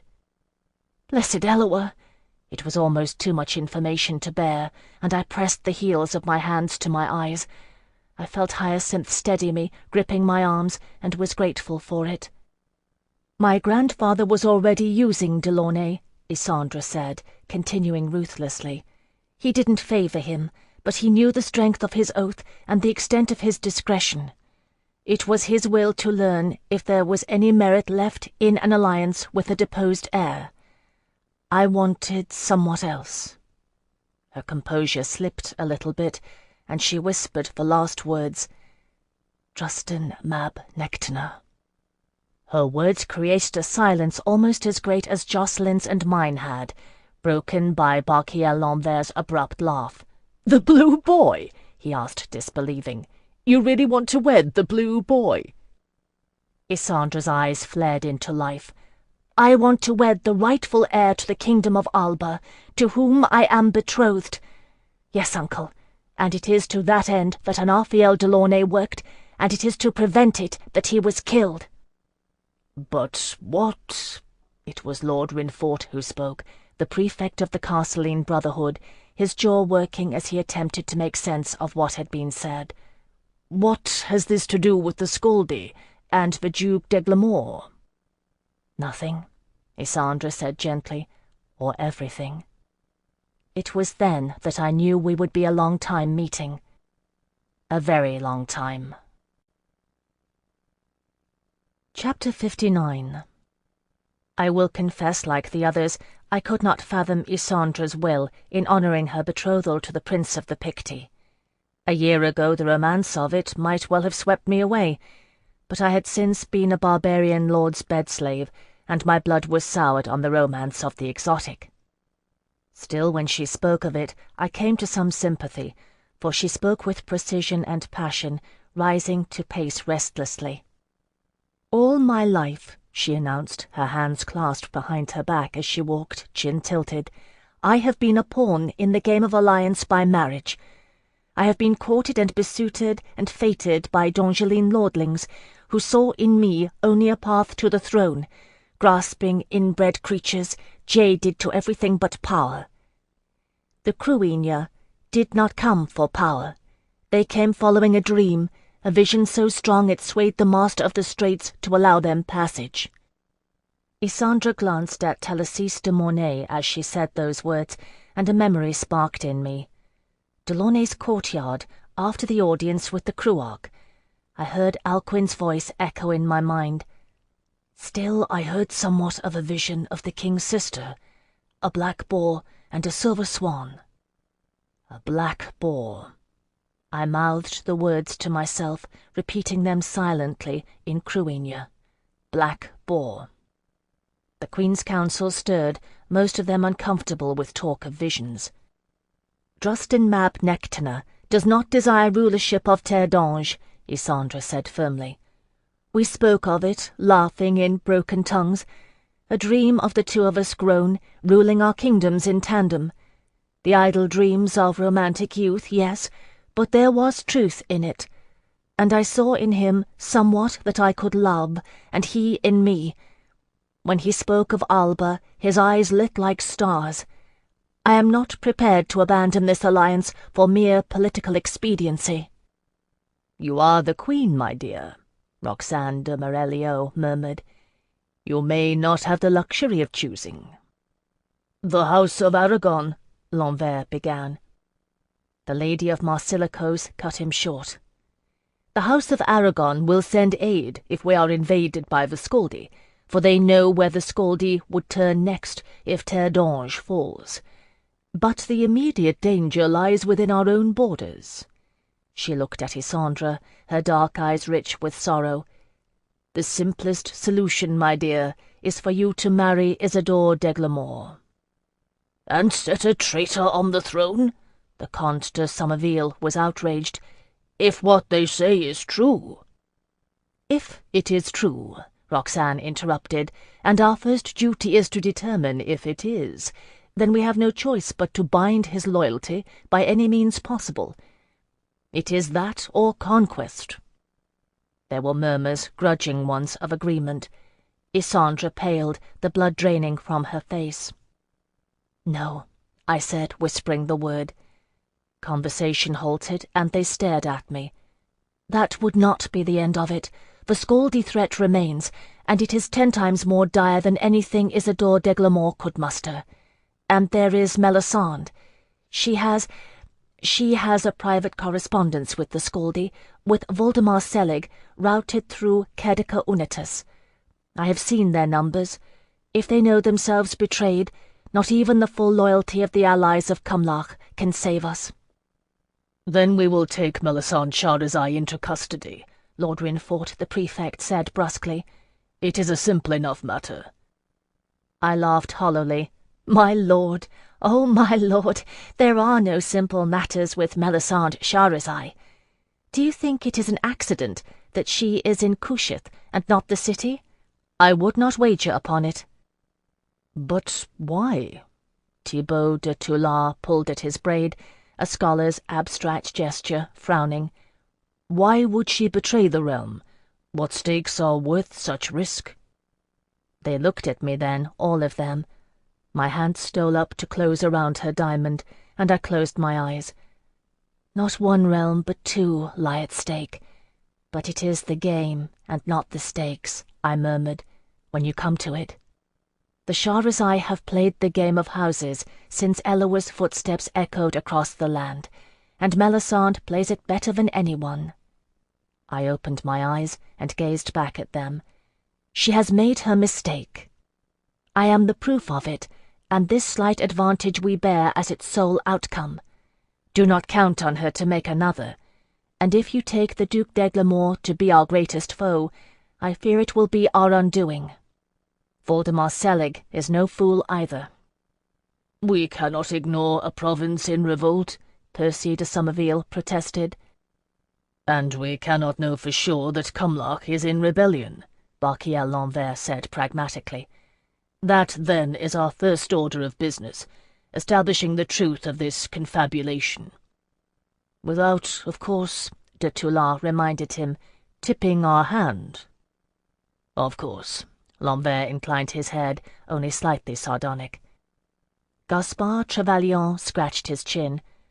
"Where," he asked Percy de Somerville, "are Prince Baudouin's glory-seekers now? D'Eglamour petitioned the king for them." "You ought to know," the one-time royal commander said sourly. "In Trevelyan, under Guillain's command, making trouble. I wonder Mark suffered their insubordinacy." "My cousin was always a patient man," Gaspard grinned. "He survived marriage to Lionette, didn't he? This is my thought. Send d'Eglamour the glory-seekers. Let him think the queen is softer than her grandfather was. Baudouin's guard bear no love for Isidore d'Eglamour, who brought down their prince and disgraced their name. Let them dissemble. Let them ride the length of Cumlach, and see where loyalties lie." "And what is to guarantee their loyalty?" Roxane de Merelliot inquired. "It was House Courcelles that had Baudouin de Trevelyan executed." "Ah," Gaspard said softly, "yes, Ganelon de la Courcelles. But it is Isandre de la Courcelles who could recall Duke Marc de Trevelyan and his daughter Bernadette from exile." "And strip my son Guillain of his estates?" Percy de Somerville asked dangerously. Gaspard Trevelyan looked evenly at him. "I have heard great things of your son, my lord de Somerville, but he is a scion of Anil, and they will never love him in Azal, whose sin is pride. Never. unless he were to become one of them. To wed, let us say, a Trevelyan. Bernadette? Even so. Isandra followed the exchange with acute attention, her face grave. Arzal holds the flatlands, and we cannot risk dissension there, she said calmly. My lord de Fossé, your cousin has committed a crime against the throne in withholding knowledge of Lionette's plan. If he were given a chance at redemption, would he take it? Your Majesty. Gaspard Trevelyan, the Comte de Fossé, bowed to her. He is a D'Angeline in exile. Yes, he would take it. And this I swear to you, upon my name, that he would be twice fierce in his loyalty for being given a chance to prove it.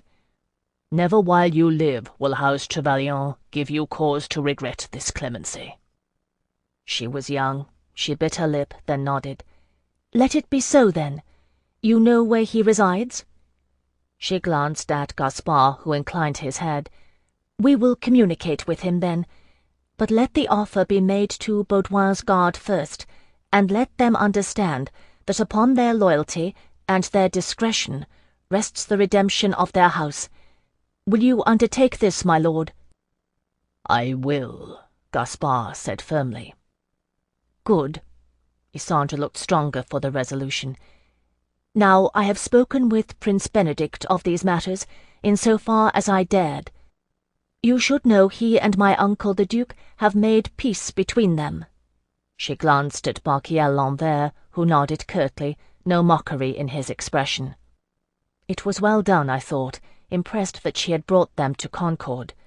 Oh, they had underestimated her direly, those D'Angelines who had called for Baudouin to replace her. There was steel indeed in Isandre de la Courcelle. La Serenissima cannot aid us with men, she continued. They are too near the Skaldic border, at too great a risk themselves. But they can aid us with intelligence, and that Benedict has sworn to do. She gazed round at the others. We require knowledge, my lords and ladies, knowledge of Aragonia's support and the other Cerdicese city-states. Knowledge of the movements of the Scaldi, knowledge of the loyalties within our own realm, knowledge of the extent of the forces we can marshal and the degree of their readiness. This knowledge we require, and we require that it be obtained in secrecy. What are you prepared to do? I will not detail the conversation that followed, for it was lengthy and complicated. In the end, it was resolved that each of them would take various measures toward these ends, moving with the utmost of discretion. The Castelline Brotherhood would serve as the conduit for this intelligence, forming a network of couriers to carry information to all the provinces. This was well conceived, for no one would suspect the Castellines of politicking. Indeed, I think the prefect would not have agreed, were he not anxious to remove the taint that Jocelyn's actions had cast upon his order.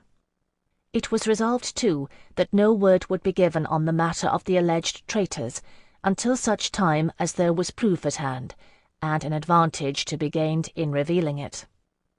When it was done, it was Barquiel L'Anvers who returned to the topic of Alba. "Well, Isandre," he said wryly, "we have planned our first steps toward handling civil war and invasion as best we may. What of your blue lad? How stand matters on fair Alba?" It was Gaspard Trevelyan who answered, rubbing at the bridge of his nose. Everyone was weary by this time. Drustin Mab Nectaner escaped the bloodbath and fought his way, with his mother and sisters and a handful of warriors, to the western side of Alba, to seek refuge among the Dalriada. This we know. If the Dalriada would fight for him, it is likely that he could retake the throne from his cousin Maelcon, but thus far they have refused. "Yes," Barquiel replied sarcastically, "I'm aware of this, as is much of the realm, as was Ganelon, which is why he was inclined to break their betrothal, which, of course, was never made public in the first place. Is this the extent of your vast intelligence, for which Anarfiel Delaunay was slain?" "No," Télésise de Mornay intervened softly, but with the poet's command of tone that summoned their attention. Delaunay was in contact with Quintilius Rous, who carried a request to the Master of the Straits. We pleaded that he grant passage to Drustin Mab Nectaner and his folk. Were they to gain d'Angeline's soil, he and Isandre could wed. Terdange would aid him in regaining the throne of Alba, and Alba would aid Isandre in retaining the throne of Terdange. The very plan of the Lioness of Azal, Roxane de Morelio murmured. Which nigh succeeded, Gaspar reminded her. Yes, except we sought the compliance of the Master of the Straits. Which, Thibaut de Toulon observed, I take it he did not give. He answered thusly, Telesys said, and quoted, "When the black boar rules in Alba, elder brother will accede." Those were the words of Quintilius Rous, and the message for which Delaunay was killed. I knew the words, knew them well, and yet they tugged at my mind, an echoing memory. "A message which makes no sense," Lambert said acerbically. "Not so," Telesys shook her head. "There are dozens of tribes in Alba and Era, but they fall into 4 peoples.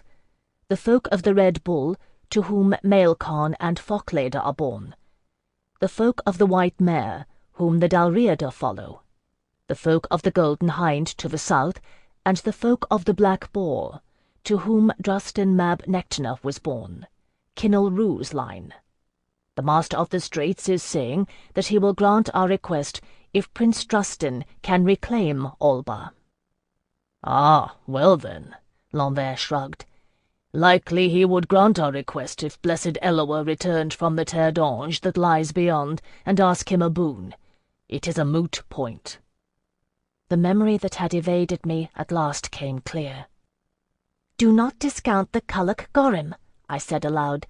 "Hyacinth," I shook him in my excitement. "Do you remember? Your mother said it to me. Do not discount the Culloch Gorrim." I repeated it. "Don't discount the Black Boar." He frowned. "I remember. It didn't make any sense." "It does now," I said. "It means Prince Drustin." "You say your mother had this gift?" Isandre asked, bending her gaze on Hyacinth. "Yes, your Majesty," he bowed, "greater than I. And she said this. It is true." "What do you see?" He stared into the distance, his black eyes going black and filmy, and finally shook his head. "I see a ship," he said reluctantly. "Nothing more. Where the paths branch in many ways, I cannot see far. It is only the straight road I see clearly, Majesty, such as your grandfather the King's." "Anyone could have foretold that," Percy de Somerville muttered. "Ganelon was on his deathbed." "The young Zingano foretold the day of it," Isandre reminded him. She looked thoughtful. "If the Dalriada knew of the Master of the Straits' pledge, mayhap they would lend Drustin their aid. Anarthiel Delaunay would have gone, had he not been killed. It is a pity, for he spoke Cruenia, and his young pupil as well. And there is no one else I trust." She glanced apologetically at Telesys. "I do not speak of you, of course. I trust you with my life, Queen's poet, and I know your spirit is willing. But I have spoken with the physicians, and a winter voyage across land and sea would be the death of you, Telesys." "So they tell me," Telesys de Mornay murmured, and I did not doubt that she was willing to go anyway, though the ravages of the fever were clearly marked on her strained features. But her dark luminous gaze fell on me instead. "My lady," she said to Isandre, "Anarthiel Delaunay had 2 pupils." The shock of it went clean through me. "What are you saying?" I whispered. "I am saying," she had to pause, overcome by a fit of coughing. "Phèdre no Delaunay, you could take Anarthiel's place as the Queen's ambassador." "My lady," I protested, looking from Telesys to Isandre, not sure which one of them I was addressing. My mind was reeling. "My lady, I am an Anguisette. I am trained to be a servant of Namar. I'm not trained to be an ambassador." Whatever you're trained to do, you apparently do it damnably well, Jacqueline Carey remarked laconically. Did you know Rogier Clavel went into mourning for you and lost some 20 pounds? He's as thin as a rail these days. Any pupil of Anarthiel Delaunay's is considerably more than a servant of Nama, little Anguissette. You're the first whore I've heard of to double-cross a Scaldi war leader and survive to warn a nation of treason. My lord, I heard the terror in my own voice. What I did to survive, I hope never to do again. I do not have the strength to live through it twice. The Cruinia are not the Scaldi, Isandra said reasonably, and you would be under the protection of Quintilius Rouse, who is one of the greatest admirals ever to set sail. Phèdre, for what you have done, I am grateful. Never think it is not so. I would not ask this thing if our need were not urgent. I sat without answering, unseeing with shock. Near to me Jocelyn rose, giving his smooth Castelline bow to the Queen. He turned to me then, and I gazed up at him, his face shining with bright fearlessness. Phèdre, he said, his voice ringing with a hero's courage, we have survived worse adventures. I will go with you. I have sworn it, to protect and serve. For a moment his courage kindled my own. Then the prefect's voice came hard on the heels of Jocelyn's ringing tones, like a dash of icy water. Brother Jocelyn, he said crisply, we are glad that your innocence has been established in the matter of Anarthiel Delaunay's death. But you have confessed yourself in violation of your vows, and remanded yourself to our justice. For the salvation of your soul, you must atone and be shriven. Only those who strive to be perfect companions are fit to serve the scions of Eloa. Jocelyn blinked, staring at him open-mouthed, then regained his composure. My Lord Prefect, he said with a bow, I am sworn still to the household of Anarthiel Delaunay. There was a note of anguish in his voice. If there is salvation to be found for me, it lies in honouring that vow. You are relieved of your vow to Delaunay's household, the prefect said flatly. I decree it so. My lord, Jocelyn winced as if struck. My lord prefect, please, no. The old prefect levelled his hawk's glare at Jocelyn. What transgressions have you committed, young brother? Jocelyn looked away, unable to hold the prefect's gaze. I have failed to safeguard my charge, he said dully. I have slain in anger instead of defending. I have committed murder. And I have... He looked at me for a moment, his expression grave. I remembered Eloa's cavern, and what had happened between us there. Then his gaze slid away from mine, and he glanced at Hyacinth. I have drawn my sword merely to threaten, he finished. These are grave sins. The prefect shook his head. I cannot allow it, Brother Jocelyn.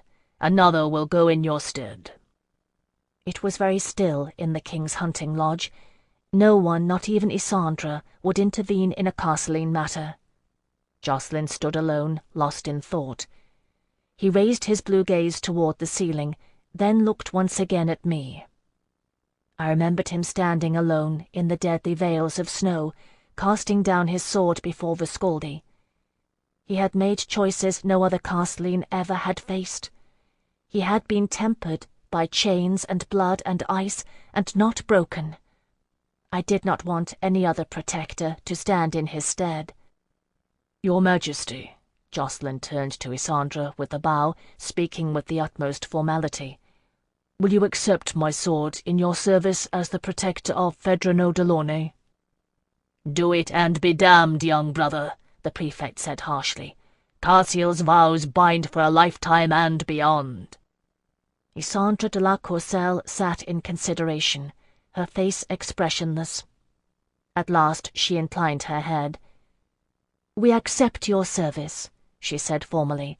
To the prefect she said, "My lord Rinfort, we grieve to cross your wishes, but we must follow the precepts of blessed Eloa in such matters, and not the will of the Castelline Brotherhood. And by Eloa's teaching, He is free to choose his course." "There will be a reckoning upon the misguided," the prefect muttered through clenched teeth. "So be it. Is that your will, Brother Jocelyn?" "It is." Jocelyn's voice sounded hollow, but he stood unwavering. The prefect gave an immaculate Castelline bow, then made a gesture with both hands, as though breaking something. "Jocelyn Verai of the Castelline Brotherhood, I declare you anathema." He bowed again to Isandra. "I demand this man into your service, your majesty." "Good," she said simply. "Phèdre Delaunay, do you accept this charge to take up your lord's duty and carry my words to Prince Drustin Mab Nectaner of the Cruinia?" After what Jocelyn had done, it left me little choice. I stood, my stomach a mix of sinking terror, pride, and excitement, and made obeisance to my queen. "Yes, your majesty, I will go." "Good," Isandra repeated, adding thoughtfully, "Then the only problem that remains is how to get you safely to Quintilius Rouse." "Where is he?" I knew where he had been. I dreaded the answer. "Cusheth." The word fell like a stone. "Your Majesty," Hyacinth said unexpectedly, "I have an idea." Chapter 60. It seemed that there was a Tsingani route to Cusheth, something neither I nor anyone else in the Queen's Council had known. The Tsingani live among the Dongelines and travel our roads, and yet we know little of their ways. Hyacinth knew. It had always been his half-secret passion, while he played in Knight's doorstep at being the prince of travellers, to claim his birthright from his grandfather's Kumpania. I think, other than his mother, only I knew it. They are great horse traders, the Tsingani, and breeders as well. Isand boasts the most famous, for they are dearly sought after by the torrieros who perform their deadly games with the great Isandine bulls.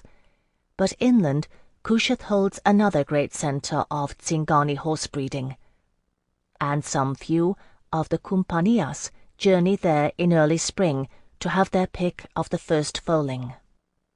This was the essence of Hyacinth's plan, that we should journey to Cusheth along Tsingani-marked roads, seeking his people, the Kumpania of Manoj, and when we found them, he reckoned, we could beg or buy their aid in travelling as horse traders to the Pointe d'Ouest, where Rouse's fleet was beached. It was a dangerous plan, for it meant we would be isolated and vulnerable. And it was an excellent plan, for it cast us in a guise no one would expect. That, more than anything else, was what swayed the odds in favour of Hyacinth's plan. If there was one thing that terrified me above all others, it was not daring the wrath of the Master of the Straits, nor the dangers of distant Alba and the blue-tattooed Cruinia. It was venturing through Cusheth, the homeland of House Shahrazai. But no Kushielin lordling, I thought, not even Melisande, would think to examine the eyes of a young Tsingano woman for the telltale scarlet mote. So it was decided. The details of the matter were established after the Queen's Council had adjourned, all of us sworn to secrecy and loyalty. We met after a fine dinner, only a handful of us, Gaspar and Telesis, who had been party to the Alban plan since the beginning, and Jocelyn, Hyacinth, and I. It would be a week's time before we could set out, for it was early yet, and only the eagerest of the Kumpanias would be on the road. And too, there were some arrangements to be made. Hyacinth and Telesis would return to the city to procure what was needful. When all was decided, we had some leisure to talk. "Phèdre," Gaspar Trevelyan said, taking my hands in his, "I've not had time to tell you how deeply grieved I am at the death of Anafiel Delaunay. He was my friend, and a finer one I never had. The world is the less for the loss of his brilliant mind and his great heart. And Alcuin, I knew him from a boy, you know. He was a rare jewel." "Thank you, my lord." I wrung his hands in gratitude, tears stinging my eyes. Delaunay always counted you one of the best among men." "I thought he was a fool sometimes," Gaspar said gruffly, "honouring an oath sworn to a dead man. It demanded a great deal, that honour of his." "Yes." I thought of the bitter words I'd spoken to Isandre de la Courcelle at our first audience. "But," I said, "I loved him for it too." "We all did," Telesis said, and smiled. "At least those who did not hate him, for he drew strong emotions, Delaunay did. Phèdre, his house and his things were seized by the court. Have you nothing to call your own?" I shook my head, fingering Melisandre's diamond. "Only this," I said wryly, "which surely I earned. It seems I will wear it until the day I may throw it back at her who gave it me. But I lost little to the courts. Nearly all that I had went to Master Robert Tielar, to contract for the finishing of my mark." I looked over my shoulder and shrugged. That loss I lay at the doorstep of Melisande Charizai and Isidore de Glamour.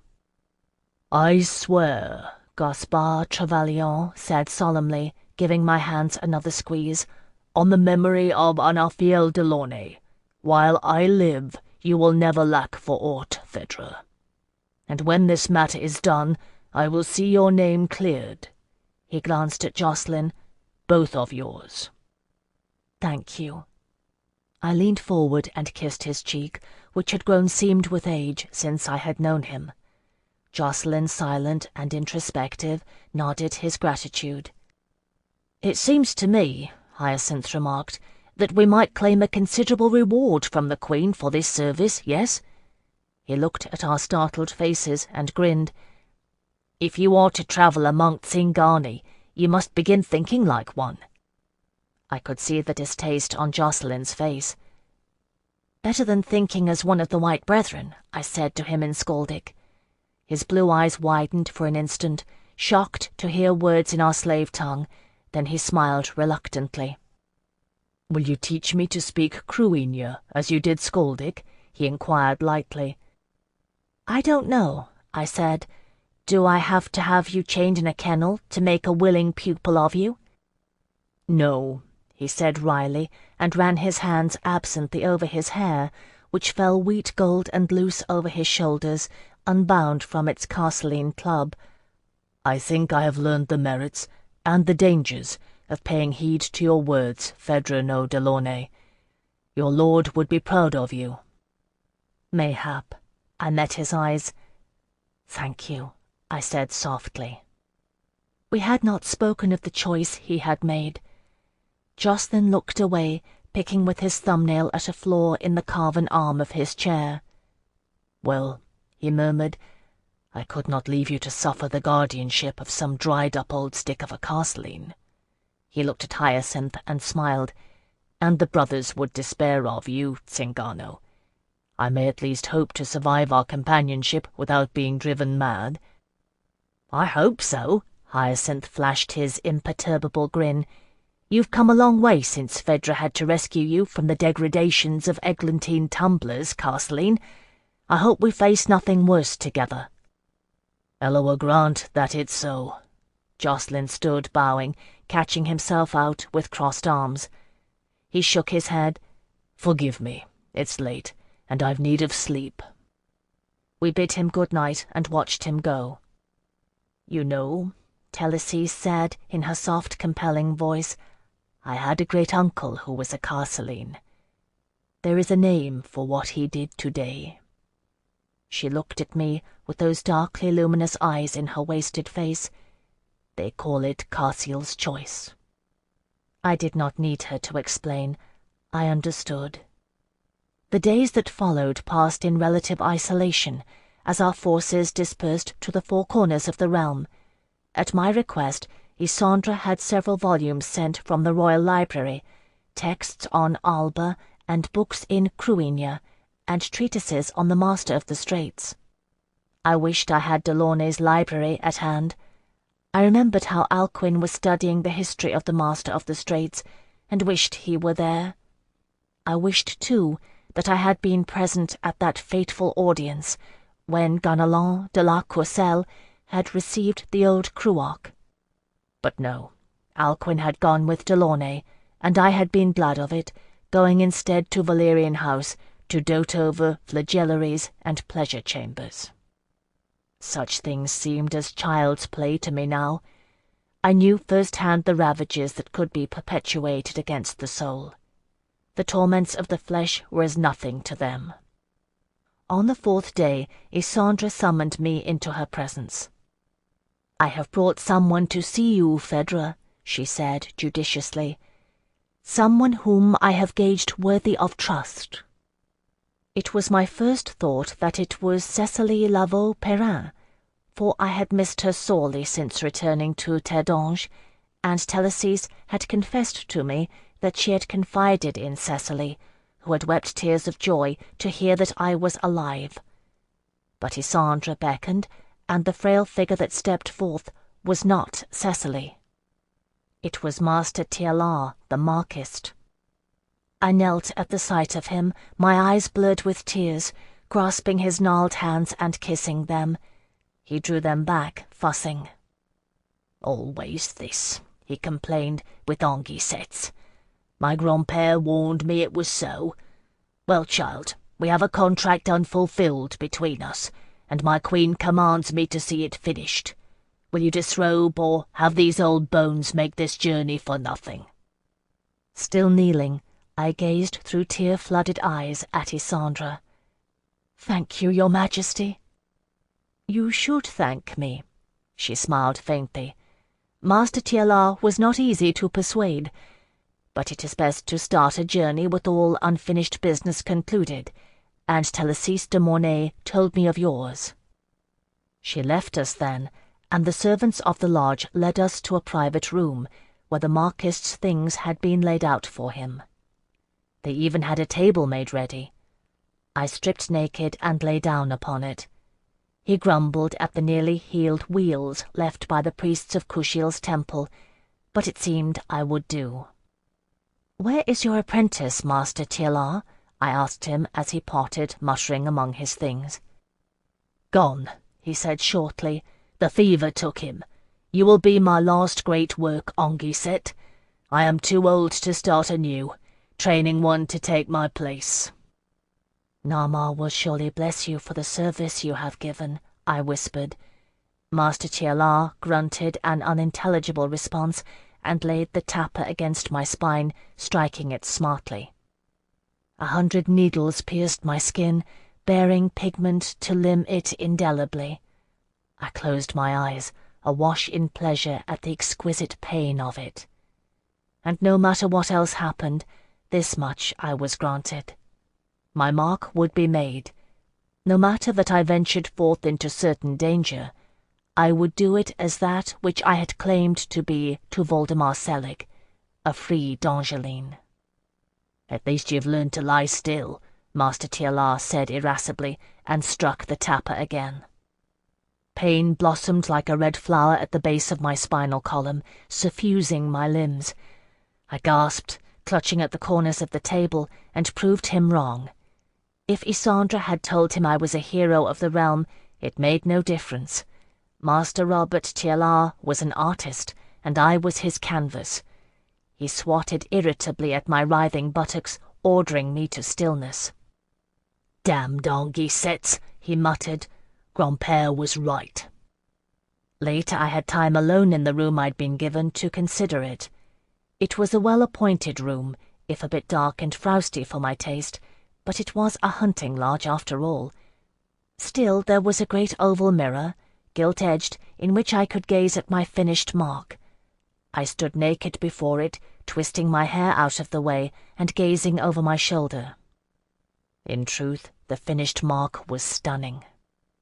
Thorny black lines, intricate and powerful, rose from the graceful scrollwork at the base to twine upward the full length of my spine, ending in an elegant finial. The teardrop-shaped scarlet accents had been used sparingly, serving as vivid counterpoints to the black lines and my own ivory skin. Echoing Kushiel's dart, I had thought at the time. Now it reminded me, too, of the bitterest winter, of the scaldic wilderness, branches stark against the snow, spattered with crimson blood. Stunning and fitting. A knock sounded at the door, and I slid on the silk robe that had been provided me. I opened the door to see Isandre de la Courcelle and began to kneel.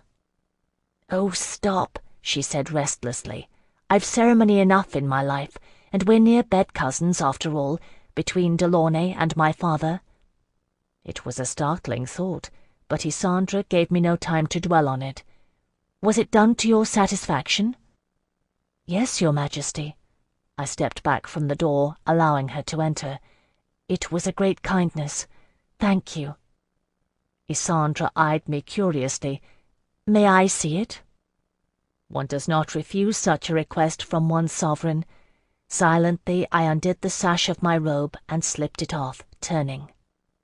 "So that is the mark of Nama." Her fingers brush the fresh-limbed skin, light and curious. "Does it hurt?" I repressed a shudder. "Yes." "I beg your pardon?" There was a trace of amusement in the cool voice. "Thank you. You may cover yourself." I did, turning back to face her. "You have never seen a servant of Nama?" "No," Isandre shook her head. "My grandfather forbade me such contact. Virginity is too highly prized in a bride, especially among barbarians," she added wryly. "Arcadians, for example." "Blessed Eloa bid us to love as we willed," I said.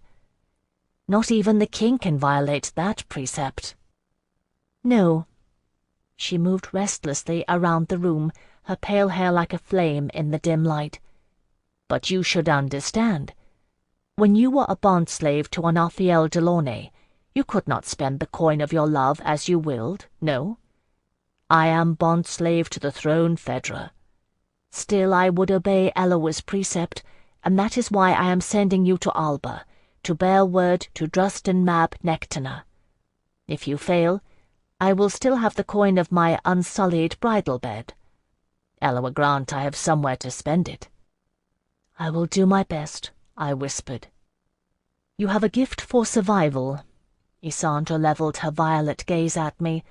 "I can but hope it holds true."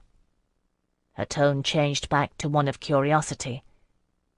"Tell me, why do Nama's servants bear such a mark?" "You do not know?" I smiled, shrugging my shoulders to feel the silk brush against tender skin. "It is said that Nama so marked the backs of those lovers who pleased her, scoring her nails against their skin. They bore the traceries of those marks of ecstasy all the days of their lives. We do it in homage, and out of memory." "Ah," Isandre nodded once, satisfied. "I understand. Thank you." She turned to go, then paused. "Your companion Hyacinth will return on the morrow, and you will make ready to leave. I thought you might like to have this. 'Tis small enough to port." She handed me a small, slim volume, much mended. I took and opened it, glancing at the pages, writ in an unfamiliar hand. "It's my father's diary," Isandre said quietly. "He began it at the university in Tiberium. It ends shortly after my birth. There's a great deal about Delaunay. That's what made me dare to approach him." "In the players' changing room," I said without thinking, remembering. I looked up at her shocked face and coloured. "It is a long story, Your Majesty. Delaunay never knew I was there." Isandre shook her head. "My uncle was right. Whatever it is you do, Phèdre no Delaunay, you seem to do it very well." Her violet gaze deepened. "My father wed out of duty, and not love. Eloa grant you spare me the same fate. I will pray for your safe return, and pray you bring the Prince of the Cruinia with you. No more can I do. I must protect the realm as best I can." I grieved for her burden. Mine own seemed light beside it. "If it is possible, I will do it, my lady." "I know." We gazed at each other, the two of us, both of an age, yet so different. "Be well," Isandra said, and took my head in both hands, laying the formal kiss of blessing upon my brow. "May Eloa bless and keep you. I pray that we will meet again." She left then, leaving me alone with my finished mark and my book. Since I had nothing else to do, I sat and read. In the morning Hyacinth arrived, returning from the city. He had with him 3 rather good horses, foodstuffs in abundance, and 2 pack mules that would bear our gear. And he had clothing. For himself he would wear his usual garb, garishly colourful, covered over with a saffron cloak that was the Tsingani travelling colour. He had brought a like cloak for me, with a maroon-lined hood, that went over a blue velvet gown, with a 3-flounced skirt, with a maroon underlining. It was very fine, though a bit much, and the fabric was well used, the nap worn shiny in places. "Tsingani discard nothing needlessly," he reminded me. "Phèdre, you will be my near cousin, a by-blow gotten in one of the pleasure-houses of Knight's doorstep by a half-breed Tsingano trader. You've the eyes for it, anyway, at least excepting the one," he grinned. "As for you, Castleen," Hyacinth held up a voluminous grey cloak, swirling it to reveal the lining. It held an opalescent riot of colour, madder, damson, ochre, cerulean, and nacre. I laughed, covering my mouth. "You know what it is?" Hyacinth asked. I nodded. "I saw one once. It's a mendicant's robe." "It was Telesice's idea. She conceived it with the Lady of Marsilicos." He handed the cloak to Jacqueline, who received it expressionless. "You can't pass as Tsingani, Castleen, not even a by-blow, and we need somewhat to explain your presence." The wandering fabulists known as mendicants come from Isand. Among Eloa's companions, it was Aishith who gave to mortals the gifts of music and story. So d'Angeline's claim. Our critics hold that she taught us to play and to lie. Be as it may, Isandines are the finest storytellers, and the best among them the mendicants, who are sworn to travel the realm, embroidering truth and fable together into one fabric. If any d'Angeline would travel the long road with the Tsingani, it would be a mendicant. "Can you lie, Castleen?" Hyacinth was grinning again. Jacqueline swung the cloak over his shoulders. It settled around him, dove-grey and sombre as his former priest's garb, until he shifted, and a glimpse of swirling colour was revealed. "I will learn," he said shortly. "You can start with this." Isandra de la Courcelle had entered unannounced. She nodded at one of her dour Castleen guards, who held out an armload of gleaming steel. Jacqueline's gear, daggers, vambraces, sword, and all. He gazed wide-eyed at the Queen. "The arms belong to the family, and not the Castleen Brotherhood, yes?" Isandra said. "You offered me your sword, Jacqueline Verai, and this is the sword I accepted. You will bear it and your arms in my service." A small smile played about her lips. "It is up to you to conceive a tale of why a wandering mendicant should bear Castleen arms." "Thank you, Your Majesty," he murmured, bowing without thinking, with arms crossed. He reached out then and took his gear from the scowling brother, settling the belt around his waist, buckling on his vambraces, and slinging on his baldric. With the hilt of his sword protruding from beneath the mendicant cloak, he seemed to stand taller and straighter. "You have done well," Isandra said to Hyacinth, who bowed. She surveyed the 3 of us. "All is in readiness for your journey. Phèdre?" She handed me an object, a heavy gold ring on a long chain. I took it and looked. It bore the Courcelle insignia, the swan crest. "It is my father's ring," Isandra said. She held up her hand, which bore its twin. "I wear my grandfather's now. You may show it to Quintilius Rouse, if he doubts the truth of your word. And when you gain the distant shore of Alba, give it to Drustin Mab Nectana, that he might know from whence it came. He will know it. I have worn it since my father's death. Yes, your majesty. I lifted the chain over my head and settled the ring under my clothing, where it lay below Melisandre's diamond. Good, Isandra said simply. She held herself proud and upright, letting nothing but courage show on her face. She was the queen. She could afford to do nothing less. Blessed Eloa be with you all. It was a dismissal, and our order to go. Hyacinth and Jacqueline bowed. I curtsied. And thus did we set out. Chapter 61. The place to which we were bound was called the Hippocamp. One thinks of Kushiel as a harsh and stony land, but of course this is only true of the outermost verges. Inland, it is as rich and fertile as any of the 7 provinces, with deep valleys cut through by mighty rivers. We would travel westward across Lanyas, taking the Senescene forest road into Kushiel, or so Hyacinth believed. He could not be sure until we intercepted one of the Chedrov, the imperceptible markings that Tsingani leave along their route. It would not matter overmuch in Lanyas, which was under the Comte de Somerville's rule and peaceful. Of the companions, Arniel's gift was husbandry, and he taught much to mortals of the growing of good things and the care of the land. It made for a peaceful province, although Lanyasites are fierce as lions when roused to defend their land, as Percy de Somerville's noble history as the royal commander evidenced. Good weather graced our leave-taking, a damp early thaw rendering the air moist and gentle. Despite my fear at the vastness of our undertaking, I found myself in good spirits to be riding once more. Truly, nothing is worse than waiting idle, while fear preys on one's mind like ravens upon a corpse. And after the frozen terrors of Scoldia, the Senescene seemed almost friendly. Our first day proved uneventful. We saw no one, save a few farmers at early tilling for spring crops, who nodded in taciturn acknowledgment. Once we gained the forest road, we rode in solitude.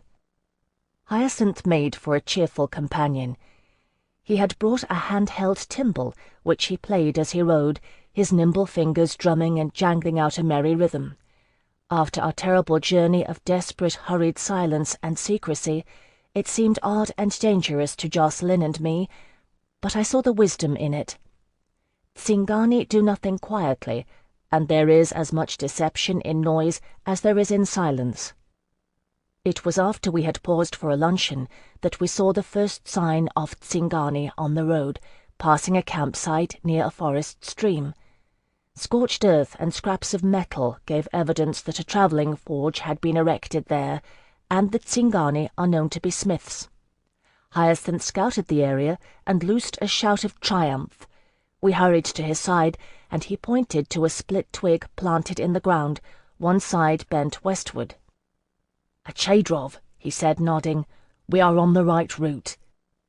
So we continued our journey, following such Tsingani signs as Hyacinth espied. Indeed, all of us grew adept at spotting them. I will not speak over much of these travels, for the days passed without incident. From Hyacinth we learnt somewhat of Tsingani ways, preparing ourselves for what we might find. In turn, I taught a few words of Cruinia to both he and Jacqueline. It is more difficult than Skaldic, for there are sounds in the Pictish tongue that come hard to D'Angelines. I had always despised the fact that Delaunay had made me learn it. Ironic that I should need it so direly now. The remainder of the time I passed in reading the journal of Prince Roland de la Courcelle, that with which Isandra had gifted me. From this slim book I pieced together the great and fateful romance that had bound Anarphiel Delaunay's fate to the protection of Isandra de la Courcelle, and indeed made of me what I was, a courtesan equipped to match wits with the deadliest of courtiers. They had met at the university in Tiberium, of course. That much I had known. But I glimpsed Delaunay now through another's eyes, as a young man full of beauty and a splendid passion to know. I had never known Delaunay as a youth. It surprised me to read his poems, carefully recorded by Roland de la Courcelle, wicked, biting satires that lampooned fellow students and masters alike. And it was Roland who began calling him Delaunay, after his mother's name and the Isandine shepherd lad Eloa had loved. Once they were together, and I blushed to read that passage, wondering how Isandra had taken it. It was the masters of the university who nicknamed him Antinous, after a lad beloved by an ancient Tiberian imperator. Roland's nature shone through it all, a generous and reckless spirit who loved freely without reckoning the cost, truer to the precept of blessed Eloa and the archaic ideologies of glory than the political machinations of a monarchy. I could only imagine how Delaunay had adored and despaired of this careless nobility, incapable of subtlety. It was the death of Edmé de Rocaille that had caused a rift between them after the university, after Delaunay had been castigated by his father and formally taken his mother's name. Hyacinth and I had not been too far wrong. There was a long-lasting bond between the houses Rocaille and Montrève. Strange still to think of Delaunay as aught but Delaunay, and Edmé had been a childhood friend to Delaunay in Cioval, betrothed to Roland out of goodwill and because her family had ties to the royal house of Aragon. A good arrangement, it seemed. There was fondness between all of them, and Edmé understood that she was trading passion to be the eventual queen of Terre d'Ange, mother of heirs. Then came her hunting accident. It was obvious that Roland genuinely grieved for her, and obvious too that he was blind to the possibility that Isabelle Lanvert had been involved, attributing Delaunay's vehemence to a mix of grief and jealousy. It is a human failing to attribute the best of motives to those we know the least, and the worst to those we love best. He loved too well, Roland did, and feared to be lenient in his judgment, and favoured Delaunay because of it. He heeded Isabelle, who flattered and bewitched him, and they were betrothed, for House Lanvert was powerful, betrothed and wed. And Delaunay wrote his satire. I think that Roland knew when Isabelle sought to have him banished. I read what he wrote privately for none to behold, of how he argued long and hard with his father the king on Delaunay's behalf. The agreement they reached was a bitter compromise. Delaunay would live and retain status such as his father's repudiation had left him, but his poetry was declared anathema. To own it was tantamount to treason. That much I had known. I had not known that every extant copy of Delaunay's works was gathered and burned, nor that Prince Roland de la Courcelle had wept at the conflagration. I dare say no one knew, save Isandre, who read these same words. Somehow then, somewhere, they were reconciled, Roland and Delaunay. It falls within a gap in Roland's journal. He wrote only, "All is forgiven, though nothing is the same. If we cannot have the past, Eloa grant us a future." One might argue that he wrote of Isabelle and not Delaunay, but for what followed. It came upon the heels of Isandre's birth, an event heralded in Roland's life with mingled joy and terror at donning the mantle of fatherhood. That his relations with Isabelle had grown bitter was obvious to one trained to read between the lines. I hoped that Isandre had not discerned as much, though I doubted it. There was another gap. Then Roland wrote, "An Ophiel has promised, swearing upon my ring, and my heart is glad for it, though neither Isabelle nor father are pleased. But who among us is whole? He is the wiser half of my sundered soul, and I can give my firstborn no greater gift than to pledge my devotion entire." And then, "It is done, and witnessed by the priests of Eloa." Shortly after this, Roland's journal ends. I know why, for he was caught up in the affairs of the heir of Terre d'Ange, and rode not long afterward to Cumlach, to the Battle of Three Princes, where he lost his life. So many killed, I mused, sitting beside the campfire the night I finished my reading of his diary. So much bloodshed. I had been a child still in Sirius House when these things had shaped Isandra's life. Mine too, had I known it. But that pattern was forming in the distant future. While I learned how to kneel uncomplaining for hours at a time, and the proper angle of approach for serving sweets after a meal, Isandra was learning how greed and jealousy corrupt the human soul. No wonder she clung to a girl's dream of love. I glanced at the well-worn journal, then toward the west, where dim streaks of dying sun glowed between the trees. We were near to Kushiel now, if we'd not crossed the border already. It was hard to tell in the forest. Somewhere beyond the ability of my vision to scry lay the Straits of Alba, that wind-whipped expanse of water, as grey and narrow and deadly as a blade, separating Isandra from a dream. Not a mere girl's dream, I reminded myself, but a queen's. Isandra's blue boy might have hands that would lie lightly upon the crown, but they came gripping a spear, 1,000 spears. It was a dream to pit against a nightmare, of Dongeline heads bowed before the Scaldi sword. Thinking of Voldemar Selig, I shuddered. It was hard to imagine any Pictish prince who could stand against him, in all his brawn and might and the teeming loyalty of tens of thousands of Scaldi. And yet the Scaldi had felt the hobnailed sandal of Tiberium upon their necks, while the Cruinia had never known defeat, and Drustin Mab Nectana was of Kinil Rhu's lineage, who had cast the soldiers of Tiberium from Alba. Such a slender hope, and all of it resting now upon our shoulders, this unlikely threesome. I clutched Roland's journal to me like a talisman, lifting my gaze to the emerging stars, and prayed that we would not fail. Chapter 62. The scale of the Tsingani horse fair at the hippocamp caught me unprepared.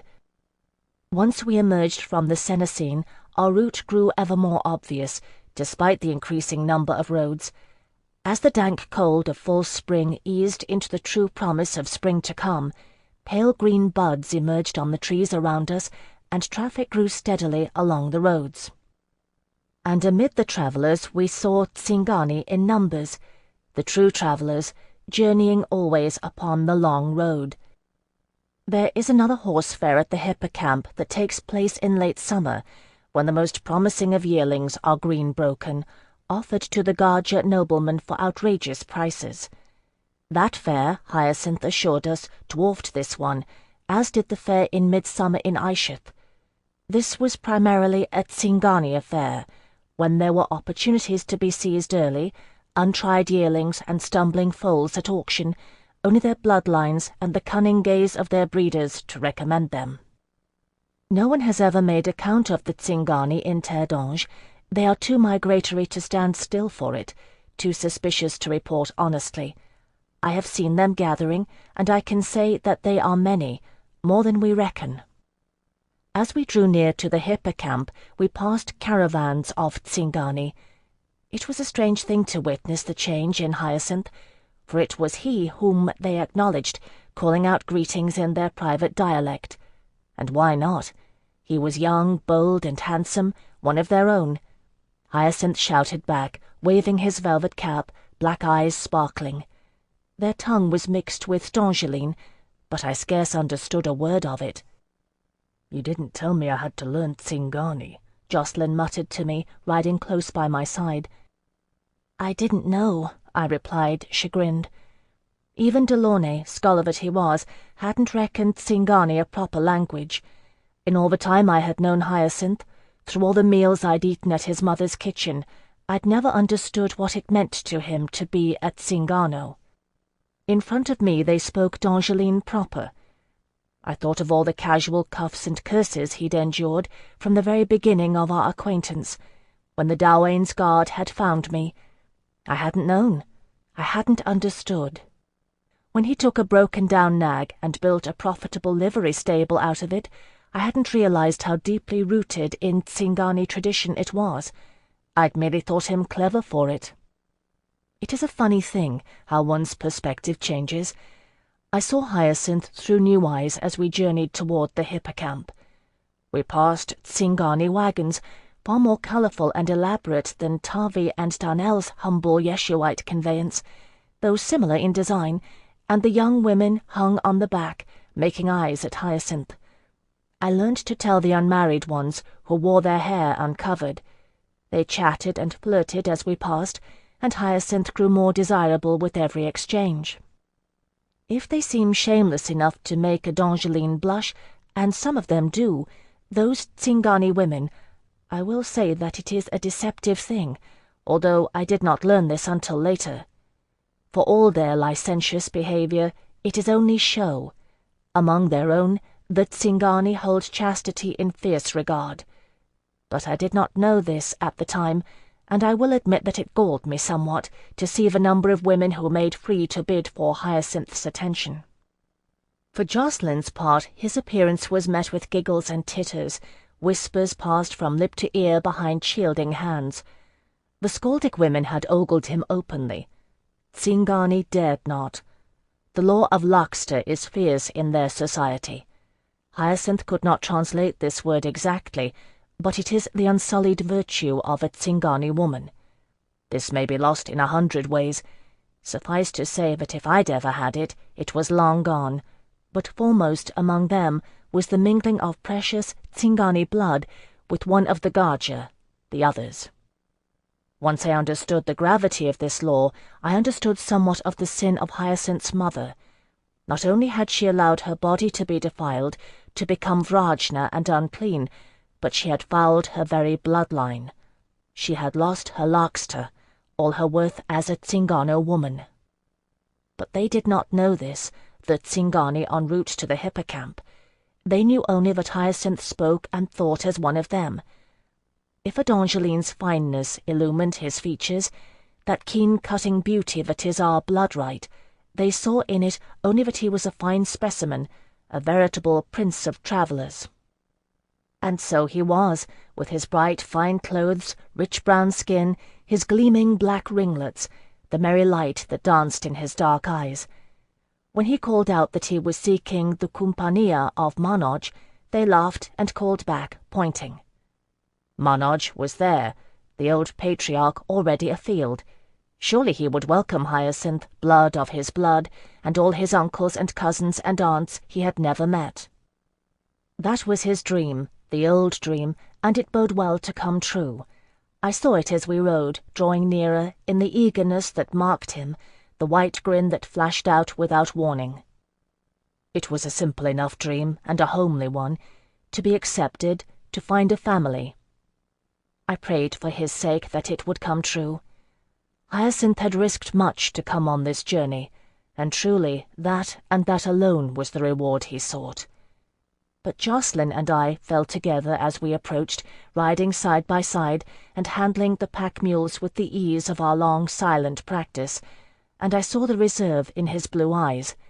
He who had taken a simple vow knew well enough how things can twist and change. We reached the hippocamp.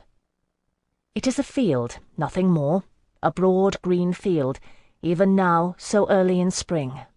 A vast expanse of green, the grass new and tender, alongside the great Lusant river that burrows the length of Kushiel. We had timed our arrival well. A great many Tsingani Kumpanias had already arrived, setting up wagons and tents, paddocks against the new green field. But a great many were still to come, and we found ourselves a space easily enough, staking it at the corners with the bright ribbons Hyacinth had brought for that purpose. And everywhere there were horses, ponies, carriage horses, palfreys and hunters, massive drays, and even war horses, broad-backed and arch-necked, mighty enough to carry full mail, but long-legged and swift in battle. There were yearlings, gangly and slab-sided, and the early crop of foals, some of them still staggering drunkenly on teetering legs, quick to tangle. In the centre of the field, where the most powerful of Kumpanias had established themselves, was a common area set around a fire. Already a good-sized group of Tsingani had gathered to play music, sing and dance. I thought at first that it was a fete, but Hyacinth said no, it was only their way. There were smaller gatherings, too, in the outlying areas where we had made our camp. As sunset drew nigh, cooking odours filled the air, rich and savoury, making our staples, flatbread and cheese, nuts, dried fruit and meat, seem duller than usual, for all that they were bought with the Queen's coin. Hyacinth, ever with a keen eye to chance, bartered with our nearest neighbours, trading a skin of passable wine for 3 bowls of a game stew, spiced with fennel and last year's carrots, with the assurance of meals to come. It was wisely done, for we made a friendship over it, in the quick and easy way of travellers. Our neighbours were a young family, not yet established as a proper kumpania. Neki was the Tseraman or headman, and introduced us to his wife Gisela, her sister and brother-in-law, his cousin, who had thrown in his lot with them, and a passel of children who ranged in age from still suckling to 10 or older. They wed young. The women all came forward to give me the kiss of greeting. The men nodded their heads, dark eyes gleaming with curiosity. I've a good ear for languages, and had begun to be able to follow the thread of Dongeline that laced the Tsingani dialect. Hyacinth had told them what we'd agreed upon, that I'd been gotten in a brothel by a Tsingano half-breed, adding, needlessly to my mind, that his mother had taken me in out of pity when she found me taking to the streets. Then he introduced Jacqueline, who bowed, making his cloak swirl with a subtle riot of colour. Neki's family laughed, and the children gazed wide-eyed.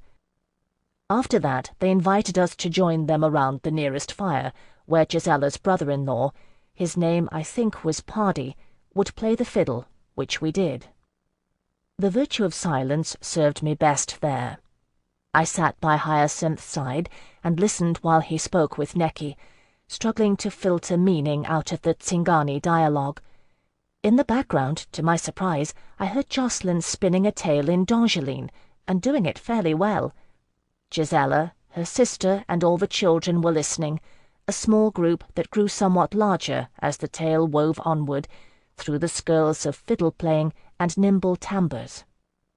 "And I said to the Scaldy princess, 'My lady, although you are more beautiful than the moon and all her stars, I cannot oblige you, for I am sworn to Kushiel.' And she said to me, 'Well then, if you will not wed me, you must fight my brother Bjorn, for no man may refuse me and live.' Now this Bjorn was a mighty warrior who had once defeated a witch, and she gave to him a great magic in exchange for her life, a bearskin that had the power to transform its wearer into a bear." I shook my head, turning my attention back to Neki and Hyacinth. A Castelline turned mendicant. Truly no one would believe it possible. "If it is true that you are the grandson of Manoj," Neki was saying, or something very close to it, "then you must seek him out. The Baro Kumpei, the 4 mightiest Kumpanias, are there." He pointed toward the great fire at the centre, where the staked territories were vast, encompassing impromptu paddocks filled with many horses. "But if you are only seeking Tsingani and Kushti Jaira to travel west and trade," Neki shrugged, stroking the tips of his elegant moustache, "perhaps we would be interested, if there is coquet in it. Perhaps enough to make our love as a compania." "There is gold enough to make the name of whoever succeeds with me," Hyacinth said noncommittally, switching to Dongeline and glancing at me for corroboration. I nodded solemnly. "I have many important friends in the city of Eloa, but none so important as blood, yes? I will see Manoj first." "Well," Neki said, and grinned, "do not see him tonight, Rinkeni Chavo, for the old Singan Kralis is a gavring hellion when he drinks, and he's like to knock your dandos out with a kosh stick if you go claiming to be Anastasia's son. See him tomorrow, and remember who gave you good advice, hey, Rinkeni?" "I will." Hyacinth clasped hands with Neki Tsingani fashion at the wrist. "Thank you." Neki wandered away to reclaim his wife and dance with her. They made a striking couple, bold and handsome. "What's a gathering hellion?" I asked Hyacinth, watching them dance. "You followed that?" he asked, and didn't answer for a moment. "I don't know. It doesn't translate. Strict, belligerent." "And Kushti Jaira? Rinkenny Chavo? Tsingan Kralis?" He eyed me sidelong. "Delaunay taught you to listen too well." He sighed. "Jaira are horses. Neki says he has good horses to trade. Kushti Jaira." "Rinkenny Chavo?" Hyacinth looked wry. "Pretty boy. I didn't tell him I was half D'Angeline." I waited, then asked again. "And Tsingan Kralis?" Hyacinth shifted his gaze toward the central fire, where the tents stood tallest, the wagons were brightest, and the finest horses in the paddocks. "King of the Tsingani," he said finally, his thoughts elsewhere. "You mean he really is?" I was startled, and the question came out rudely. "I'm sorry." "Don't be." He shot me a quick glance. I wasn't sure myself. But Neki said it. I always believed it, but—" "I understand." I smiled ruefully and stroked his black curls. "Prince of Travellers?" Somewhere behind us, Jocelyn's story continued. He was acting it out now, giving the bear warrior's terrible roar. Shrieks of terrified glee answered. The children loved it. The old prefect would have died of mortification. One of the young Tsingani women, long hair still uncovered, approached Hyacinth to invite him to dance. He looked apologetically at me, rising. I understood, of course. It would have looked peculiar if he'd declined. Unless we were a betrothed couple, and if I were no longer a Vrajna bondservant, still, as a half-breed's byblow, I had no claim to Larkster, to being a true Tsingani woman. Which made me unfit for the grandson of the Tsingan Kralis. It is a strange thing how pride may run the strongest among a people despised, as the Tsingani had been in so many lands. I thought about that as I sat alone near the fire, watching the dancers, watching Jocelyn spin his first-ever mendicant's tale. It made no difference to our mission. But it made a difference, I thought, to me. This is the end of the CD. The audiobook continues on the next CD. Chapter 63. In the morning we went to see Marnoj. The horse fair at the hippocamp lasts for 3 days, and this was officially the first. The first day is for looking, the Tsingani say, the second for talking, the third for trading. While this is true, it is also true that by the third day a handful of canny Garja nobles would have gotten word that the horse fair was ongoing and come to buy, so the greater part of the trading would be all but concluded by the third day.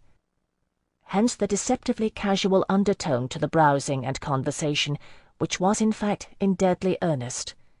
To see Marnoj, we had to take part in it, for Hyacinth was not so naive as to present himself and expect a welcome. Instead, we strolled around the paddock, surveying the horses. Jocelyn, who had been entrusted with our funds, mendicant or no, anyone wearing Castelline daggers was the least likely target among us, had brought out the necklace Hyacinth had provided. I knew it well, for it had been his mother's, an elaborate affair of gold coins strung together. It provoked not a few whispers that a Didikani woman would dare sport a Tsingano garb. I understood those words quickly enough for half-breed and for coin-wrought jewellery, but it achieved its purpose. One of Marnoj's many nephews spotted us in short order and came over to lean on the woven saplings of the paddock fencing to talk with Hyacinth.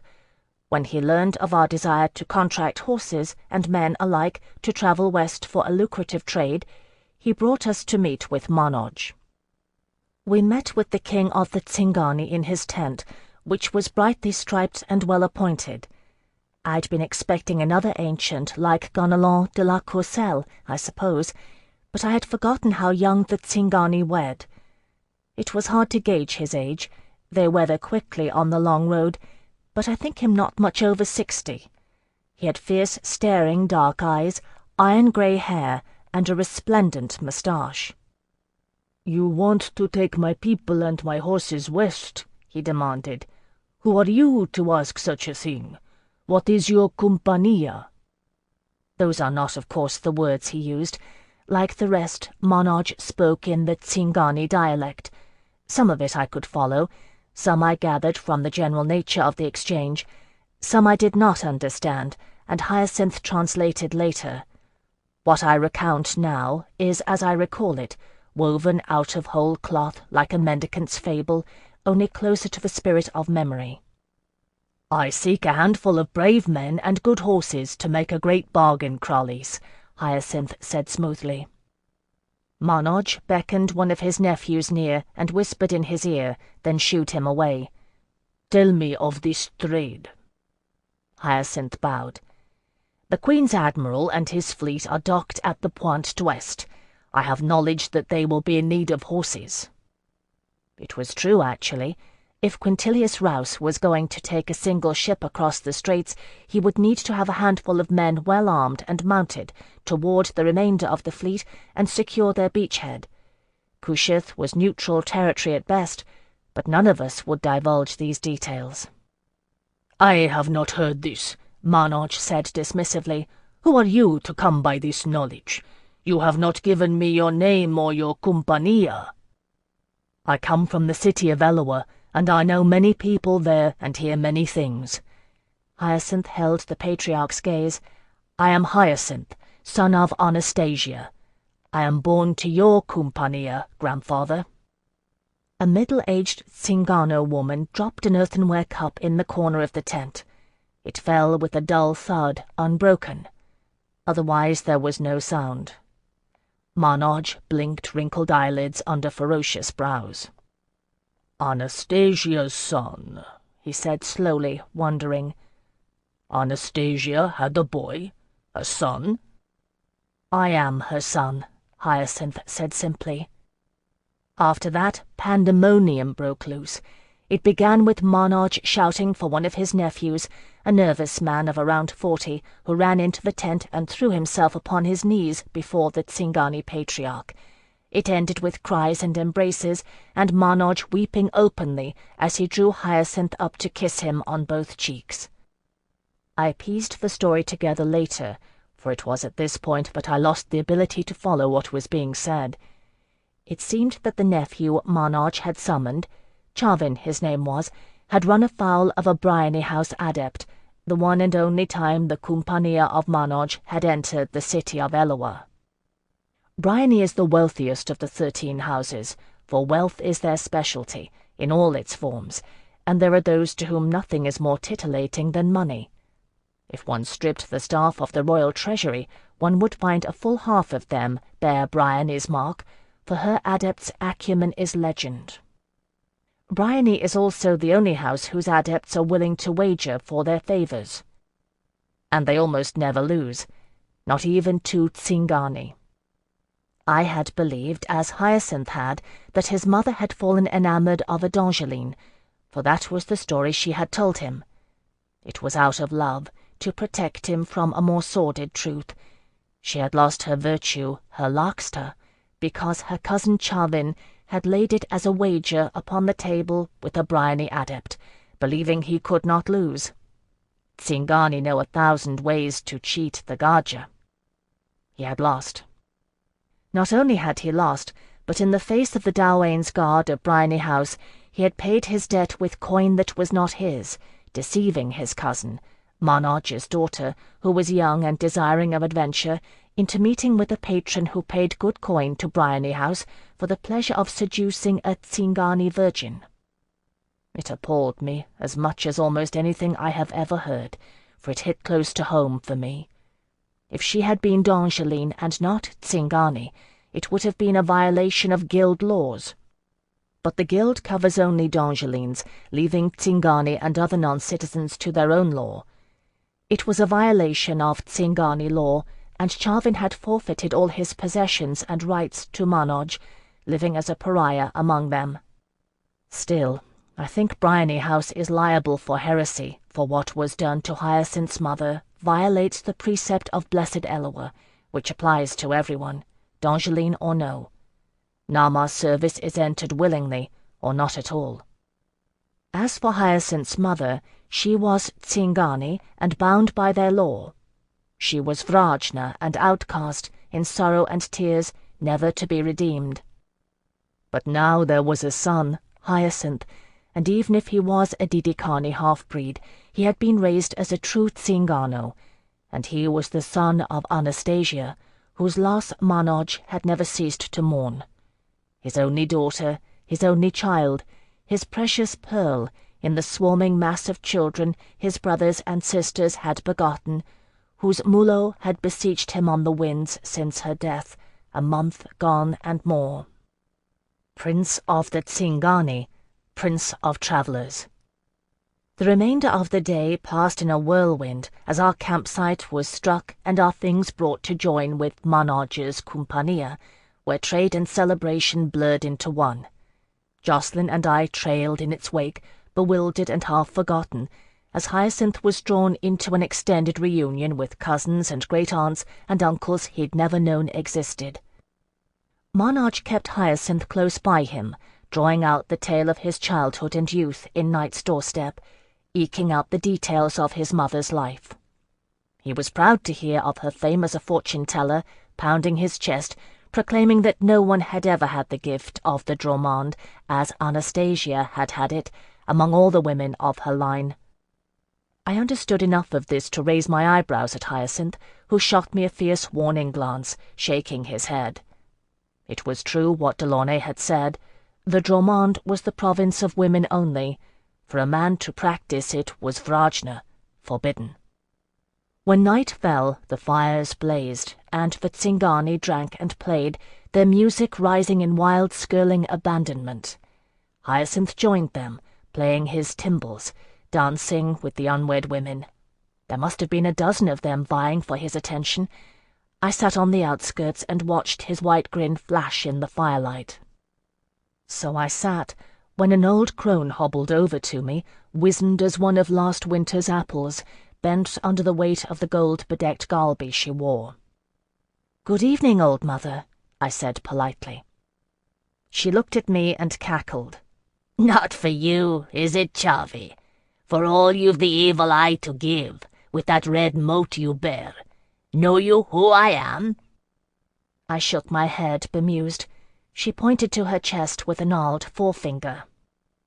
"Aberati am I, and I was Anastasia's grande dame. Her gift comes through my blood." She turned her pointing finger on me, taking me back to Hyacinth's mother in her kitchen. "You've no drop of Tsingani in your veins, Chavi, for all the lad may claim it. Don't you know the Dromande can look backward as well as forward?" "What do you see, then?" "Enough," the old woman laughed wickedly. "Pleasure houses indeed. The lad spoke that true, didn't he? Your mother was a whore, sure enough, but you're no byblow. No, not you." I watched Hyacinth surrounded by his newfound family. Better if I had been, mayhap. My father had a name, but he didn't give it to me. My mother sold me into servitude and never looked back. "Backward, forward, your mother had no gift to look either way," Aberati said dismissively. "His mother did." She nodded at Hyacinth. "What do you suppose she saw, eh? The Lungo Drom and the Compania, eh? Or somewhat else? A reflection in a blood-pricked eye?" She gave another cackle. "Oh, what did my granddaughter see for this son of hers? Think about that, Chavi." With that she tottered off, bony shoulders hunching with laughter. I frowned after her. "Trouble?" Jacqueline said, materializing at my side. "Who knows?" I said, shrugging. "I think I'm fated to be targeted by Tsingani fortune-tellers. I'll be glad when we're on our way. Do you think Manoj will give Hyacinth the horses and escort he asked for?" I think Marnodge would give him just about anything, Jocelyn said wryly, including Charvin's head on a platter if Hyacinth hadn't granted him forgiveness. That scene, with many drunken tears, had taken place earlier. I just hope he remembers why we're here. I'm not sure we're all here for the same reasons, I said softly, watching the Tsingani revel, Hyacinth among them.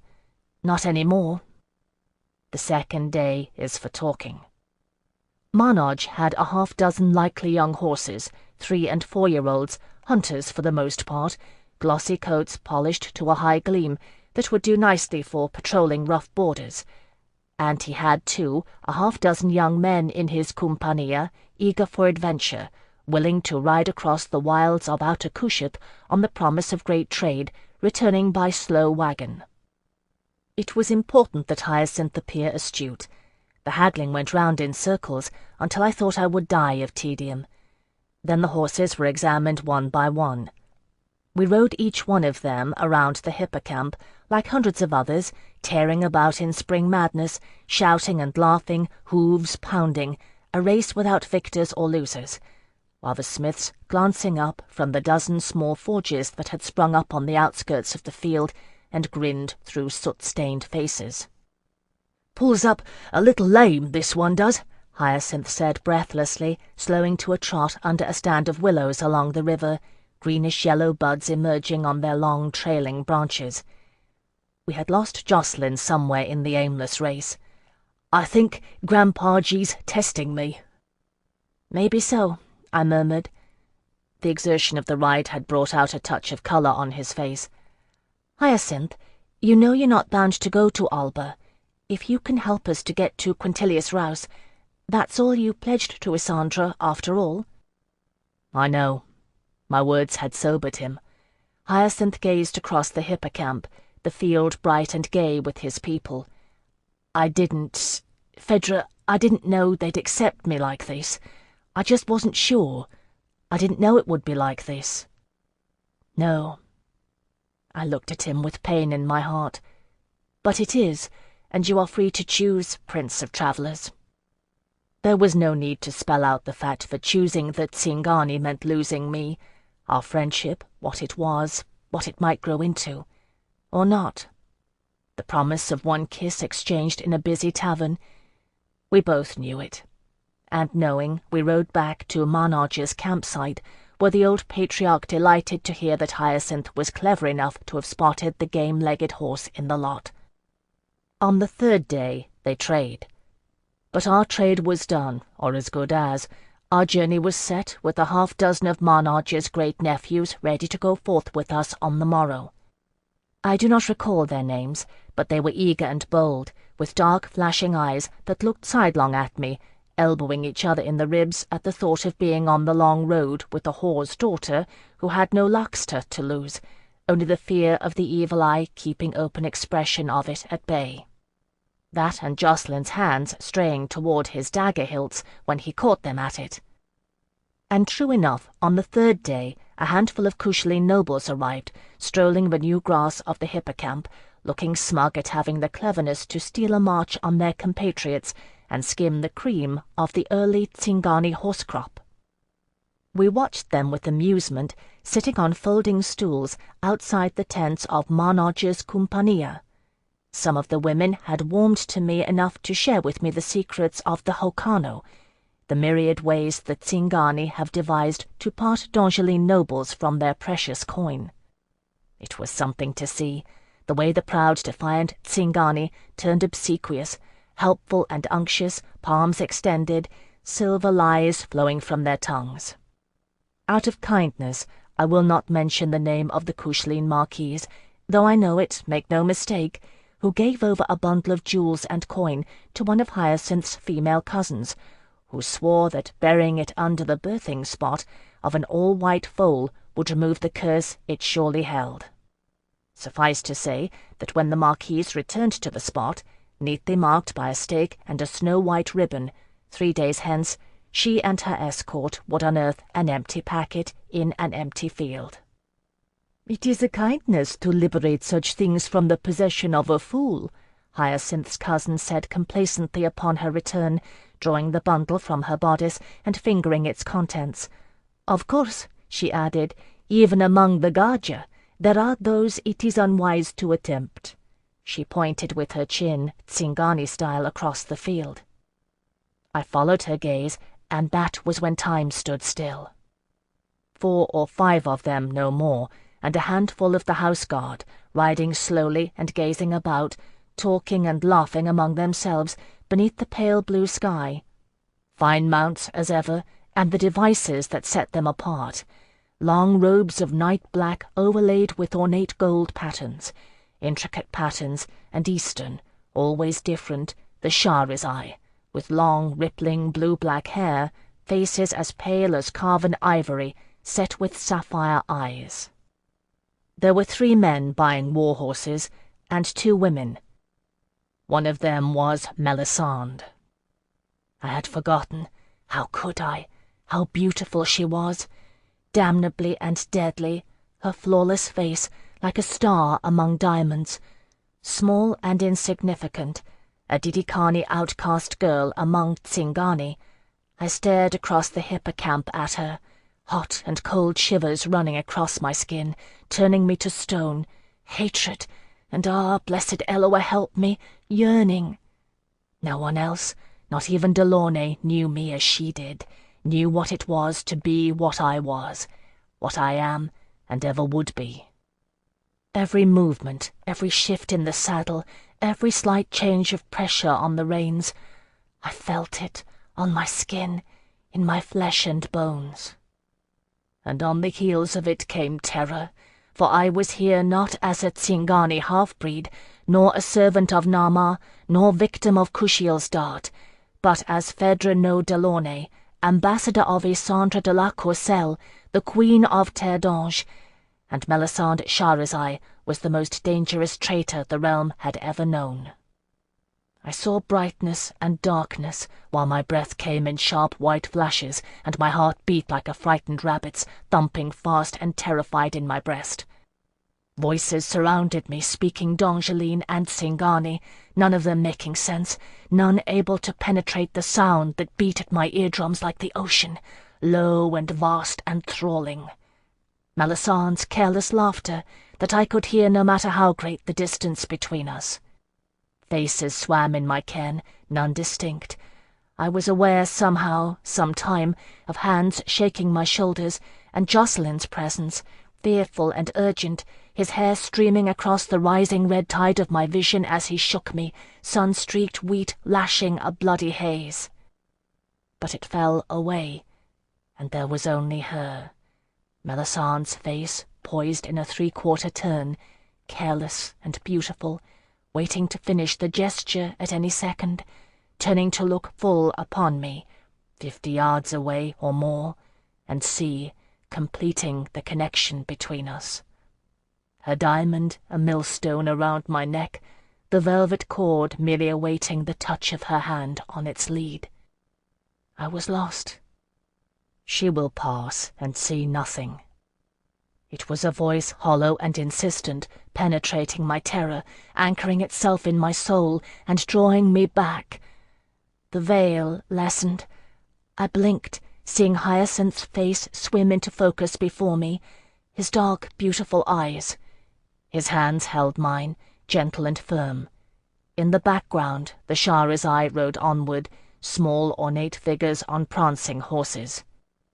"She will pass and see nothing," he said, repeating it. Sorrow in his voice. The Prince of Travellers had chosen. Chapter 64. It was true that the Tsinganan Kralis cared deeply for his half-breed grandson, that I believe. But a silence fell after Hyacinth's words, like the silence when a great wave has broken, while another greater wave gathers. And then the outcry arose. "Vrajna, he has been taught the Dromond. Anastasia's son speaks the Dromond. He brings a curse upon us all." I will not recount the 1,000 voices that rose to vilify him. Suffice to say that they did, these great-aunts and uncles and cousins who had taken him to their hearts. Hyacinth stood beneath the onslaught, enduring, meeting my eyes in silent understanding. Not for me, I thought. Don't do this for me alone. He understood, shaking his head. It was not for me alone. Somewhere in the distance, the scions of House Shahrazai glanced over, mildly curious at the Tsingani uproar, bent on trade, acquiring steeds for a war no one else in the realm knew was coming, taking no sides, merely hedging their bets against the need. And somewhere an old crone smiled in vindication, 100 gold coins draped around her withered neck. Hyacinth stood unmoving. Jocelyn's daggers were in his crossed hands as he turned slowly in a circle, polite and deadly, warding me. "Is it true?" It was Marnodge who broke the silence, fierce eyes anguished as he came forward, members of his Compania falling away before the patriarch's approach. Hyacinth bowed his Prince of Travellers bow. "Yes, Grandpa-G," he said softly, "I have the gift of the Dromond. My mother taught me to use it." "It is Vrajna." Marnodge caught his breath as if it pained him. "Chavo, my grandson, Anastasia's son, you must renounce it. The Dromond is no business for men." If Melisande had looked in that instant to the disturbance in the Compania, she would have known. Even if she had not seen me, the circle, the stillness, Hyacinth at its centre, and a Castellan warrior priest in a mendicant's cloak. She would have known, somehow, that I was involved. Delaunay had taught her what he had taught me, to watch and listen, and see the patterns emerging from chaos. We were alike in that. But Eloa was merciful, and she did not look. The Shahrazai had already spared us one casual glance. They were there to buy horses. And Hyacinth shook his head with infinite regret, his eyes like black pearls, shining with tears. "I cannot, Grandpa-G," he said quietly. "You cast my mother from the Compania, but I am her son. If it is Vrajna to be what she made me, then I am Vrajna." What did she see? A reflection in a blood-pricked eye? I do not know. Only in the end that we needed Hyacinth, and the long road he chose was not the one that Tsingani had walked since Eloa trod the earth. "So be it," said the Tsinganan Kralis, and turned his back on his grandson. "My daughter is dead. I have no grandson." A wailing arose then, and they mourned Hyacinth, as if he were not standing alive before them. I saw the blood drain from his face, leaving him grey. It was Jocelyn who held us together then, shoving his daggers into their sheaths, gathering our things, herding us out of the camp of Marnodge's Compania. On the outskirts of the hippocamp, we met Necky's folk. "Are you still minded to make your name?" Jocelyn asked Necky bluntly, speaking in plain Dongeline. The Tsingano glanced at us all, startled, then looked to his wife. She shrugged once, looked at the others, then nodded vigorously, beginning to summon the children.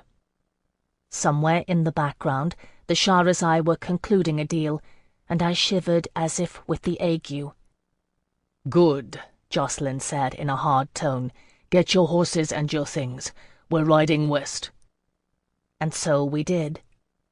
It is a remarkable thing, the speed with which a Tsingani company can become mobile.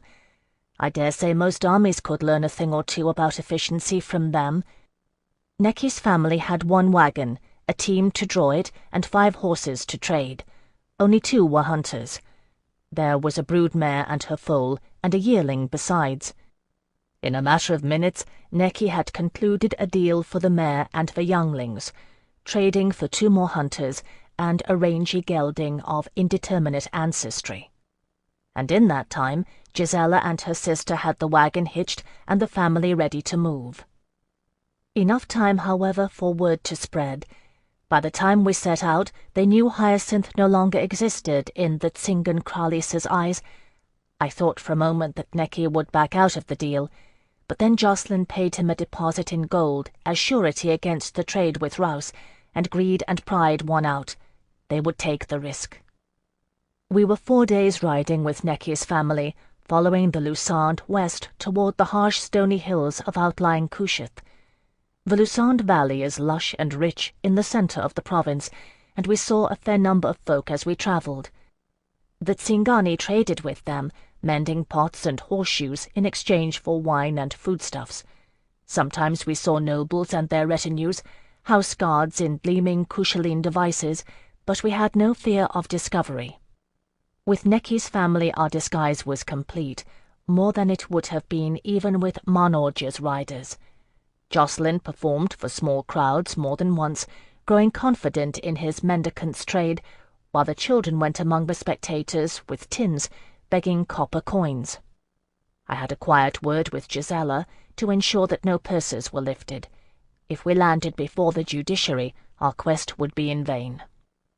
It was a strange thing to sojourn with an eloquent Castlean and a quiet Tsingano.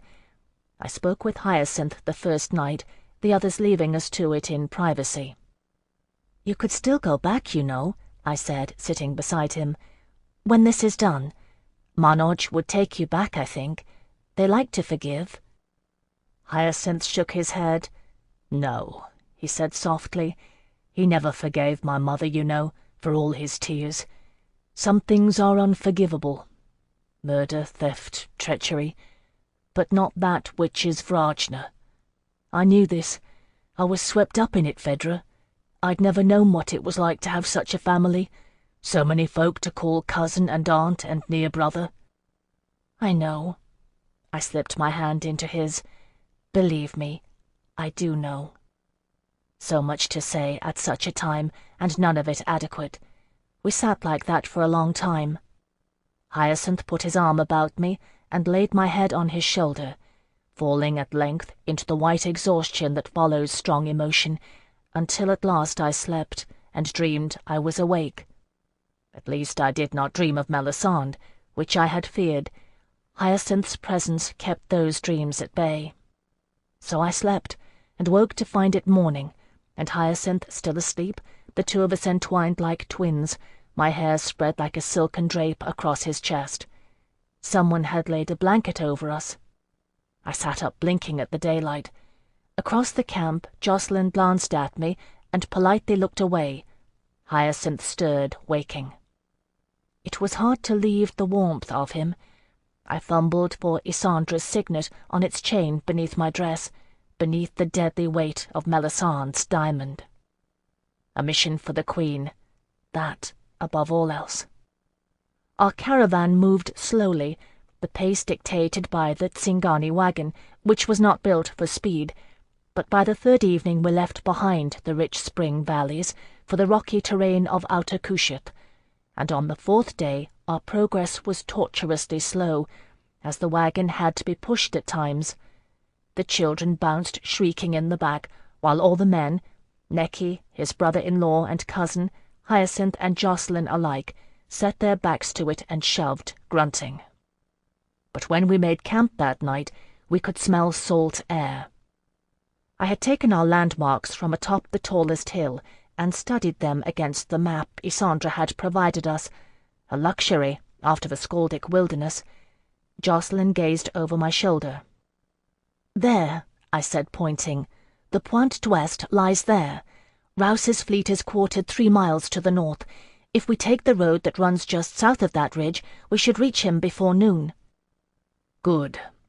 Hunkering on his heels, Jacqueline sifted a handful of dirt through his hand. Opening his hand, he showed me the thin, pale grass sprouts taking root even in the rocky soil. "Spring's coming even here," he said softly. "How long do you think Voldemar Selig will wait?" "We're months from the first harvest." Fear made my heart beat faster. "He can't possibly be provisioned, and he'll wait for that." "Not so far off." Jacqueline lifted his head, staring toward the darkening west. "And we've a long way to go." "Tomorrow," I said, and repeated it more firmly. "We'll reach Quintilius Rouse tomorrow." And indeed so we should have done, except that it was not to be. Perhaps we had grown overconfident, secure in our disguise, travelling unimpeded the breadth of Kushiel. but truly I think it would not have mattered.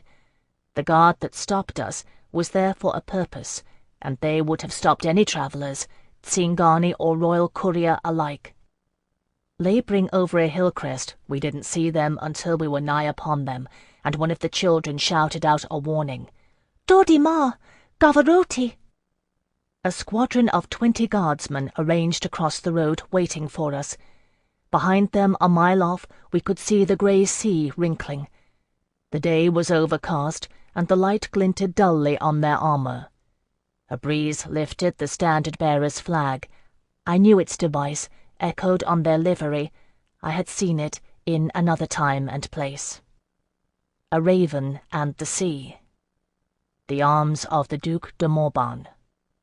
Spurring his horse, Hyacinth rode quickly to the head of the caravan.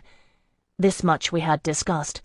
Better that he should be our spokesman than Jacqueline or I, who might be marked as unusual. "Where are you bound, Tsingano?" The leader of the guard invested the word with scorn. I noticed it more now.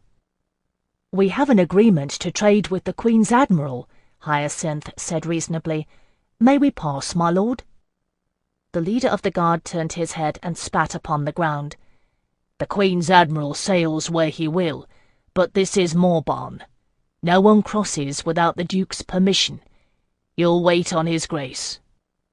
In point of truth, we'd been crossing Morban for some time now. It is the sovereign duchy of Kushiel, and vast. I understood. It was access to the Queen's Admiral that Quinsel de Morban was controlling. Hyacinth turned back as if to survey our party, meeting my eyes briefly. I gave an imperceptible nod.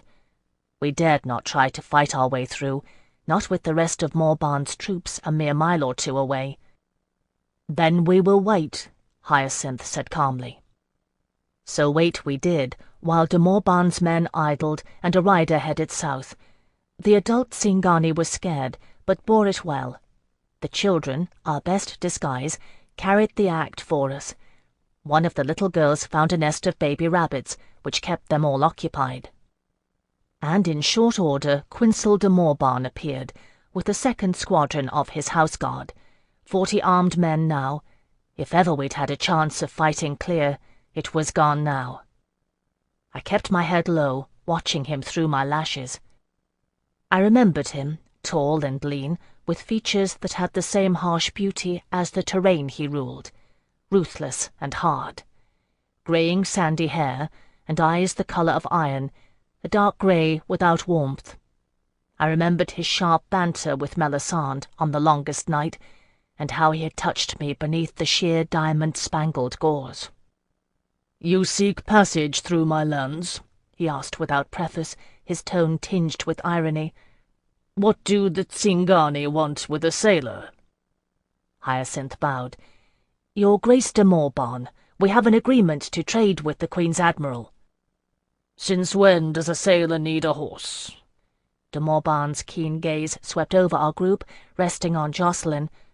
"What in Eloah's name is that?" "Your Grace." Jacqueline dismounted, bowing with an elaborate flourish that set his cloak to swirling in a riot of colour. "I am but a humble mendicant, born in Marsilicos city. If you would be entertained, I will tell you of how I came to—" "Enough," de Morban cut him off with a word, settling wearily into the saddle. "I've no time to waste with tale spinners. So, Quintilius Rouse thinks to build himself a horse patrol, does he?" The grey eyes narrowed. "Perhaps I might make a better offer for these creatures, Tsingano. What do you say to that?" A murmur of excitement arose among Necky's family, but Hyacinth shook his head, as if in sorrow. "Alas, your Grace, I gave my word to the Admiral. I swore it upon my own mother's spirit. May she rest in peace." De Morban crossed his hands, resting them on his pommel. "Did you?" he asked wryly. "And what is a Tsingano's word worth? Double Rouse's offer, perhaps?" Another murmur, quickly hushed, from Necky's folk. "Perhaps," Hyacinth said slyly. "Perhaps we may trade somewhat with your Grace. A token for our passage, mayhap." He shifted his horse. "This steed I ride, your grace, is a fine one. Could you use such a mount?" "Rouse must be offering a great deal." De Morban's face was unreadable. "No, I don't think so, Tzingano. It's not in my interest to see the Admiral horsed. But I'll play you fair. I'll pay his price and more." Hyacinth spread his arms and shrugged. "As your grace wishes. I ask only that you allow me to convey my regrets to the Admiral and beg his forgiveness." He closed his arms and shuddered, putting a tremor in his voice. "For if you do not, my mother's Molo will ride the night winds and plague my sleep for evermore," he added pitiably. It was a good performance. I dare say most people would have bought it, but Kushielines are suspicious by birth, and Quinsel de Morban had not held his duchy by being a fool. He sat in his saddle and surveyed our motley band, then slowly shook his head. "No, Tzingano, I think not. Unless there's somewhat else you'd like to tell me."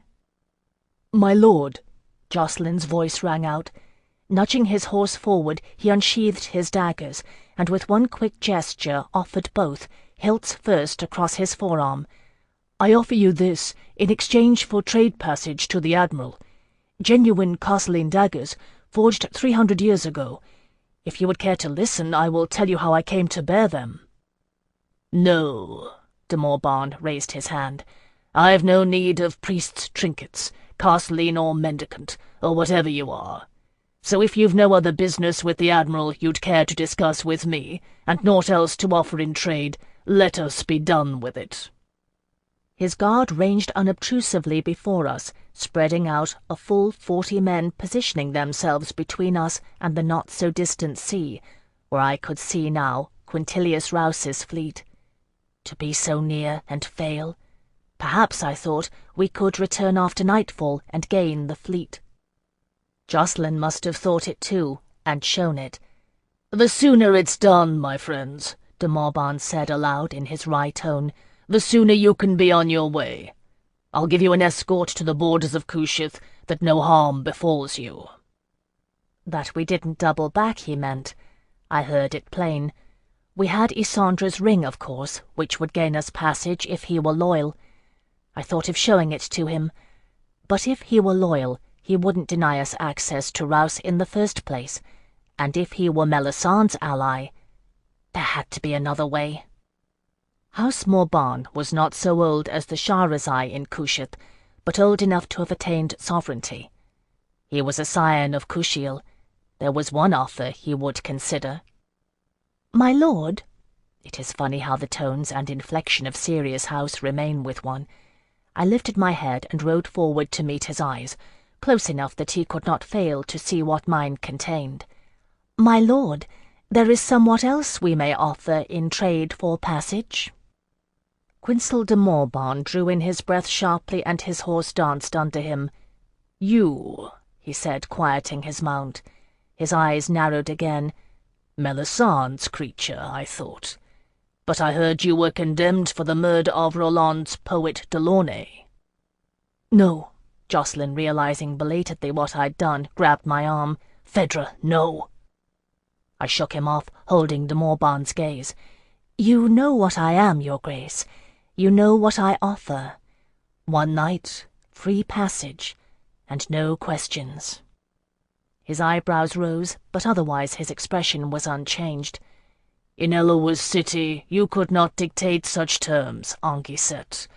Why should I not seek you there? I have coin." "I own my mark, and I dictate the terms I choose," I said evenly. "I have named my price. From you I will accept no other." De Morban's gaze strayed to Jocelyn, who sat taut with anguish. "There was a Castlean involved, I seem to remember. What would the Queen pay for such knowledge?" His grey eyes returned to me, gauging my reaction. "Or House Shahrazai, perhaps. Melisandre likes to know things." Somewhere behind me I could hear Hyacinth muttering in black fury, could feel Jocelyn's wild rage building. We were betrayed, they thought. I had erred. Delaunay used to think such things too, when I took dangerous risks with a patron, but if I had one confidence, it was in that. Never yet had I misjudged a patron's desire. I did not answer de Morban's question, only sat beneath his gaze. You know what I am, my lord, I thought, and I am the only one of my kind, the only one born in 3 generations. I am born to serve such as you are. Kushiel's cruel fire runs in your blood, and I alone, kindle to it. Choose now, or never know. The tension mounted between us like heat. At last Quinsel de Morban smiled, a smile that sent a shudder the length of my spine. What business is it of mine if someone sends Tsingani horse-traders, whores and priests to the Queen's admiral? Very well, your offer is accepted. He bowed, sweeping one arm toward the south. I give to your company my hospitality for 1 night. In the morning you may ride to Quintilius Rouse. Is it agreed? It is not, Jocelyn began heatedly, while Hyacinth said, Your Grace, perhaps— Yes, I said loudly, overriding them. We will draw up the contract in your quarters, Your Grace. Have you a priest to witness? Quinsel de Morban's face reflected bleak amusement at my caution. I will send to the temple of Kushiel on the Isle West. Will that suffice? It will. Thus did we come to enjoy the hospitality of the Duc de Morban. Chapter 65. I have known worse. The castle of Morban is set atop a rocky escarpment over the sea, impregnable on 3 sides, and well guarded from the front. It was a cheerless place on a grey day, spring having gained but the most tentative of footholds in this outlying land. Oliver shivered on the ride, Necky's family, even the children, silent and fearful. But de Morban's word was good, and he saw to it that they were well housed, the horses stabled. In this he included Hyacinth, who ground his teeth, but did not protest. He would have included Jocelyn as well. Your Grace, Jocelyn controlled himself with an effort, I am oath sworn to protect my lady Phèdre no Delaunay. Do not ask me to forswear myself. So you say. Quinsel de Morban looked at Jocelyn's mendicant cloak. Then again, it is the sort of mindless loyalty a Castelline would voice. Do you actually perform as a mendicant priest? After a moment, Jocelyn gave a curt nod. Fine. Then you may entertain my household. A couple of de Morban's men-at-arms nudged each other, grinning like boys at the prospect. It was the only thing on that journey that made me smile. It had been a long, dull winter in Morban, I suspected. Yes, Your Grace. Jocelyn bowed, a Castelline bow, unthinking. Harm her, he said under his voice, and you will die. That I promise. Do you? De Morban raised his brows. But she was born to be harmed. At that he turned, summoning his chamberlain.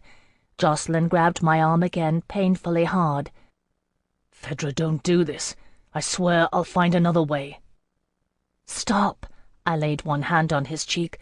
Jocelyn, you made Kushiel's choice. You can't keep me from making Nama's. Reaching into my bodice, I fished out Isandra's ring, pulling the chain over my head. Just keep this safe, will you? I thought he might protest further, but he took it, his face changing, taking on the impassive expression I'd seen so often in Gunter's steading, and then in Selig's, while he had to watch me serve as bed-slave to our Skaldic masters. But that had been slavery. This was not. De Morban had not lied.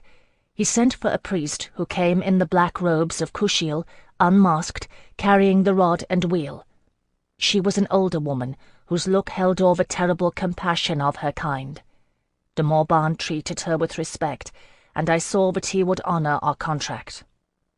For the most part. "And the signal?" he asked courteously, pen at the ready. It took me by surprise. I'd nearly forgotten after Skaldia that such things existed. I started to reply, then caught myself. Perenwold, I said. It did not seem right any more to use Hyacinth's name. Nor did it summon the safety it once had. De Morbarn nodded, writing it down. The priest put on her bronze mask, taking on Kushiel's face, and set her signet in the hot wax to seal it. "You know I will ask questions upon your departure," de Morbarn said, passing me the contract for my signature. "Our contract does not bind me from that, nor from questioning Rouse and his men, who are on Morbarn territory." "Yes, my lord." I wrote my name in a flowing hand, but questions are dangerous, for they have answers. He looked curiously at me. "So on our field Delaunay taught you to think. I'd heard as much, though it was hard to credit. There was no thought in your pretty head the night I met you." No thought, at least, that wasn't connected to the lead in Melisandre's hand. I flushed, remembering. De Morbarn nodded to the Kushiel priest, who bowed and departed silently. "Are you Melisandre's creature?" he asked me, musing. Reaching out, he took up the diamond that lay on my breast, drawing me to him. I stumbled a little, feeling my heartbeat speed. "I thought so then. Now I am not sure. What game is she playing? Tell me this much at least. Did she send you? Is this some strange ploy of hers, to see where my loyalties lie?" "No questions, my lord," I whispered, my head spinning. "You have pledged it." "Yes." He dropped the diamond. "I have." There are things that one can see in patrons when one serves Narmar. I saw it in him, the fear that could cut desire. He had come to doubt since his decision. He had the ill luck to rule a province that contained House Shahrazai and all its wiles. I took a step back and made another choice, as rash as the first. "No," I said, and met his startled look. "One answer, my lord, and then you will honor our contract, or I will leave. No. If I am anyone's creature, it is Delaunay's, and if I am here, it is at his bidding." "From beyond the grave." He made a statement, not a question of it. "He honored his vow to Prince Roland, I heard, to the grave and beyond." De Morbarn laid both hands on the table, considering our contract. "If that is true, then you are here at Isandre's bidding." I did not answer. "I am here to serve your pleasure, my lord," I said instead, nodding at the contract. "So you are." He drew his attention away from it and looked wryly at me. "It would please me, Phèdre Delaunay, to have you bathed and attired. I've no taste for Tsingani wenches, if you don't mind." "As my lord wishes," I curtsied. The women of Morbarn were kind enough to me, hiding curiosity behind their habitual silence. They are not a talkative folk, those who dwell in outermost Kusheth. I was led away to a bath that was fairly sumptuous, then waited, drying in silken robes, while a seamstress brought in an array of garments to determine what would best fit and suit me. For all its bleakness, Morbarn did not lack for finery. We found a suitable gown, a rich scarlet with a low back, that showed to good advantage my completed mark. I confess I admired myself in the mirror, tucking my hair into a gold mesh caul and turning this way and that to see how the striking black lines of my mark emerged from the base of the gown, rising to the finial, gazing at my face to see how the gown's colour brought out the deep vista of my eyes, the scarlet mote of Kushiel's dart. I suppose I should have dreaded this assignation, it is true. It was necessity that forced it upon me. But I had been pledged since the first bloom of womanhood to the service of Narmar, and in a way I cannot voice, a deep pleasure pervaded me at the thought of practicing my art. I thought of Jocelyn and of Hyacinth, and guilt wormed cold within me. I thought of Gunter and Voldemar Selig, and shame made me small. And yet I remembered my vows in the temple of Narmar, the offering dove quivering in my hands. This was what I was. What strength I possessed, it stemmed from this. Quinsel de Morbarn received me in his garden, something I never would have suspected from either the man or the place. It was an inner sanctum, like Delaunay's, like I had known in the night court, only vaster. It was shielded from the elements, warmed by a dozen braziers and torches, with mirrors set to gather the sun's heat when it availed, and scrims of sheerest silk that could be drawn across the open roof to protect the delicate flora. In all defiance of the early spring chill, a riot of flowers bloomed: spikenard and foxglove, azalea, lady's slipper, and love not lost, orchids and phlox, lavender and roses. "You are pleased," de Morbarn said softly. He stood beside a small fountain, awaiting me. His eyes drank in the sight of me. "It costs me thousands of ducats to maintain this place. I have one master gardener from Lanyas and one from Namar, and they are ever at odds with each other. But I reckon it worth the cost. I am d'Angeline, so we count the cost of pleasure." He reached out one hand for me. "So I count your cost." I went to him unhesitatingly. He drew me against him, his lean body clad in black velvet doublet and breeches, with the de Morbarn crest on his shoulder. I felt the dark tide of desire loose in my marrow, as one hand clasped hard on my buttocks, pressing me to him, and the other grasped the nape of my neck, entangled in the mesh caul, drawing my head back. He kissed me, then, hard and ruthlessly. I had chosen this, for what had happened before, for Melisande, for Scaldy. I had repented, I had been scourged. With a relief so profound it was like pain, I surrendered to it, to this Kushiel lord with his strong, cruel hands. Lifting his head, Quinsel de Morbarn looked at me with something like awe. "It's true," he whispered, "what they say. Kushiel's dart. It's all true." "Yes, my lord," I murmured. If he'd told me the moon was locked in his stables, I'd have said the same at that moment. De Morbarn released me, turning away to pluck a great silvery rose, mindful of its thorns. "You see this?" he asked, placing it in my hand and folding my fingers about the stem. "It exists nowhere else. My Namarese gardener bred it. Namar Star, he calls it."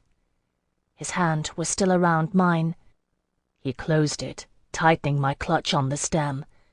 Thorns pierced my skin, and I gasped, my bones turning to water. The silvery rose blossomed between us, fragrant in the torch-lit night air, while blood ran, drop by slow drop, from my fist. De Morbarn's gaze held me pinioned, his body close, rigid phallus pressed against my belly. He released my hand, and I sank to my knees, divining his desire, unfastening his breeches, the rose falling forgotten, as I took him in my hand, his hard-veined and throbbing phallus slick with my own warm blood, and then into my mouth. All around us, his unlikely garden opened onto the night as I performed the longissement, until he drew away at the end, spending himself on me, in the garden, drops of milky fluid lying on my skin, on the dark leaves and silken petals, pearlescent and salty.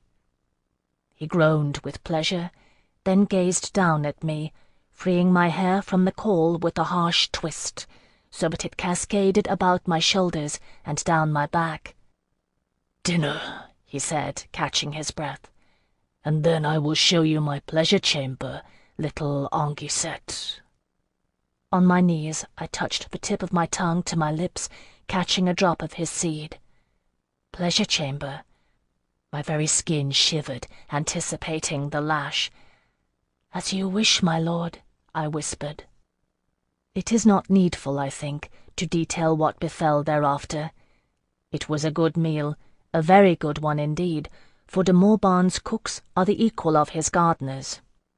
We had fresh seafood, baby squid so new-caught they fairly squirmed, cooked in their own inky juices, and after that a stuffed turbot that I weep to remember, with rice and rare spices. 3 wines from the Lucerne Valley, and a dish with apples. I cannot recall it now. De Morbihan's eyes were on me through the whole of it, keen and grey and knowing. He had the measure of it now, what I was. How desire ran like a fever in my blood. "Why did Isandra send you?" he asked softly, testing. I pushed my chair back from the table, struggling to my feet, fighting the dark blood tide. Somewhere, I thought, listening, somewhere Jacqueline is telling tales to de Morbihan's houseguard. I clung to the memory of him like a talisman, his deadly dance with Selig's thanes in a driving snowstorm, remembrance cooling my blood, shaking my head. "No questions," de Morbihan said quickly. "No questions. Phèdre, forgive me. Sit." "You have sworn it in Kushiel's name," I murmured, but I sat. He reached across the table, tracing the line of my brow above my left eye, the dart-stricken one. Calluses, a warrior duke's fingertips. "In Kushiel's name," he agreed. So it began. It ended as it always does with such things. He had a full pleasure chamber and flagellary, the Duc de Morbihan, and he took me there, in the cool depths of the earth beneath his castle, at the outermost edge of Terre d'Ange, setting the torches ablaze until it might as well have been Kushiel's domain, wringing me limp with blood and sweat, his face distorted behind the lash, and the sound of my own voice, begging, pleading, as he rode me at the end, bestriding me like a colossus. He used flechettes, too. I hadn't counted on that. 1,000 deaths of agony and pleasure I died there in Quincel de Morbihan's chamber. He was good, better almost than any patron I had known, when at last he laid civility aside for violent pleasure, the mask of lust obscuring his features. He was a Kushaleen. It was in his blood.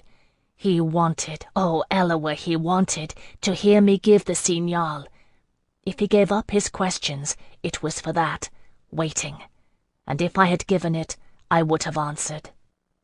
But I had given the signal to one patron only, who had sundered me from myself.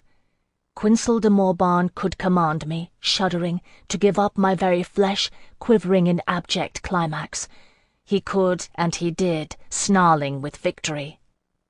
Not my signal. And in the end his exhaustion defeated us both. "Take care of her," he bid his servants, weariness and profound satisfaction draining his voice, shrugging into silk robes, bowing in my direction. "Treat her gently." They did, I trust. I don't remember it in truth. I saw faces approach awe-stricken. They understand in Kushieth what it is to serve Kushiel. I hurt in every part of me, and I was content. I closed my eyes then, and let the deeper tide of unconsciousness claim me. In the morning I woke aching and sore, in clean linen sheets with stiff red bloodstains. De Morbihan's personal physician entered the room before I'd risen, eyes averted. He'd tended to me the night before, I understood. He checked such dressings as he'd applied, and rubbed salve into those weals that had opened in the night and bled. I felt better before he was done, and dismissed him. Quincel had provided new clothing for me, fine stuff fit for travel, but of a good quality, such as Kushaleen noblewomen wear. I thanked him when we breakfasted together. "I thought mayhap you'd no further need of your Tsingani rags," he said, grey eyes gleaming. I raised my eyebrows, knowing it was best not to reply. "Here," he said then brusquely, and pushed something across the table. It was a ring, a flawless circle of black pearls set in silver, small and immaculate. "It is customary, is it not, to give a patron gift?" De Morbihan's mouth quirked wryly. "It was my mother's. I'd planned on giving it to my wife, but there are many women among whom to choose for a bride, and I do not think I shall meet another Anguissette. Wear it, then, and think of me sometime. I hope you will not give up Nama's service altogether, Phèdre no Delaunay. There are times to demur and times not. This was not such a time. I slid the ring onto my finger and bowed my head to the Duc de Morban. "When I think of you, my lord," I said, "I will think well." He toyed with items on the table, restless and curious. "I shall await with great interest the resolution of the mystery you pose me," he said. "Pray that I do not regret my choice in this matter." In truth, I did not know. All I had fathomed in our congress was that he had not determined where his loyalties lay. He was the sovereign Duke of Kushiel. Whether the province stood with the crown or against it was his to decide. In the end, I answered him simply. "Your Grace," I said, "I pray it too." So we left it, crossed blades, unsure and unwary. He rang a bell and had Jacqueline summoned, who burst into the room in a fury of agitation, eyes red-rimmed and sleepless, glaring accusations and fear at me. I looked mildly at him over the rim of a teacup. "Are you disappointed, Courtesan?" Kushiel de Morban asked, amused. "I am sorry. I would be curious, I confess, to try the mettle of one of your kind."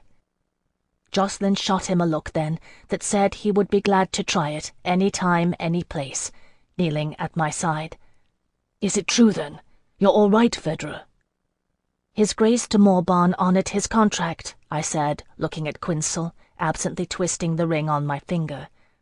It was easier than meeting Jacqueline's eyes, for he would see the deep languor in my bones and disapprove in his uniquely Courtesan manner. "And we are free to go, then, your Grace?" Kushiel de Morban made a face at once frustrated and fulfilled. He gestured with one hand, setting us free, calling his servants to witness. "Our contract is complete," he said, brusque and formal. "You have free passage throughout Morban, where you will. To the royal fleet and beyond." He paused, then added, "1 day, Phèdre. I give you 1 day, before I decide if it behooves me to question the Queen's Admiral." "Thank you, your Grace." Chapter 66. Jacqueline walked quickly through the stone halls of Morban Castle, and I winced, hurrying to keep up. He paused to wait for me, the line of his jaw tight. "Are you fit to ride?" he asked abruptly. "I'll manage." The words came out through gritted teeth. Jacqueline looked at me and shook his head, setting out at a pace only slightly slower. "I will never understand," he said, gaze fixed forward as he strode, "why you do what you do and call it pleasure." "With your temper? You should." That stopped him in his tracks, and he stared at me in shock, blue eyes wide. "I do not have a temper, and what does that have to do with it?" "You have a terrible temper, Jacqueline Carey. You've just buried it in Courtesan discipline." I rotated my arm, rubbing my shoulder where the joint ached. De Morban's stocks had been made for a taller person. "And not all that well," I added. "I've seen it, Jacqueline. I've seen you lose it, against the Scaldy. I've seen you fight like a cornered wolf when you had no chance of winning. What's it like, that instant when you let it go, when you lash out with everything in you, knowing you're going to be beaten to the ground? Is it a relief to surrender to that?" "Yes," he said softly, and looked away. "Well," something snapped faintly in my shoulder, and the soreness eased. "Imagine that relief compounding 10 times, 100 times, with every blow, through pain, through agony, to become a pleasure so great and awful it fixes you like a spear." I shook my arm, finding it better. "Then," I said, "you will understand a little bit what it is to serve Kushiel." He listened and heard, then looked somberly at me. "Even among the Scaldy?" "No." I shook my head, my voice turning hard. "That was different. I did not choose it. That is what it is, I think, to be used by an immortal." "Kushiel's dart." Something in the way he said it made me think of One-Eyed Loder, the wild priest of Odin. Jacqueline shuddered inexplicably. "Come on, we'd best be off. 1 day, he said. Will he keep his word?" Yes, I said, for a day. Here. He drew Isandra's ring on its chain over his head. She trusted it to your keeping.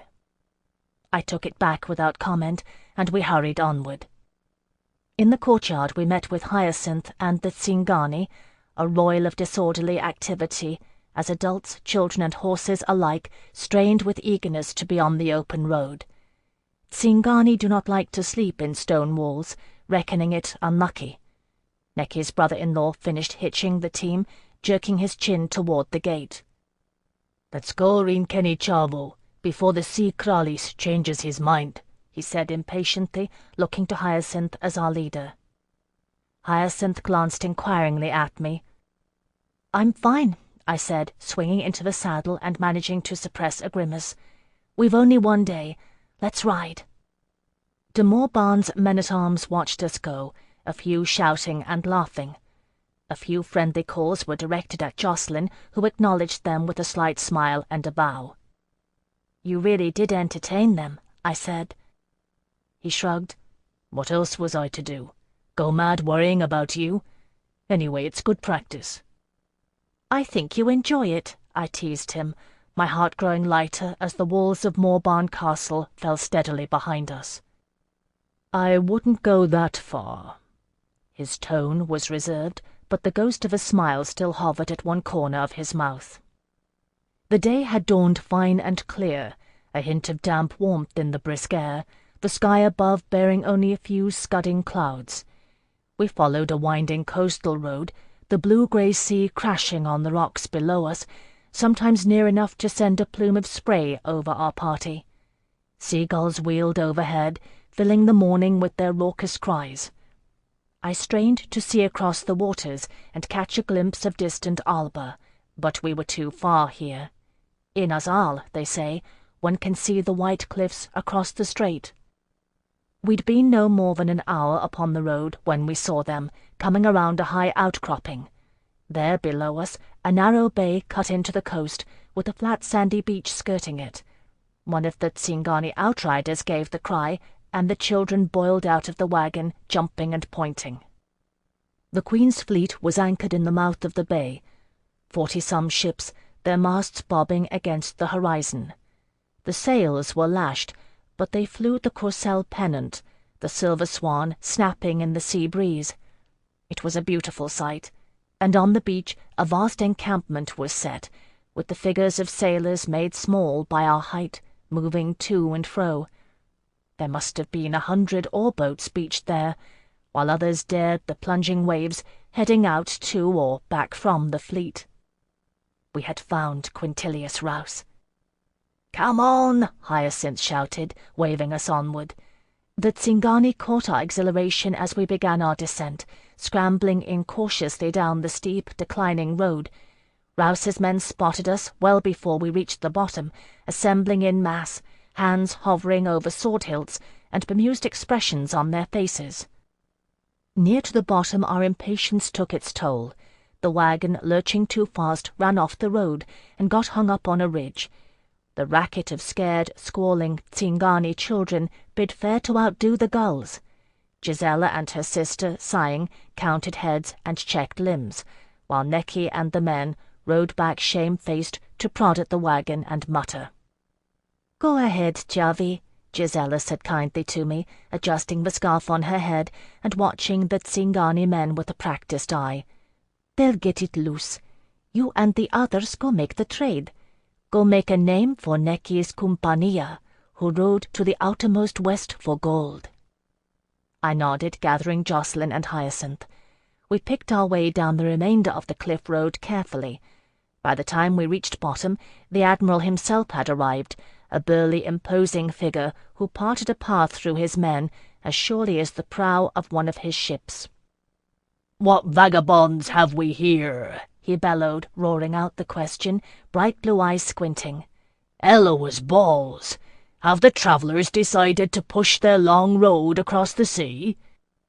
He was not, like Gaspard Trevelyan, nearly an uncle to me, but he was Delaunay's friend and a figure from my childhood, and unexpected tears choked me. "My Lord Admiral," I managed, dismounting and curtsying with some difficulty. "My Lord Admiral, I bear a message from the Queen." I looked up then, and he looked down, and an expression of astonishment split his scarred face. "By the 10,000 devils of Kebel-e-Makad," he thundered, causing his men to grin and the nearest to cover their ears. "Delaunay's whelp!" And with that he grabbed me in a bone-cracking embrace that drove the wind from my lungs, leaving me unable to gasp with pain as his mighty arms enfolded my fresh-welted back. "What in 7 hells are you doing here, girl?" he asked when he released me. "I thought those justice-mad idiots in the city convicted you of murder." "They did," I said, wheezing. That's one of the reasons I'm here and not there." Quintilius Rouse looked calculatingly at me, then at the Tsingani wagon stuck on the cliff road. "Go help them down," he said to a handful of his men, who set out grumbling. "What's the other?" he asked me. I regained my breath. "I speak Kruinya." "Ah!" One long syllable and a gleam of understanding in his shrewd eyes. "Come along, then. We've got a great deal to discuss." He looked at Hyacinth and Jocelyn. "You too, I suppose?" Both of them bowed. "Let's to it, then." He glanced up the cliff road once more, rubbing his chin. "Glad you brought them. I could use a few horse, you know." "We were counting on it," Hyacinth said. The Queen's Admiral received us in his tent, which was large, mainly to hold the vast number of chests filled with maps and books that he had accumulated, that and treasure, which he had in abundance. "No time to stow it, or even buy a respectable mistress," he grumbled, sweeping aside a king's ransom of jewellery from atop one of the chests. "Sit, and tell me why you are here, starting at the beginning. Who killed Anarfiel Delaunay?"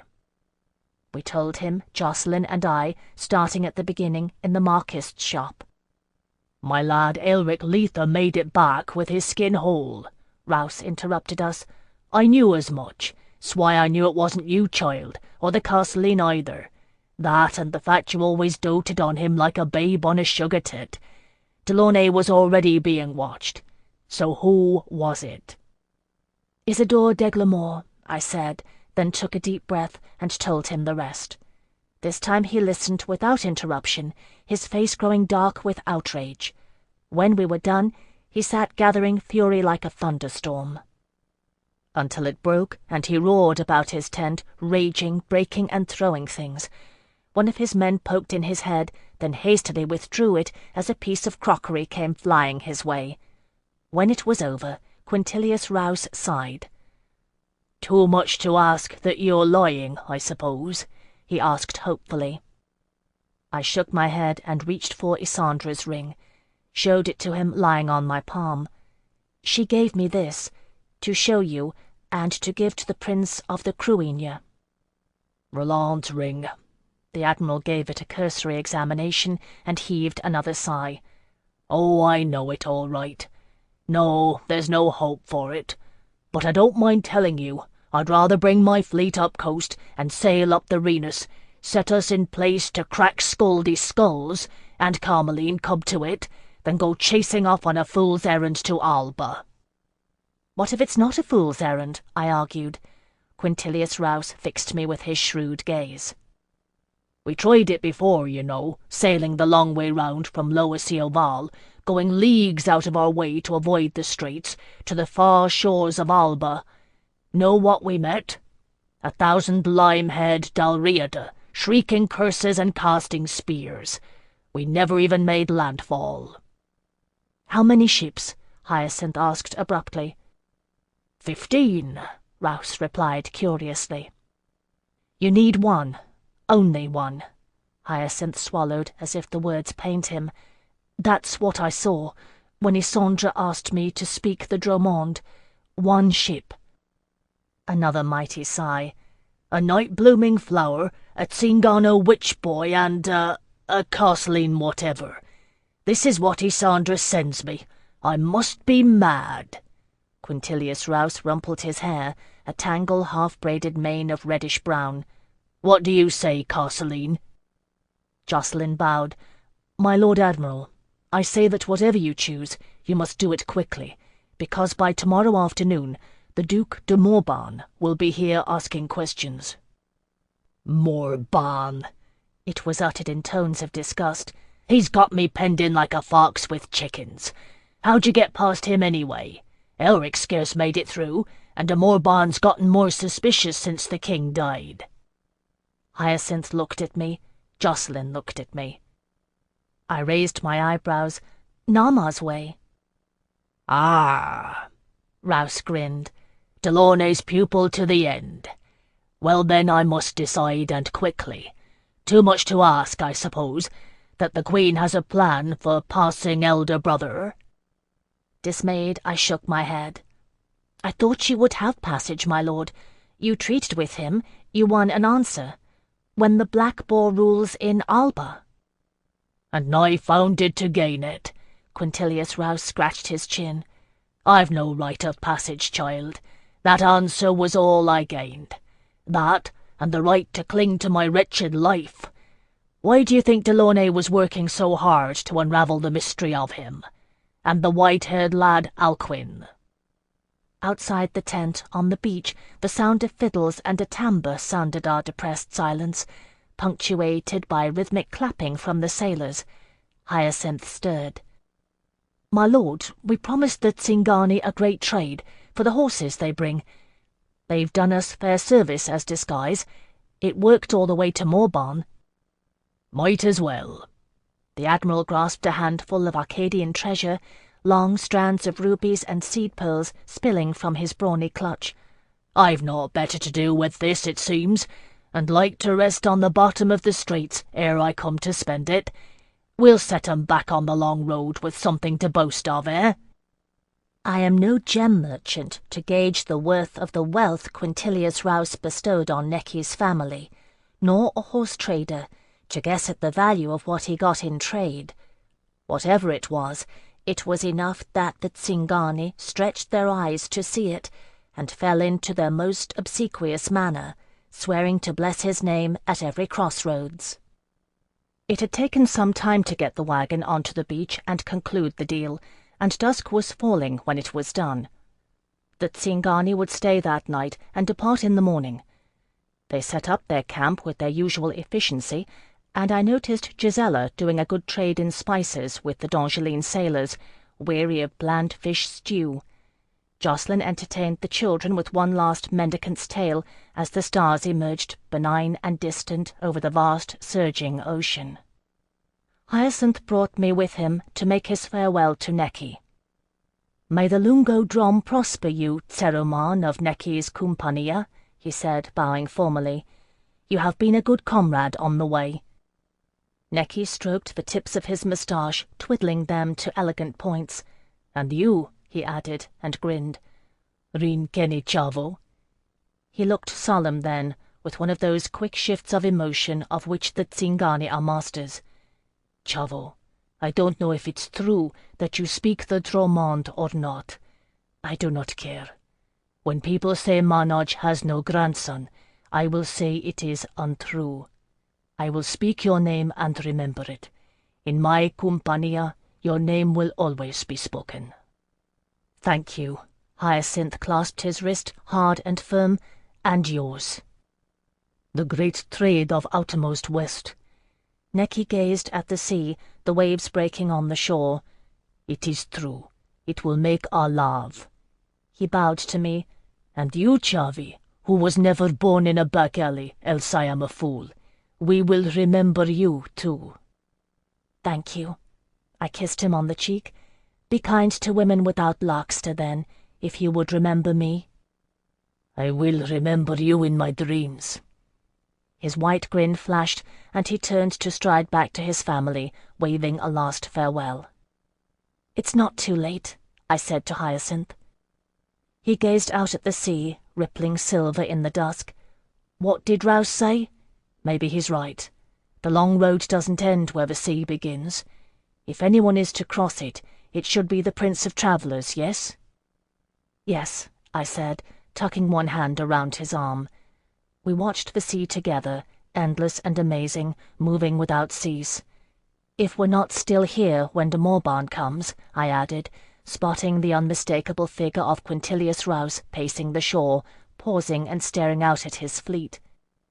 No, Hyacinth said certainly. He'll go. He has to. One ship. I saw it. He was silent a moment, then asked drolly, "And how was the dear Duke de Morban, anyway?" "You really want to know?" I glanced up at his starlit face. He laughed. "Why not? I always did." "Good," I said, looking back at the sea. "The Duke de Morban was very, very good." "I thought so. You had that look." Hyacinth wound a lock of my hair around one finger. "I'm not afraid of it, you know," he said softly. "What you are." "No?" I touched Melisandre's diamond. "I am." We went back then to Rouse's encampment, and I left Hyacinth to go speak with the Admiral, still pacing the shoreline like an angry lion, wisely avoided by his men. The gibbous moon had arisen by that time, standing overhead to set a shining path across the sea, as if to show where the long road lay.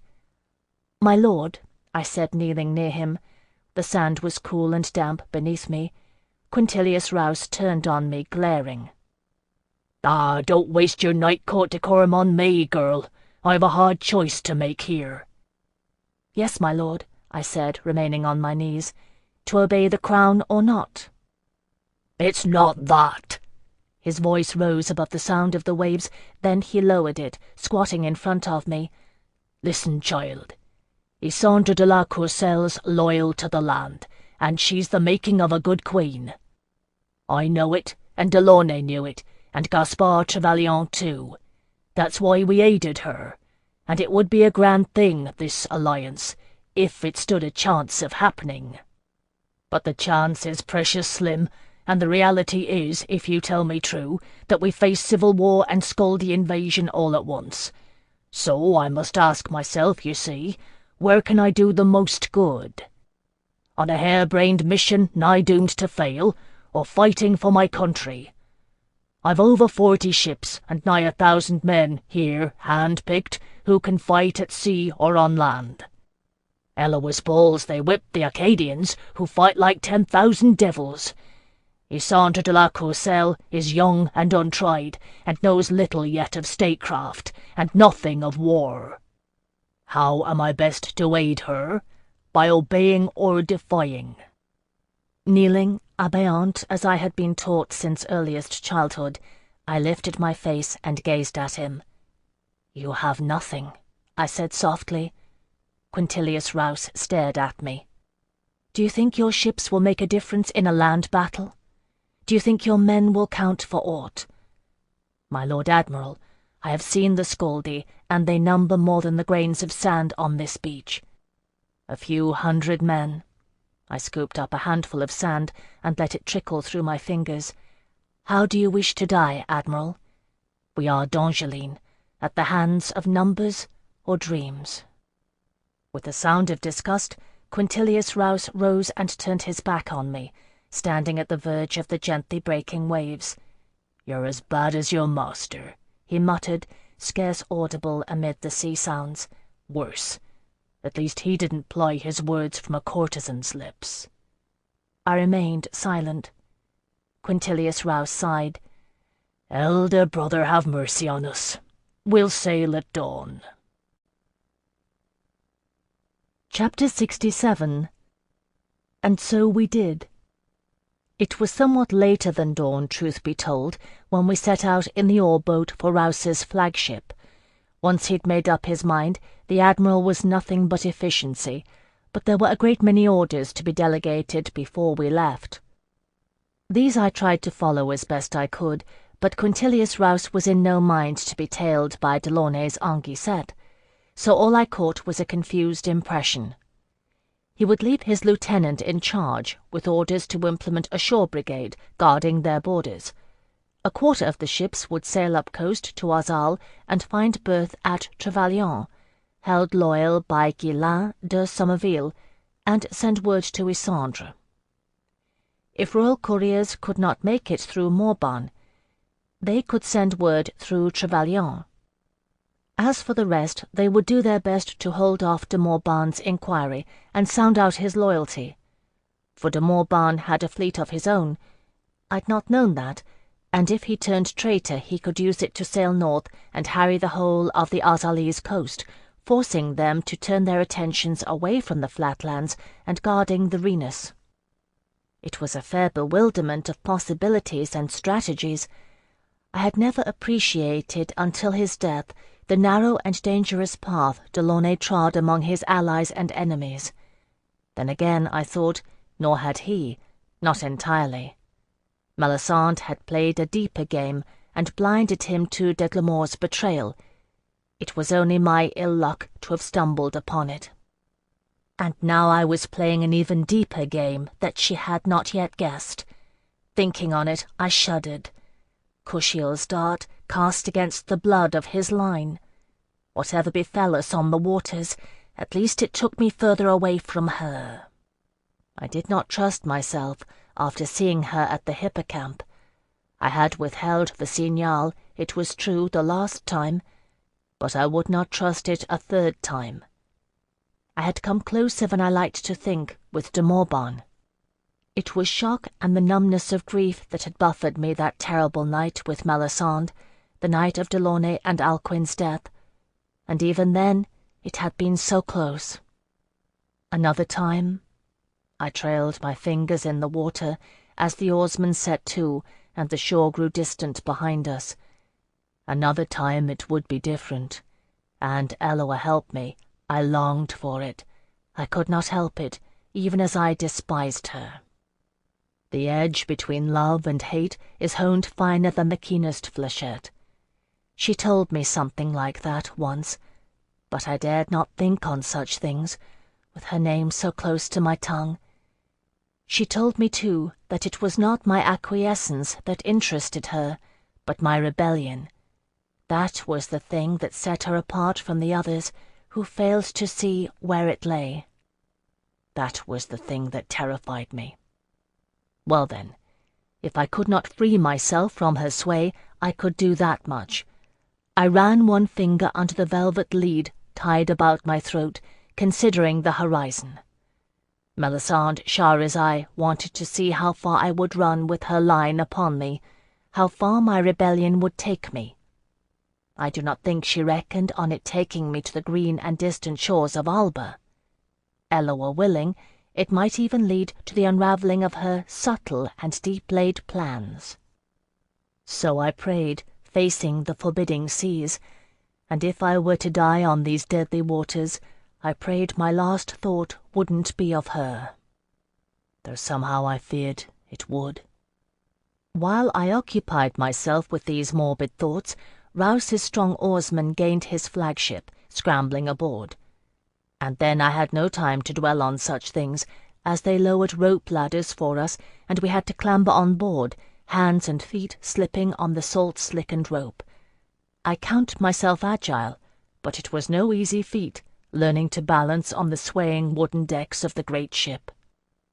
A pillar of compassion, Quintilius Rouse laughed at our dismay, striding about with a rolling ease he didn't display on dry land. He shouted orders as he strode, obeyed with alacrity, and we came to see quickly, all of us, why he was the royal admiral. He gave us unto the charge of his second-in-command, wiry, sharp-eyed Jean Marchand, who showed us to a cabin with 4 hammocks slung from the ceiling. By the time we had stowed such gear as we brought, Quintilius was giving orders to hoist sail. I freely confess, boats are a great mystery to me. Before yesterday I'd never even glimpsed the sea, let alone set sail upon it. I cannot begin to fathom the myriad tasks the sailors performed, swarming up and down the masts, lashing and unlashing ropes in bewildering profusion, cranking a chain that raised the anchor, massive and dripping. All I know is that Quintilius Rouse gave commands, and they obeyed. Some 30 men went below decks to set to at the oars, and the great flagship turned its prow slowly, swinging away from land and toward the open sea. And then the sails rose, steady and majestic, deep blue with the Kushiel swan, 3 in a row, the greatest at the centre, with smaller sails fore and aft. The wind filled them, and they bellied out, snapping, setting the silver swan aflight. It happens faster than one imagines. 1 minute the ship is turning slowly, inching through its own backwater, oars beating the sea into a seemingly futile roil, and then, suddenly, the waves are slipping past, lapping at the sides with ever-increasing speed. A cheer arose from the sailors, and Quintilius Rouse breached a keg of wine for toasts all around. It is tradition, I learned later, at the start of each voyage. In this we shared. Hyacinth tossed his down, gazing about him exuberantly. I sipped mine, finding it warming against the chilly wind. Jocelyn stared into his mug and looked rather green. "I don't think I'm a sailor," he murmured. Quintilius Rouse, strolling past, clapped him on the shoulder. "Drink it, lad," he said heartily. "If it comes back up, so be it. Just bend over the side and give your toll to the Lord of the Deeps." It proved to be prophetic advice. I winced with sympathy as Jocelyn clutched the railing and leaned over, retching. Hyacinth grinned. "Castlines aren't fit for the long road," he said. "Not when it extends over sea." "He can start a fire with damp tinder in the middle of a blizzard," I said, feeling an obscure need to defend him. "I didn't see any Tsingani in the heart of the Skaldic wilderness, prince of travellers." "We're not that stupid," Hyacinth laughed, and wandered off to watch the sailors at work, already taking on a rolling seaman's gait. I watched him sourly, left to tend to the heaving Castleline. There is something innately pitiful about a man in vambraces spewing up his breakfast. It was Rouse's plan to sail due west, running ahead of the wind that blows through the straits. If we got a good enough lead, he reckoned, we might outrun Elder Brother's Reach, gaining the open sea and rounding the southern tip of Alba. It was a good plan, and from what I understood, we took a good run at it. A full half-day we sailed, until we were well and truly betwixt shores, neither visible, not Terre d'Ange that we had left, nor Alba that we sought. The weather held clear, and the wind blew true. As we headed west, nothing lay before us but open sea, that made my blood run cold with its endless horizon, and made the sailors sing. Truly they are a different breed, seafarers. I fixed my inner compass by the points around me, even in direst straits, knowing where I was. It is different for them. The unknown, the empty vastness of the sea, beckons with a lure I can but imagine. Outermost west, the Tsingani had called the far shores of Kushiel. I understood then that it was only the place where the outermost west began, for the sea stretched endlessly, onward and onward, toward where the sun dies each night. Outermost west is beyond our ken.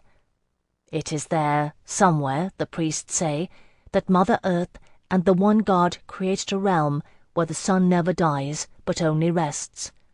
The true Terre d'Ange, where Elua walks smiling, naked feet treading upon the soil, and green things grow in his wake. So it may be. I can only believe, and trust that it was true. Our journey was but a day's, and even that met its end. It came, as such things ever do, when we believed that we had passed the point of crisis, and our way lay clear before us. No one knows for a surety how far the reach of the Master of the Straits extends.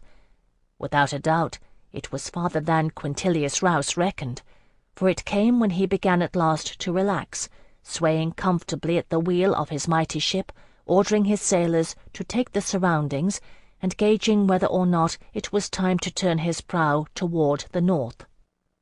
It began as a wind ruffling the waves. Such a thing, one might think, is normal at sea, where the wind is one's mistress and dictates one's course. This is true. But this wind, I cannot explain. It ran contrary to the westerly breeze that blew us true, lower than that wind, blowing the waves backward, creating a cauldron of distress. "Ah, no," Quintilius Rouse breathed, taking a firmer grip upon the wheel and casting his gaze skyward. "Ah, no, elder brother, have mercy." I looked up then at the sky, which had bid fair for our journey, as clear as the day before. No longer. Clouds roiled above us, gathering with purpose and darkness, a roiling mix blotting out the sun. "What is it?" I asked the Queen's Admiral, dreading the answer. Questions are dangerous, for they have answers. I had said as much to the Duc de Morban. Quintilius Rouse looked at me with fear in his bright blue eyes, the old trawler-line scar dragging down one side of his mouth. "It is him," he said. And that is when the skies opened upon us. For those who have never survived a storm at sea, I do not wish it upon anyone. Our ship, which had seemed such a safe haven on the vast breast of the waters, was pitched and tossed about like a child's toy. The contrary winds, one moment ago a mild phenomenon, turned to forces of destruction, boiling the sea into crests and troughs higher than our tallest mast. Night or day, there was no telling. The skies turned a horrid bruised colour, split only by lightning. "Drop sails!" Quintilius Rouse shouted, his powerful voice battered and lost in the winds and the lashing rain that followed. "Drop sails!" Somehow his men heard. I saw them as I clung helplessly to the foremast, their silhouettes against the lightning-struck sky high overhead, obeying the Admiral's orders. The sails dropped like stones, and I saw one man at least swept over as the ship listed to starboard. Rain blew like veils across my sight. Through it, incredibly, I saw Jocelyn making his way to the foredeck, from grip to grip, a dim figure inching along with sheer determination. I prayed Hyacinth had gained the safety of our cabin, though I doubted it.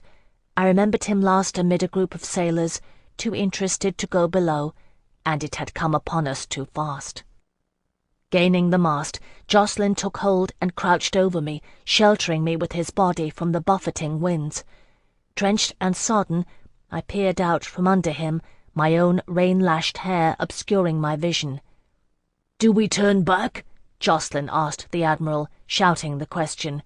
"My Lord Admiral, do we turn back?" "Here he comes!" Quintilius Rouse roared his answer, pointing with one shaking finger across the water. He came. The Master of the Straits. Those who have not made this passage say I lie. I swear it is true. Huddled under Jocelyn's sheltering form, I saw him, a face upon the waters, moving toward us. Of waves was his flesh wrought, of thunderclouds his hair, lightning his eyes, and I swear he spoke. His voice burst upon us like thunder, drumming at our ears, until we could but cower beneath it. "Who dares cross?" Like calls to like. Lashing himself to the wheel, the Queen's Admiral dared to reply, roaring like fury into the winds, shaking his fist. "I do, you old bastard! And if you want your precious black boar to rule in Alba, you'll let me go!" There was laughter then, and the face of the waters reared up 3 times the height of our midmast, dwarfing Rouse's defiance. A vast, watery face, laughing like thunder, until I clapped my hands over my drowning ears. "That is not your dream, seafarer. What toll will you pay?" "Name your price!" Quintilius Rouse howled his answer, hands clinging like iron to the straining wheel. The ship plunged into a trough.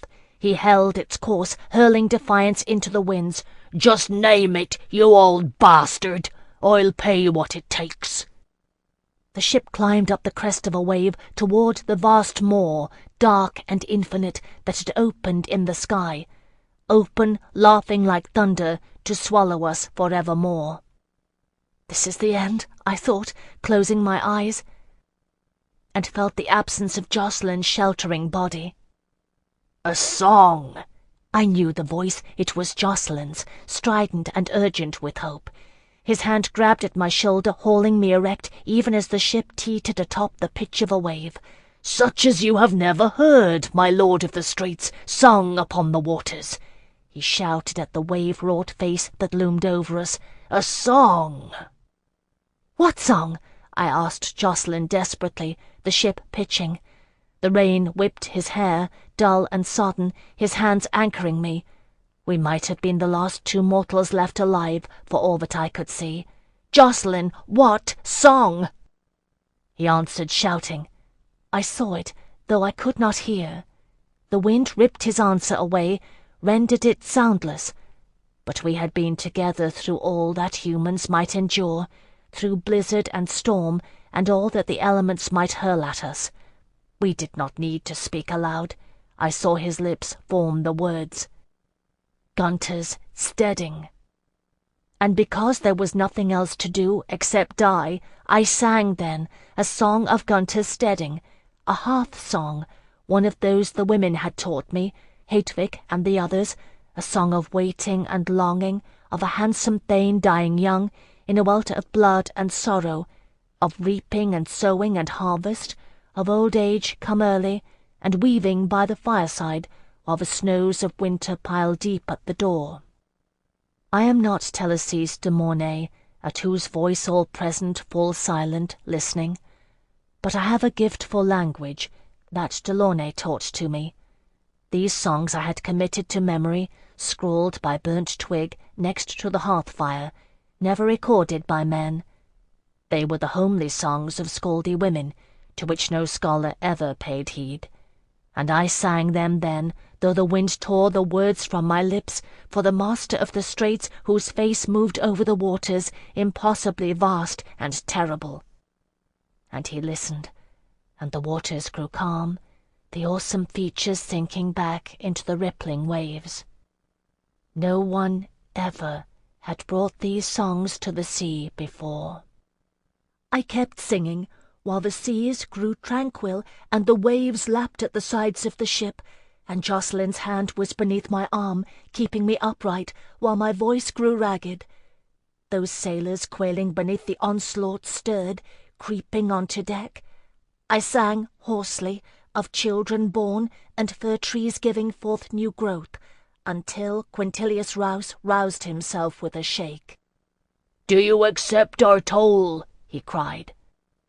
The waves themselves shuddered, a face forming on their surface, benign and complacent, yet vast, so vast, its mouth could have swallowed our ship whole. "Yes," came the reply, whispered and dreadful. "You may pass." And it was gone. The withdrawal of resistance came like a blow, the restoration of calm water dissipating into mere waves, rippled by a western breeze. The skies cleared. It was not even dusk. I drew in a great breath, my throat rasping. "Is it done?" I asked Quintilius Rouse hoarsely, trusting to Jacqueline to keep me upright. "It is done," he confirmed, his blue eyes darting left and right, scarce trusting to the evidence they saw. He looked at me then with something like fear. "Did Delaunay teach you that then, to soothe elder brother's craving?" I laughed at that, my voice cracking with exhaustion and hysteria. "No," I whispered, leaning on Jacqueline's vambraced arm. "Those are the songs of scaldy women, whose husbands and brothers may yet slaughter us all." And with that, I collapsed. When I awoke, I was lying in a dark cabin, enmeshed in a hammock, as if in a hempen cradle, swaying. A single lamp lit the darkness, its flame trimmed low. A familiar figure drowsed beside it, sitting in a chair. "Hyacinth," I whispered. He started and lifted his head, white grin reassuring. "Did you think you'd lost me?" "I wasn't sure." I struggled to sit upright, then gave up, resigning myself to the hammock. I saw at least one go over. 4. He said it quietly, no longer smiling. It would have been more, if not for Jean Marchand.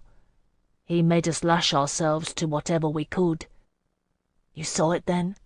My voice was hoarse still. It is something to sing down the sea. Hyacinth nodded, a faint movement in the shadows. I saw it. Where's Jocelyn? Above. Hyacinth yawned. He wanted to see the stars, to gain his bearings. He's not vomiting any more, at least. I began to laugh, then stopped. It hurt my throat. We owe him our lives. You sang? He looked at me curiously through the darkness. He made me. He remembered the songs. Gunter's Steading. I lay back, exhausted again. I never thought I'd be grateful to the Scaldy. All knowledge is worth having, Hyacinth said, quoting Delaunay, whom I had quoted to him. Even this, even the Drummond. Rising, he smoothed my hair back from my brow and kissed me. Go to sleep, he said, and blew out the lamp. Chapter 68. The following day dawned as calm and bright as one might wish, as if in apology for the master of the Strait's dreadful storm. We had turned northward in the night, rounding the lower tip of Alba, and I could see her green coastline lying off our starboard bow, hazy in the distance. "Where do we make landfall?" I asked Quintilius Rouse, standing on deck with him. The wind tugged at my cloak, but it seemed milder than yesterday, with less of a biting chill. I felt more myself, and thanked blessed Eloa for the 1000th time that I healed quickly. "That," the Admiral said dryly, "is a very good question."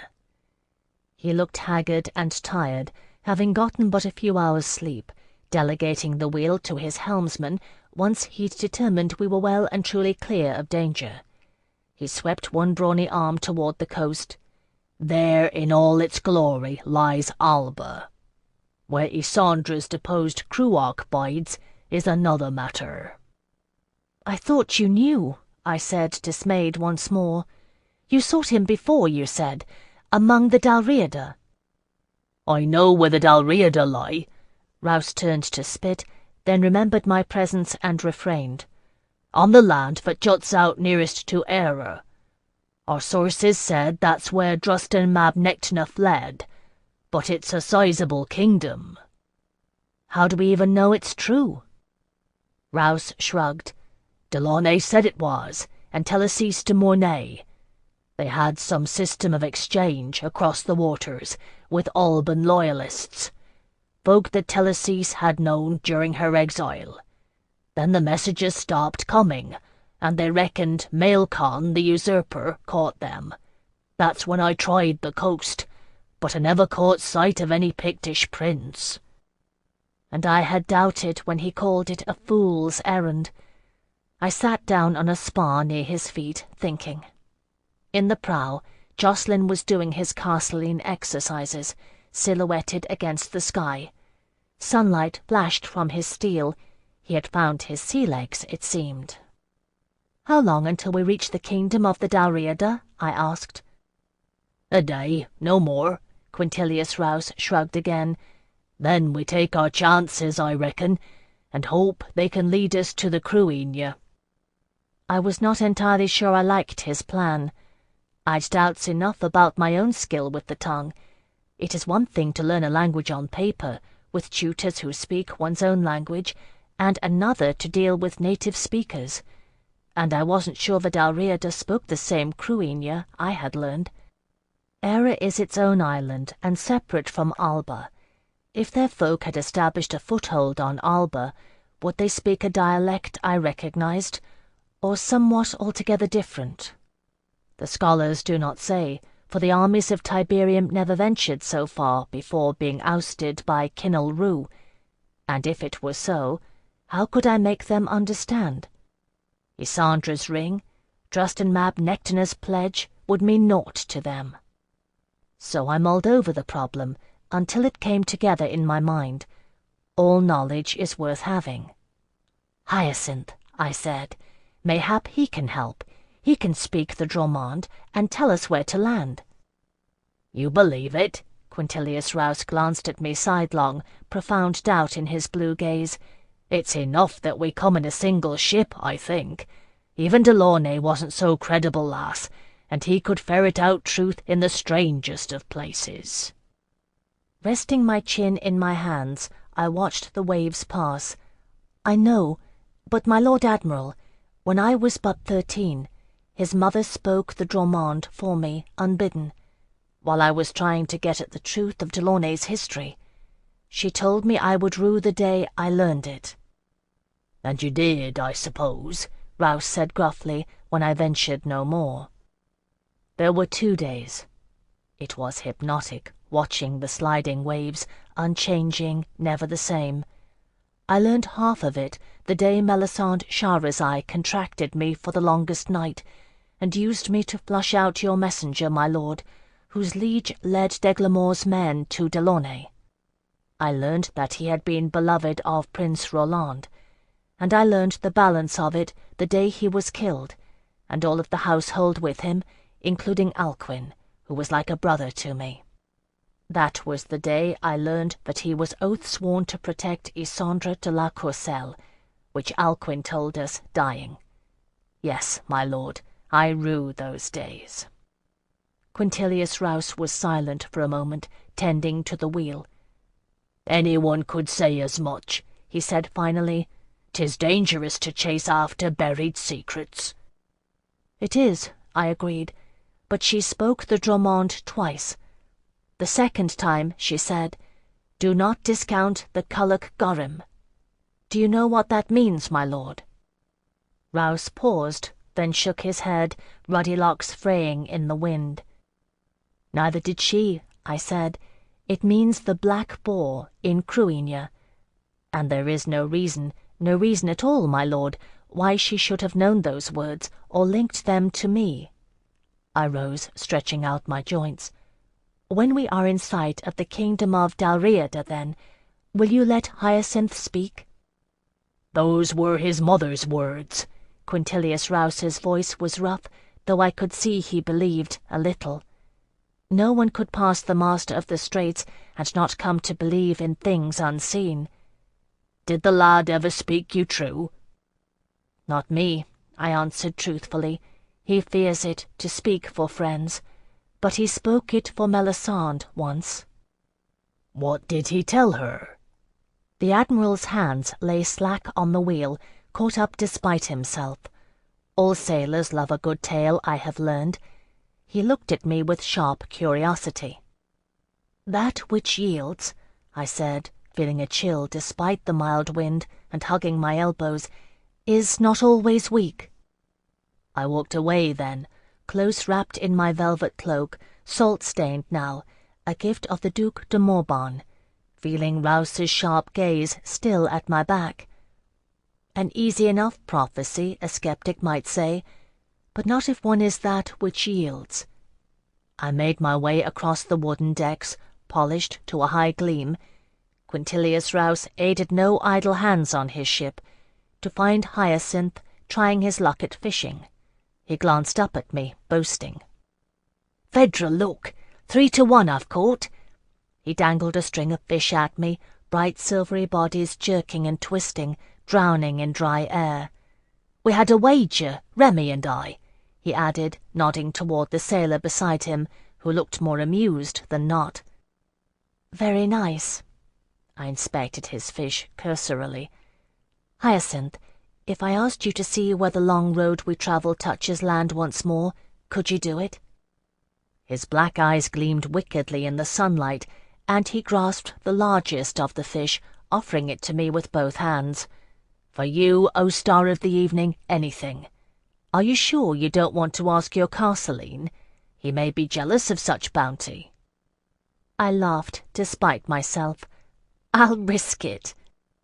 For a day and another night, then, we made our way up the coast of Alba, tacking against the slow winds.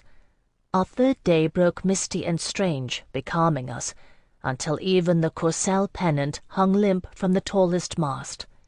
Rouse set his men to oars then, cursing them, and we moved tortuously slow, the green coast appearing and receding out of the mists.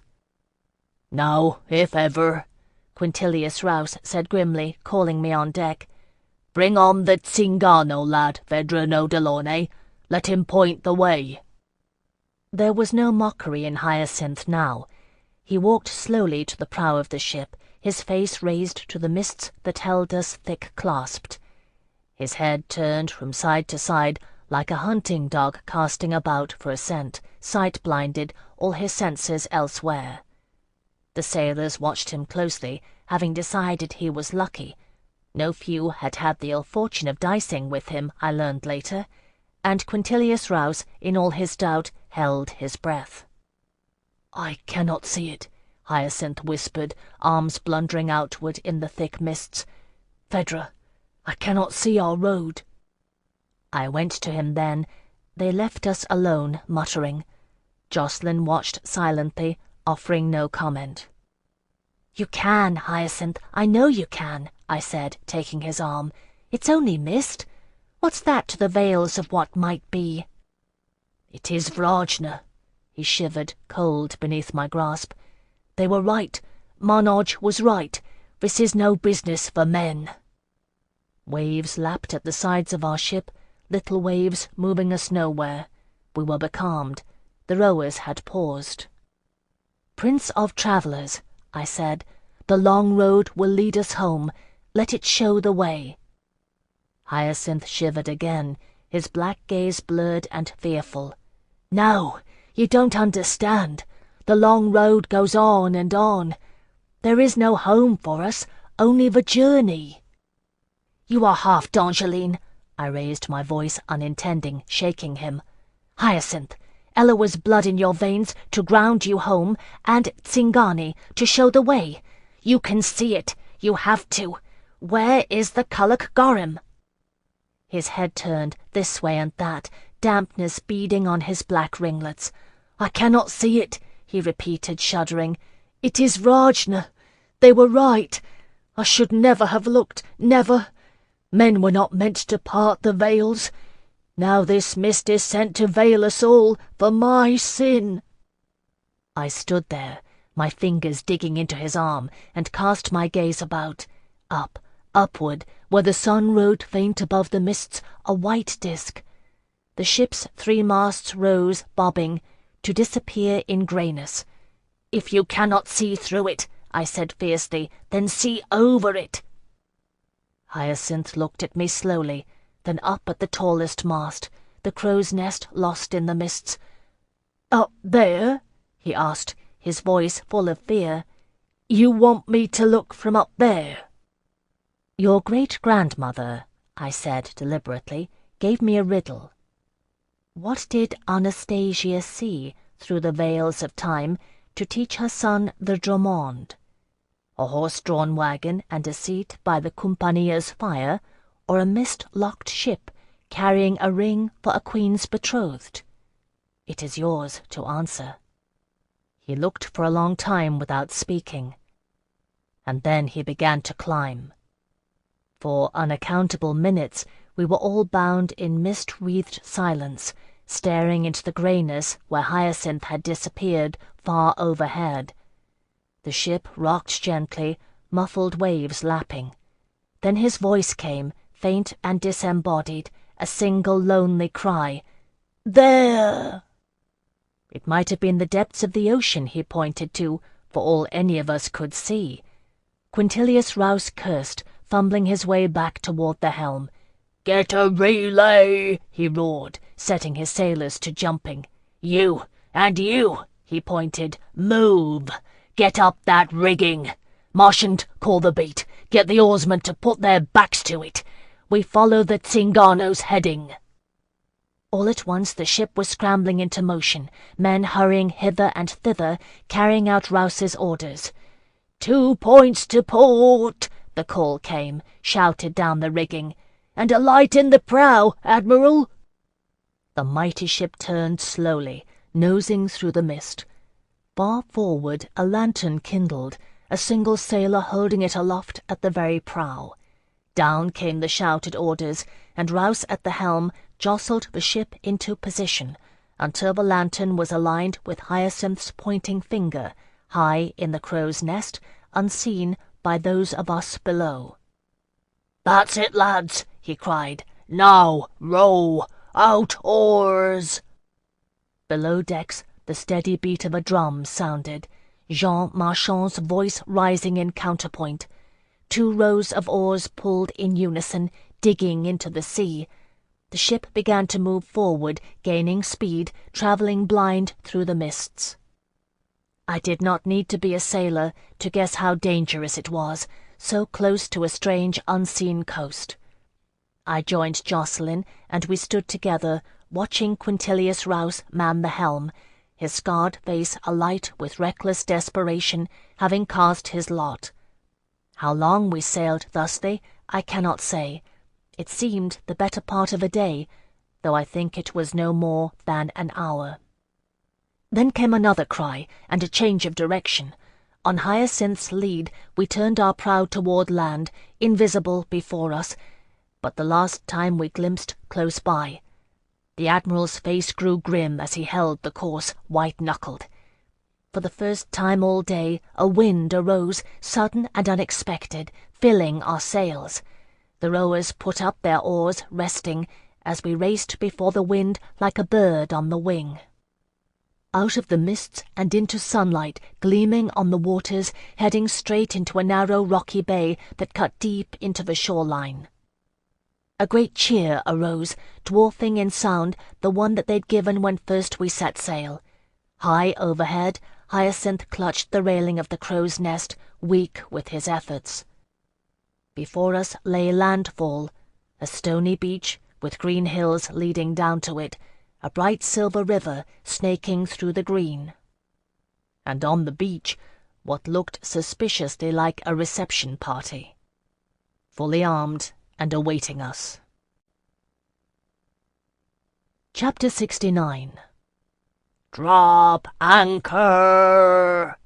Quintilius Rouse's roar split the sudden brightness as sails were lowered and lashed with alacrity. The rowers dug in the oars, the ship slowing in the backwash of water they churned. Hyacinth descended the rigging on shaking legs.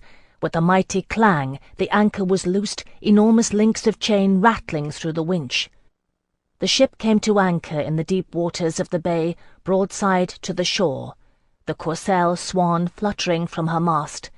Quintilius Rouse muttered under his breath, reaching into his purse. A gold coin he drew out, tossing it overboard in a high arc.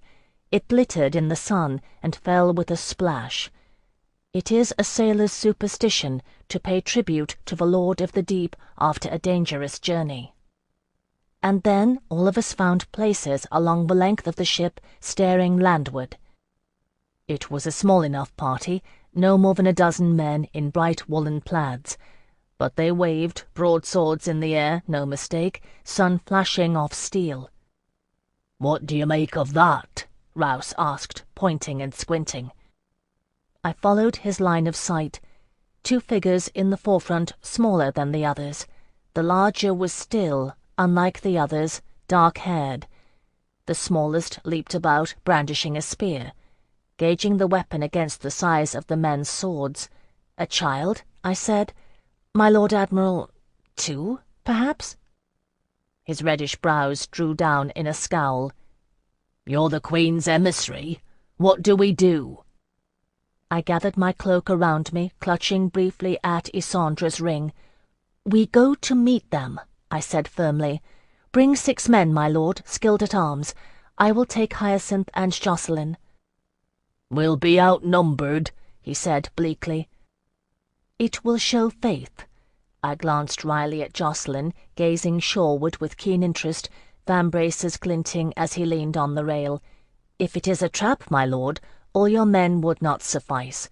If it is not, we will not be outnumbered, not with one trained by the Castellines on guard.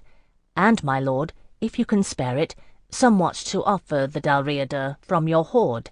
The Queen will recompense your loss." "So be it." Quintilius Rouse made his selections, Hyacinth's fishing companion Remy among them, and gave orders, giving the helm over to Jean Marchand. He went into his cabin, returning with the coffer he showed to me, filled with silks and gems and vessels of spice. I nodded approval, as if I had knowledge of such things. And then one of the oar-boats was lowered, the rope ladder descended, and I found myself handed down into the boat.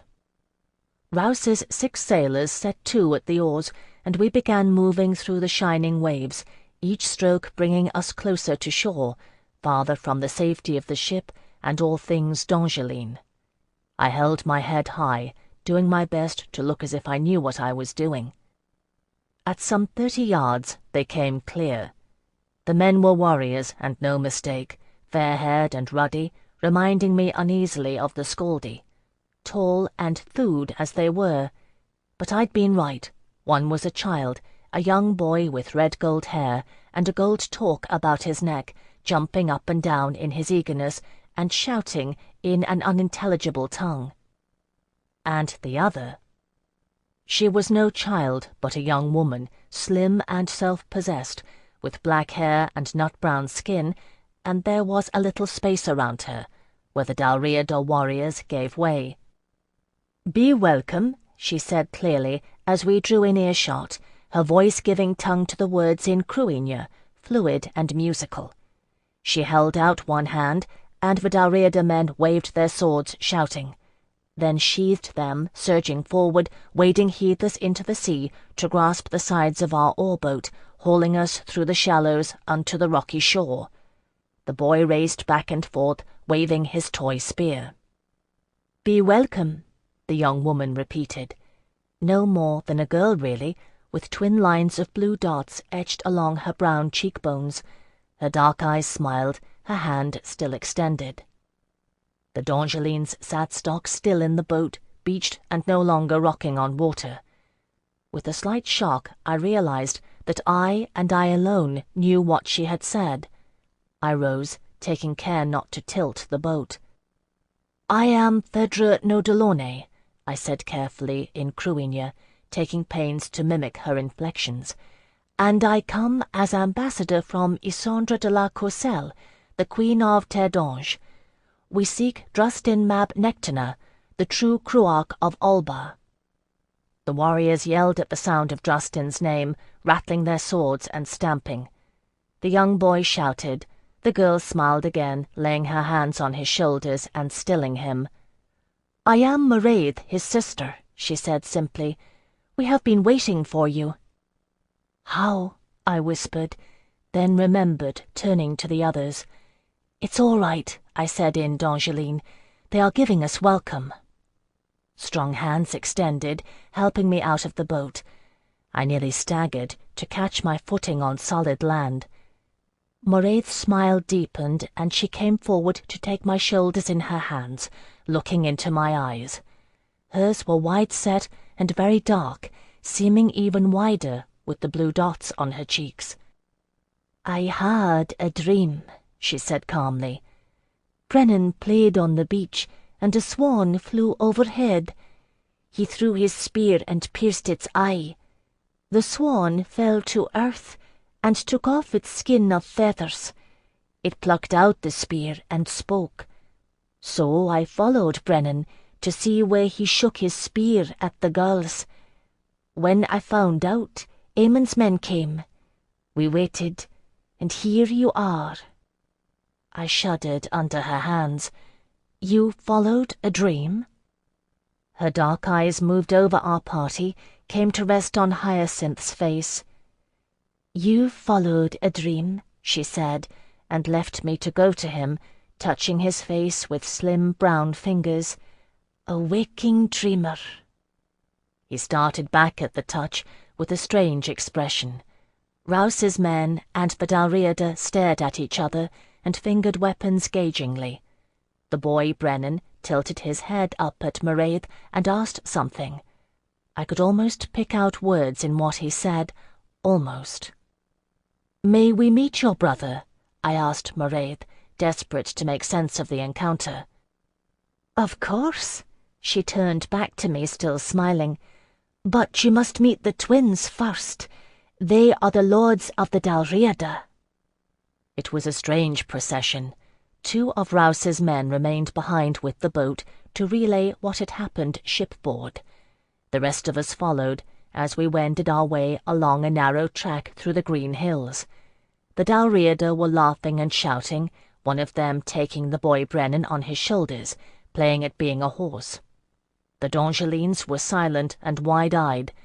I did my best to explain, with scant idea myself what had befallen us. The seat of the Dalriada royalty is a great hall set atop one of the highest hills.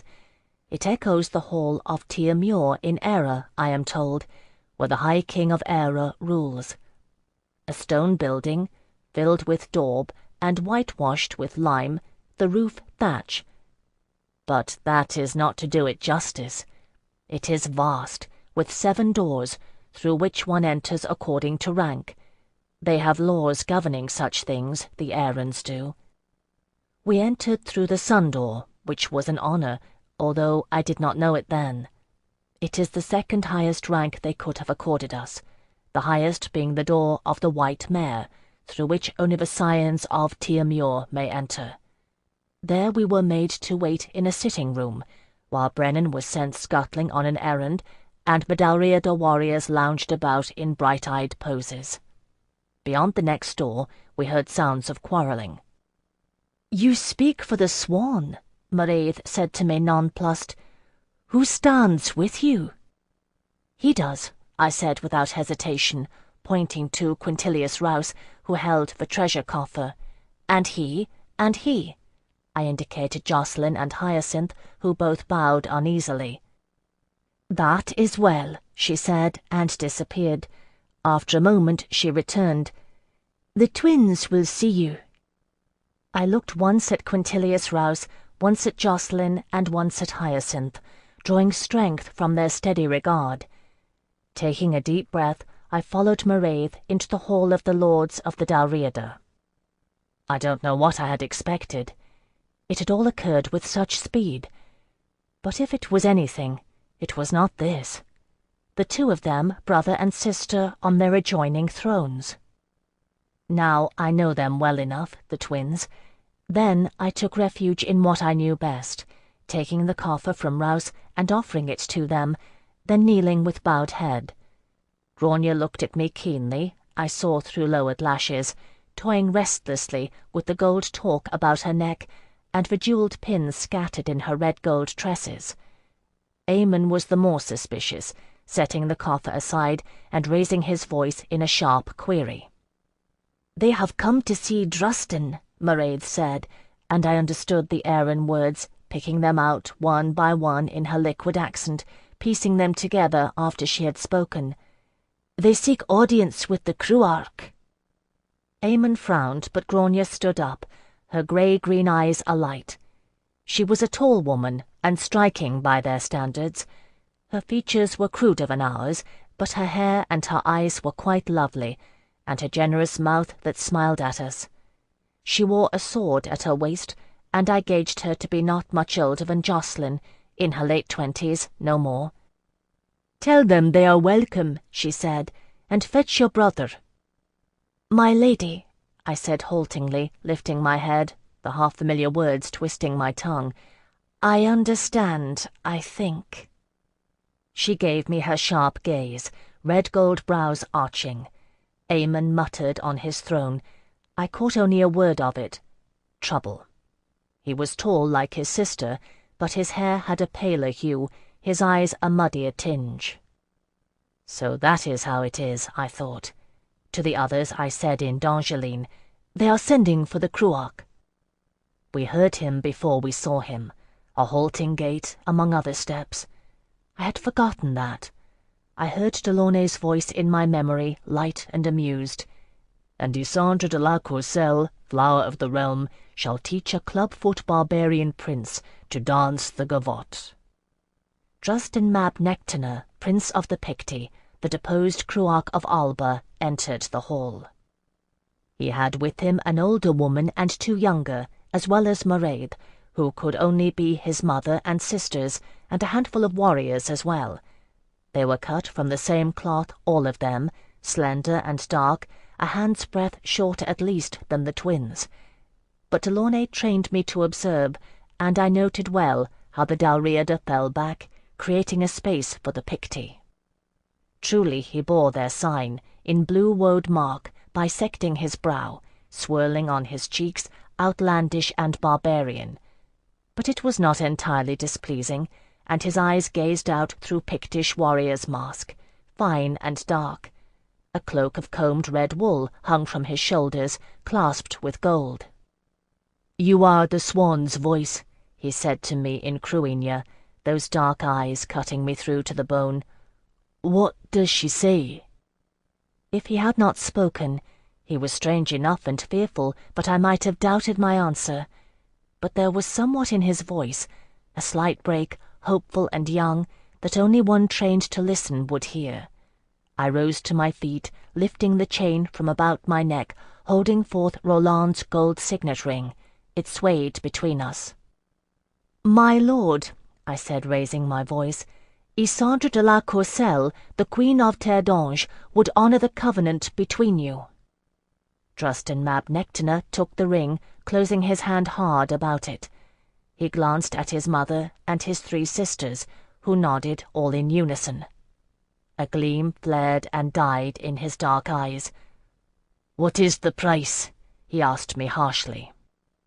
I met his dark gaze, staring out from his blue-marked face that had seen loss and betrayal, his father's murder. For a moment we understood each other, the Pictish prince and I. "Terre d'Ange stands under threat of invasion," I said softly. "If you regain the throne of Alba, the Master of the Straits will allow you to cross. That is the price. Your aid to secure the D'Angeline throne. That is the price of wedding the Queen of Terre d'Ange, my lord." Drustin looked at the twins. They shifted on their thrones, the lords of the Dalriada. Grania leaned forward, while Aemon leaned back, not meeting the Cruarch's gaze. "What do you say, my brethren?" Drustin asked it in Cruinia. His dark eyes gleamed. "You have waited for a sign, Aemon. Here it is. Let us take up the sword, and Alba will flock to our side. Maelcon's men will run before us, and the Master of the Straits will reward us, laying the waters as calm as a carpet. What do you say?" "I say," Grania drew a deep breath. "No," Aemon cut her off, tugging at his talk, speaking slowly in Cruinia. "No." He shook his head, stubborn as an ox. "The risk is too great, and the gain too little. Do they bring an army? Do they bring swords?" He opened the coffer, showing its contents, shimmering and harmless, redolent with spice. Grania murmured appreciatively, drawing out a length of gold shot green silk. "No." Aemon drew the coffer back, nearly closing the lid on his sister's hand. "Fair words and baubles." "Dag de Moor!" Grania snapped at him, eyes flashing. "You are a coward and a fool. I say—" "You say what you like," he flared back at her, slipping back into Erin. "Unless we both say it, the Dalriada go nowhere. We are hard put enough to hold this piece of land." Too much to hope I was hearing wrong. I followed it well enough, looking between them. Rouse, Jocelyn, and Hyacinth watched perplexed as the twins quarrelled. "Aemon," Drustin raised his voice, silencing them. "You hold this land now because my father chose to honour Kinalru's old promise to the Dalriada, and the folk of the Culloch Gorum will not move against me, no, nor many of the Tara of Crow, even if Maelcon commands the Red Bull to war. But what of your children and your children's children?" "Who will know their father and grandfather for a coward," Grania said hotly, "if we do not—" "Enough!" Aemon shouted at his sister, clutching his head. He glowered at Drustin. "Think you that Alban will flock to a cripple's standard, my lord?" The Cruinia warriors murmured, and one of Drustin's sisters drew a soft breath. His mother touched her arm lightly, bidding her to silence. Drustin Mab Nectina laughed, showing strong white teeth, and held out his arms. The red cloak he wore slipped back, revealing the elaborate whorls of blue that tattooed his bare shoulders, braceleted his arms. "What do you think, brother? They have done before. On horseback I have 4 strong legs. It is enough." I could not help but glance at his deformity then, though I'd resisted until that moment. In truth, though he wore boots of soft leather to conceal or protect it, one could see that his right foot twisted at the ankle, and the stunted foot bent upon itself, so that the sole did not rest upon the ground. For all that, his right leg looked as hale as the left, with lean, knotted muscle. "Will you try my sword and see if I am fit to follow?" Drustin asked softly, and Eamon looked away. "Then you have answered your question, brother." I took the moment to translate quickly for the D'Angelines, recapping what had transpired. Quintilius Rouse looked unhappy. Jocelyn glanced at Eamon. "I'll try his steel," he muttered with uncastling ire. "Let him see how he likes the baubles I carry." In the pause, the hall had erupted with a great deal of similar talk, the Cruinia and the Dalriada shoving and quarrelling. Grania was in the midst of it, shouting at one of the Picti, her sword half unsheathed. Strange to me to see a woman armed, but she was not the only one of the Dalriada women to bear a sword, only, as I learned later, the mightiest of them. It is not uncommon among the Picti either, though Nectina and her daughters did not ride to battle. Indeed, they were the only serene figures there, watching the proceedings with 4 sets of identical wide dark eyes. At length Eamon stomped down from his throne shouting, and the melee broke apart, while he and his sister argued until he threw up his hands. "It is too great a matter to decide on a moment's whim," he announced, saying it in Cruinia for my benefit, glancing at me. "We receive you and your gifts with thanks, Phèdre of Terre d'Ange. Tonight we feast in your honour, and tomorrow we will speak again of such things. Do you agree, my prince?" Drustin inclined his head, but it was his mother who answered. "That is wisely spoken, my lord Eamon," Nectina said, in a voice deeper and even more mellifluous than her daughter's. "Oh, he can speak," Grania said contemptuously, tossing her red-gold hair, and speak until the Brehons cover their ears and beg him to cease." Nectina's mouth twitched as if repressing a smile. "That is a great gift, child, and no doubt. But we have guests we have granted hospitality, and they are no doubt weary from their journey. Will you not offer them rest and refreshment?" "Doctor," Grania looked us over with dismay and interest. "Yes, of course." Clapping her hands, she began to summon serving folk about. Leaving domestic matters to his sister's control, Eamon wrapped his cloak around him and stalked out with his insulted dignity, taking the Dalriada men with him. Prince Drustin gathered his Cruinia, speaking to them in low tones. I caught a little of it. He was urging them to go among the Dalriada and spread the spark of glorious battle. "Do not fear." It was a low voice at my side, soothing and musical. I turned to see Nectina and her daughters smiling at me, Mairead the youngest of them. "They are like an ill-matched team, the twins," Nectina said, nodding at Grania. "She pulls at the traces while he digs in his heels.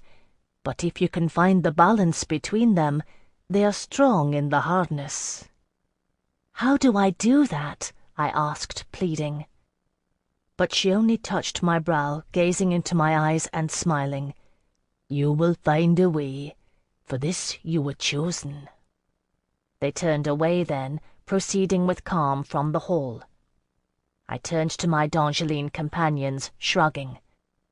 "It seems we must find a way to balance the twins," I said wryly. "If anyone has an idea, let me know."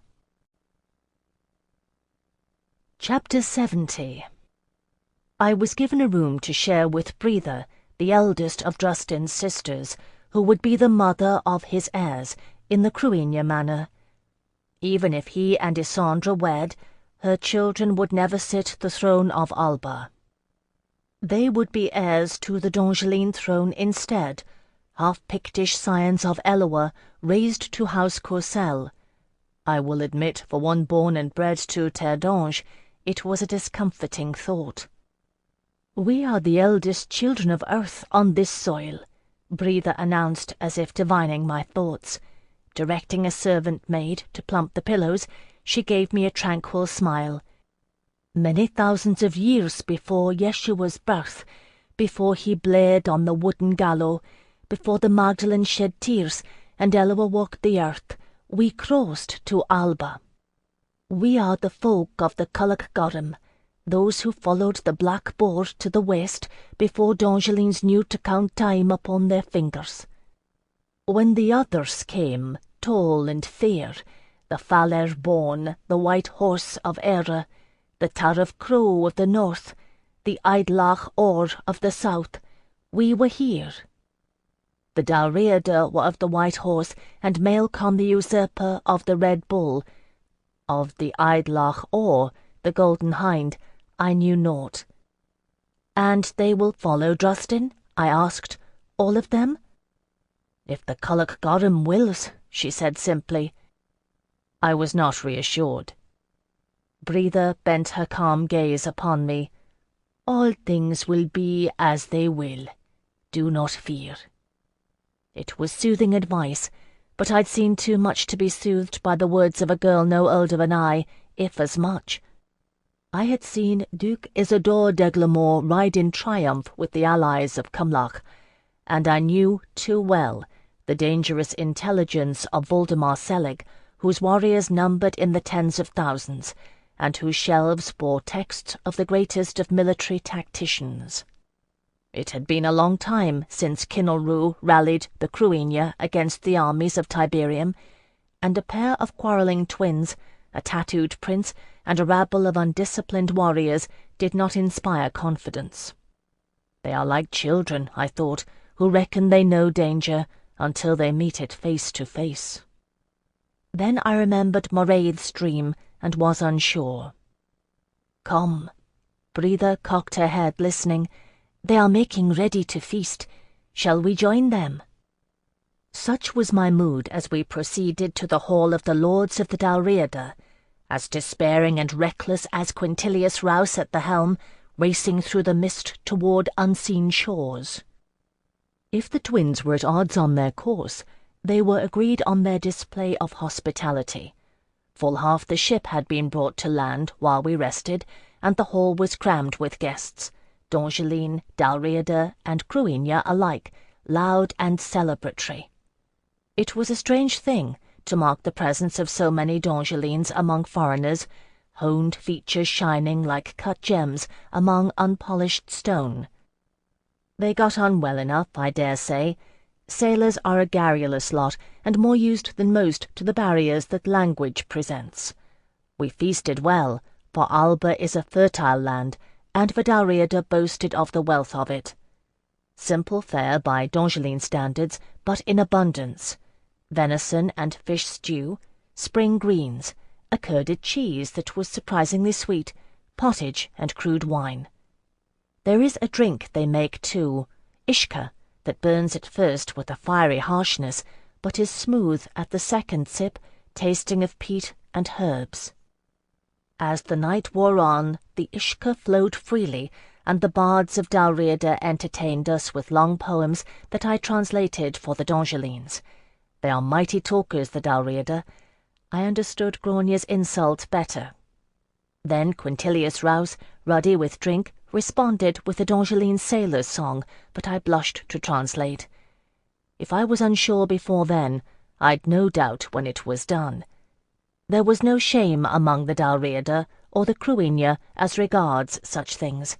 They clapped their hands and shouted, picking up the chorus. It reminded me a little of the Scaldi, but it was different here. If naught else, I noted that the women were as bold as the men, eyeing the Dongeline sailors with undisguised interest. No few of them left ere the night was over. Rouse's men following where they led with willing grins, or at least those with a taste for women. D'Angeline, Dalriada, it mattered naught, for they'd been a long time stranded in Kushiel, with no company save each other. When Rouse's song was done, Aemon's champion Carrig, a Dalriada warrior who towered over the others, made a half-jesting challenge to Jacqueline, poking with amusement at his vambraces and gesturing, then clearing a space in the centre of the hall, drawing his sword and waggling it tauntingly. The twins shouted approval, quaffing Ishka. Dalriada and D'Angeline urged the fight. The Cruinia looked amused. Jacqueline, with considerable forbearance, glanced at me with raised eyebrows. On a whim, I looked to Drustin Mab Nectina. As before, there was understanding between us. I read the query in his dark eyes, so oddly grave in his blue-marked features. "Can your man win?" I nodded imperceptibly. His shoulders lifted in a faint shrug, one hand cautioning temperance. I rose to my feet and addressed the twins. "Let it be seen, then, what manner of sword for D'Angeline's bring, my lords," I said, Ishka rendering my tongue fluent. "But let no blood be spilled to stain our quest. Let he who is disarmed surrender with honour." They accepted the terms with cheers, and Jacqueline rose smoothly, bowing with crossed arms. Quintilius Rouse made his drunken way to my side. "The Castlines only fought to defend," he said, slurring his words a little. I shrugged. The prefect of the Castline Brotherhood abjured him. Jacqueline's blade is sworn to Isandra. "Ah!" His eyes gleamed, and we watched. Carrig swung his sword over his head in a blur, roaring. It descended as he rushed forward, mountain tall. Jacqueline's daggers flashed free of their sheaths, crossed hilts catching and deflecting the blade. The revellers laughed as he spun gracefully out of the way, and Carrig staggered, gathering himself for a second charge. Steel clanged. The sword slid harmlessly off one vambrace. Jacqueline moved sideways, evasive as water, reversing his grip. With a motion too subtle for the eye to follow, he brought the hilt of one dagger down on Carrig's sword hand, which opened in anguish, while he swept his leg against the back of the Dalriada's knees. It made a considerable clatter, Carrig falling, sword spinning from his grip. By the time he realized he was on the floor, Jacqueline's crossed daggers were at his throat. Aemon's champion yielded with better grace than I'd expected. When Jacqueline bowed and sheathed his daggers, Carrig rose, seizing him in a roaring embrace and pounding his back. "We've impressed them with that, at least." Hyacinth appeared at my elbow, a lopsided grin on his face, black eyes bright with Ishka. Not an ounce of jealousy in his tone. I saw why clear enough. Mairead stood at his side, calm and smiling. A waking dreamer indeed. The daughters of Nectina had an interest in him. He swayed a little on his feet, looking at me as if he wondered whether I would bid him stay or go, and not sure which he hoped. We have that, at least. I brushed my hand over his hair. I'd drunk too much or not enough to have it out with him. "Go where you will, Prince of Travellers," I said, with scarce impaired dignity, or so I thought. "I'm about the Queen's business." His eyes gleamed, and he made a bow, disappearing with Mairead. I looked back. Jacqueline was firmly ensconced among the Dalriada warriors, hardly displeased by their lauding, laughing and struggling for words as he attempted to explain the Castline discipline. Quintilius Rouse had vanished. In his place were 3 young Dalriada men, falling over each other and shoving to offer me another mug of Ishka. To those who have never served, untrained as a royal ambassador, I offer this advice: be wary of strange drink. Unfortunately, I had not the benefit of such wisdom. Parts of that night run together in my memory, others, alas, stand out clear. I remember Aemon wading into the fray, shoving his men aside to offer me a seat, and Ishka, and somewhat else. I remember Grania quarrelling with him, red gold hair like a mantle on her shoulders, eyes sharp with amusement. They squabbled like children, the twins. I remember that. They squabbled over me. I must have said somewhat at some point, what I do not know, but I acceded to one of them or both. That was what set them to arguing, though they needed little excuse. "Everyone is prettier than you, Eamon," I remember Grania laughing. "I should know what it's like for a change. Isn't that what Angelines do?" She looked at me for an answer. I must have said yes. It is true enough, after all. Eamon said something surly, which I do not recall, and Grania looked mockingly at him. "Anyway, it is for the guest to choose." So I did. In the morning I woke with a splitting head. "Are they all like that, D'Angelines? Taught to do so?" The words were spoken in Erin, which had seemed perfectly comprehensible to me the night before. Now I had to grope at the meaning, puzzling out the dialect as I struggled to collect myself from the rumpled sheets and deal with one of the lords of the Dalriada, already fully awake, alert, and clothed. "No, my lady," I said in reserved Cruinia, pushing my hair back to meet her curious regard. "Not all." "Pity," she said mildly, tying her kirtle. A small figure raced into the room and leapt onto the bed, burrowing amid the coverings. The boy Brennan, who I had guessed by now was her son. I winced, my head pounding. "Go gently," Grania said indulgently to him. She sat on the edge of the bed, ruffling his red-gold hair, gazing amused at me. "I'm not sure I like it, to know someone better than I at such things. You serve to remind me, though, that some things are best done in leisure, not haste. Is it how you are trained to acknowledge royalty?" I would have laughed if my head hadn't ached so. Brennan squirmed out from under his mother's hand and wormed behind me, small fingers tracing the mark up my spine with a child's curiosity. "No, my lady," I said again, pressing fingertips to my temples. "It is what I am trained to do." I thought ruefully of the night, of the further wedge I'd driven between the quarrelling twins. I'm not fit for diplomacy. I told the Queen as much. "You're adept at tongues." One corner of Grania's mouth curled in a smile. She rose to regard herself in a small mirror, thrusting a jewelled pin in her glorious hair. "Anyway, I've given you the key to Eamon."